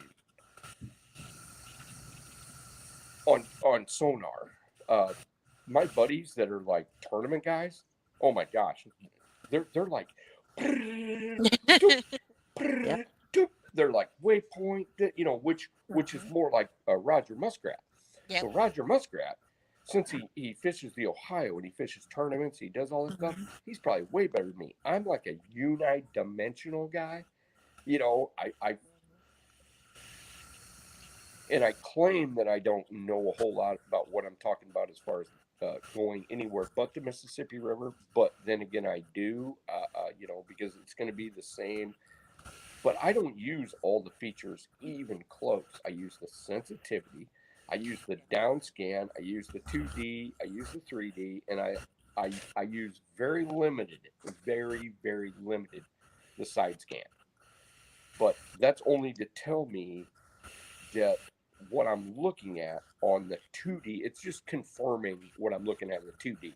And so the 2D, between the sensitivity, the 2D, because I already know my spots.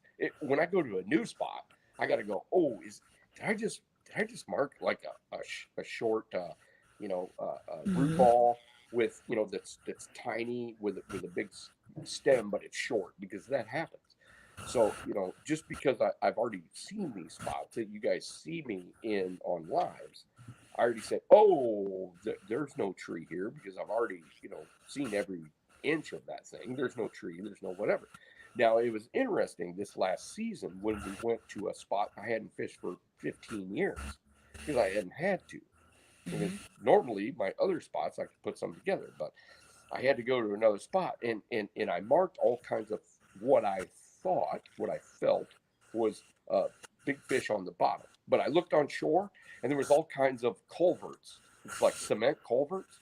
They were like 3 foot around and about 4 foot long, which was kind of what I was marking right there. I looked on the bank and I went, Sean, they must have had a flood and washed, because there was construction going on in the bank. And then in this like 25 to 30 foot spot, there must have been these culverts down there. Oh no, they were fish, because we went and looked for an hour somewhere else, came back, and half of the marks were gone. Was by the it? time we set up, we caught 1 70-pound fish when there was only like 3 fish gone, and they had moved. Wow. And this spot, it's not normal for them to just move upstream, because the super deep water is adjacent to them, the super fast current. But you can't. It's almost impossible to intercept them there. You either have to be there at the right time, or you're not going to be there at the right time.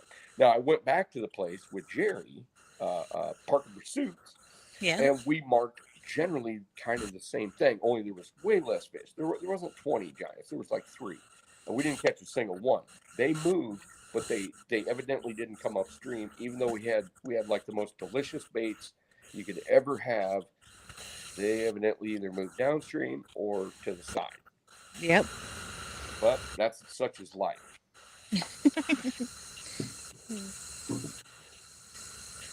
Hello, Susquehanna Stan. Nice to come in. Thanks for coming in. Sit on his way home, from work, driving. Bobcat's back in here. What up, Bobcat? Hot Mess Fishing Alicia says, epic. What's up, Alicia? I hope to see her at CatCon again this year. Yeah. So what is that sound that sounds like somebody scuba diving? Peter. That I've been hearing it this whole time. I thought it was me. Thank you for that. Appreciate that. Dropping links. It's the only way I can survive is to have that on. And how hot is it there? It's in the 30s. Oh, that ain't no thing. I ain't even got a coat on though. Yeah, well. Alicia said, I'll be there 100% sure. Awesome. Good. Awesome. Sean and I figured we're going to have more room parties. We're not really probably going to go like out to expensive restaurants and do all that stuff where you got to get a loan from the bank to drink 3 beers. We're just going to do the I don't know even what you call it, the lobby. You're going to have a cover charge where they get in your door? Jeez. Yeah. It's pretty darn crazy. Yeah. Hey, Jody, it's 12:03. 12:03. We're wrapping it up. No time left to fish. Uh-oh. Are you calling it quits? Yeah, I'm moving to Friday nights. I'm going from 8 to 12 instead of Thursdays 10 to 2. Is this Thursday or Friday? Tonight's Friday. Oh, okay. I don't even get a day off anymore. I don't even know what day. Really? It's her first Friday night. This could be Tuesday for all I know.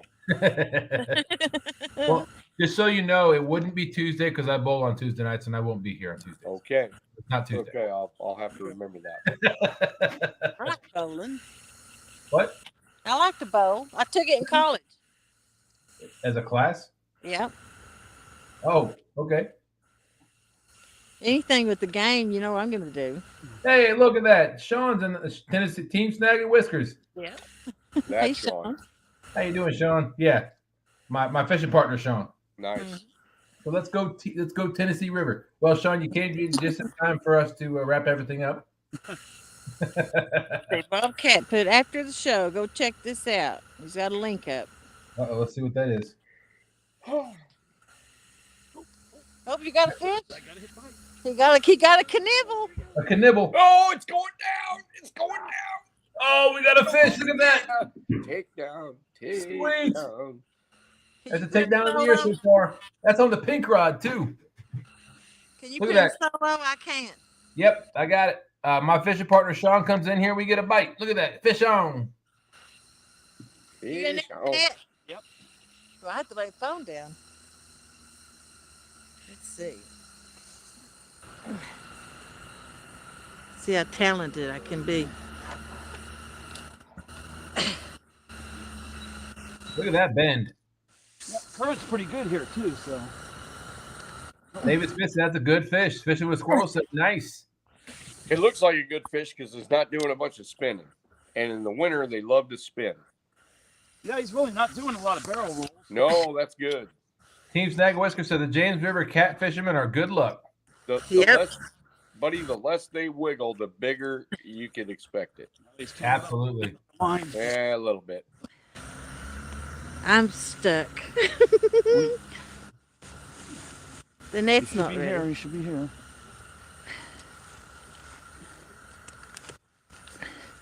Todd DMV said that's a good fish. Oof. Bobcat said that's the way you end the live stream. Yep. Oh. Nothing wrong with winning. Oh, he's a big blue. Oh yeah. Yeah. Well, don't open the mirror. I can't get it open. Jody, you can't let the fish guy get the net open. Well, hold on, I'm the phone now. Was it froze? Jeez, she's so helpful. I'm a blessing. Yeah, it's a blessing. Shoot, come on. Come on, James. Don't be so negative. Come here, come here. Get over here. Oh, he's in the net. In the net. There we go. That's how you end a live right Good there. job, James. That's how we end a live stream. Boy, he's tangled and everything, too. Oh, he's not too bad. Not, let's see here. Big Slim said, ending what? Keep it rolling. 30, 32, Nah, he's probably 25. 25. Maybe. Yeah. I am not used to seeing winter cats on a rod, because if that was summertime and that was only 25, he'd have been bouncy as all get out. Yeah. Let's that, see. dude. Come on. Where you going? You can take that. Ooh, I smell bait.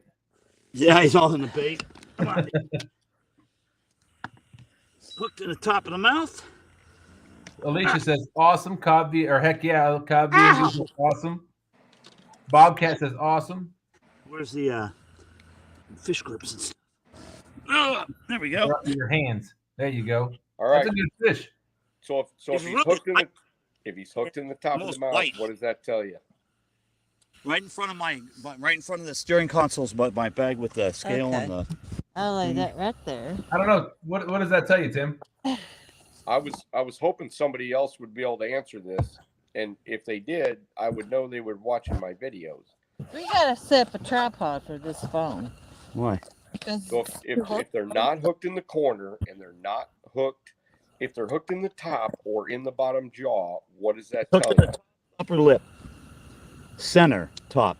Okay. But what does that tell you about the behavior of the fish? I don't know, but it has something to do with if they're striking up or striking down. Nope. Nope. No, he's smaller than I thought. He's 19.7. 20 pounds. 18 pounds. 17.6. Bobcat says they forgot to floss. No, that tells you that when they get the bait,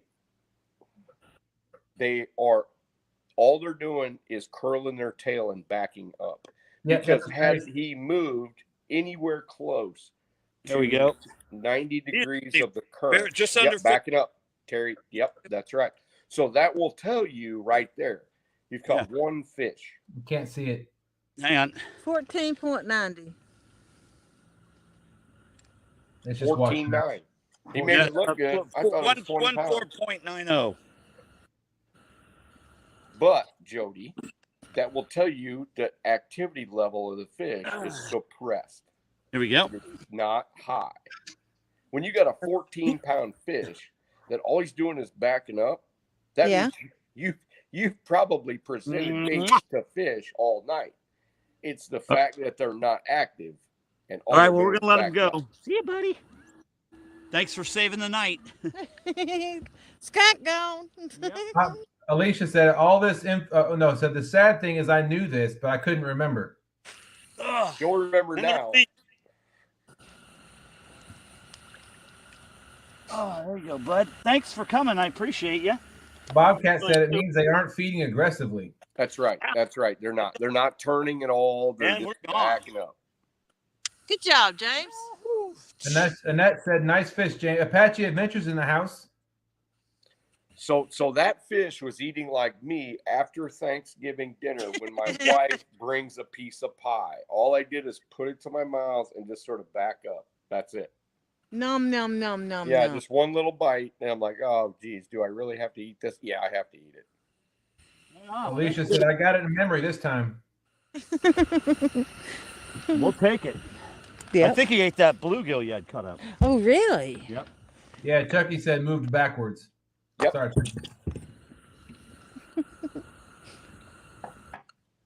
Perfect timing. Dom was saying quick strike. Yeah. And what's the other thing we can extrapolate from that? Even though it was just one fish, we can also extrapolate that he did not move too far to get your bait. you generally probably threw it within a foot or two of him. It just took him that long to actually accept it. Because if a fish gets fired up enough to move from 4 or 5 feet to get a bait, they'll generally at least turn about 45 degrees and then back at 45 degrees before they'll do anything. But that fish was already hooked up, so all he did was slide back in the current. There's some stuff still down there. Oh boy.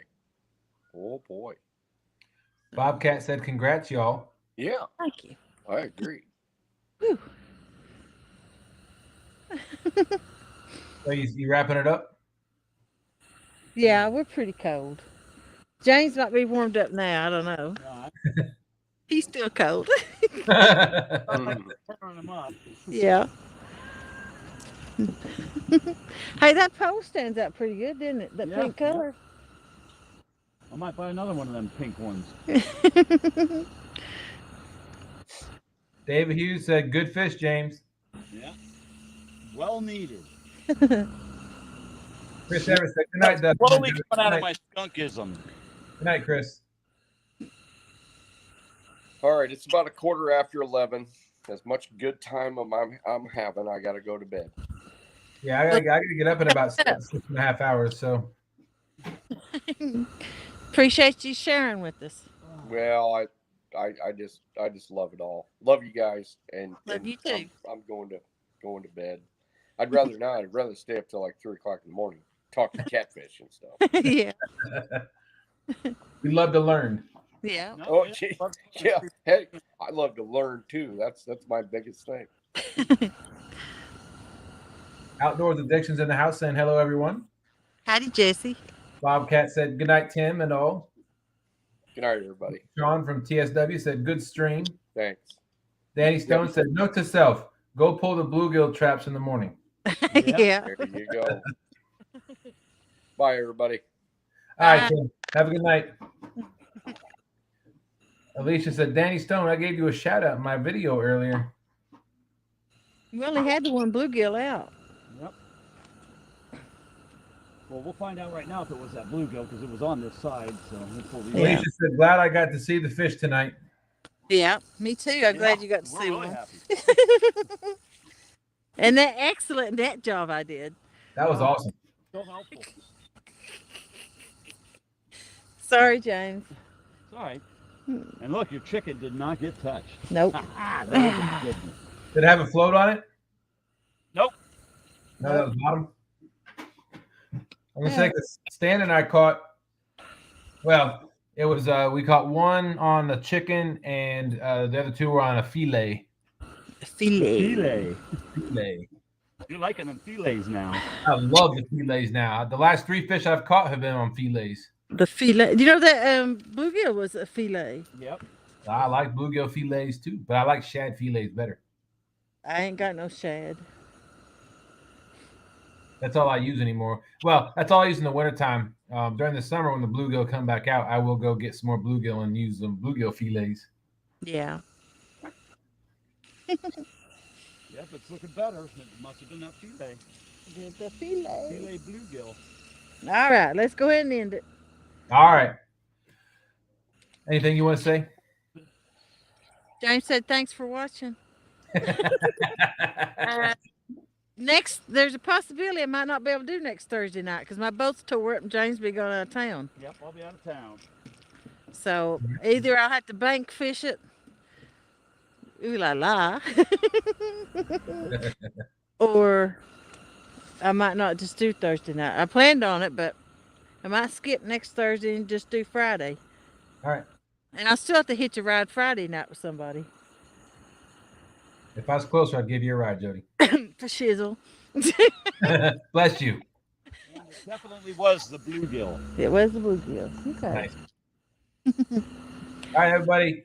Thanks for coming in. Don't forget, go vote for Golden Whisker Awards. We appreciate it. Bobcat, it looks like he's dropped a new video, so go check that out. And 8 o'clock tomorrow morning. Well, 8 o'clock in the morning, 8 hours from now. Mm-hmm. We will be hosting on Two Stands channel. Him and myself will be hosting the last battle of round 2 of the River Wars. Find out who we get to fish in the championship round. Yep. So, good night. Hope everybody has a great weekend, and we will see you next Friday. Bye, everybody.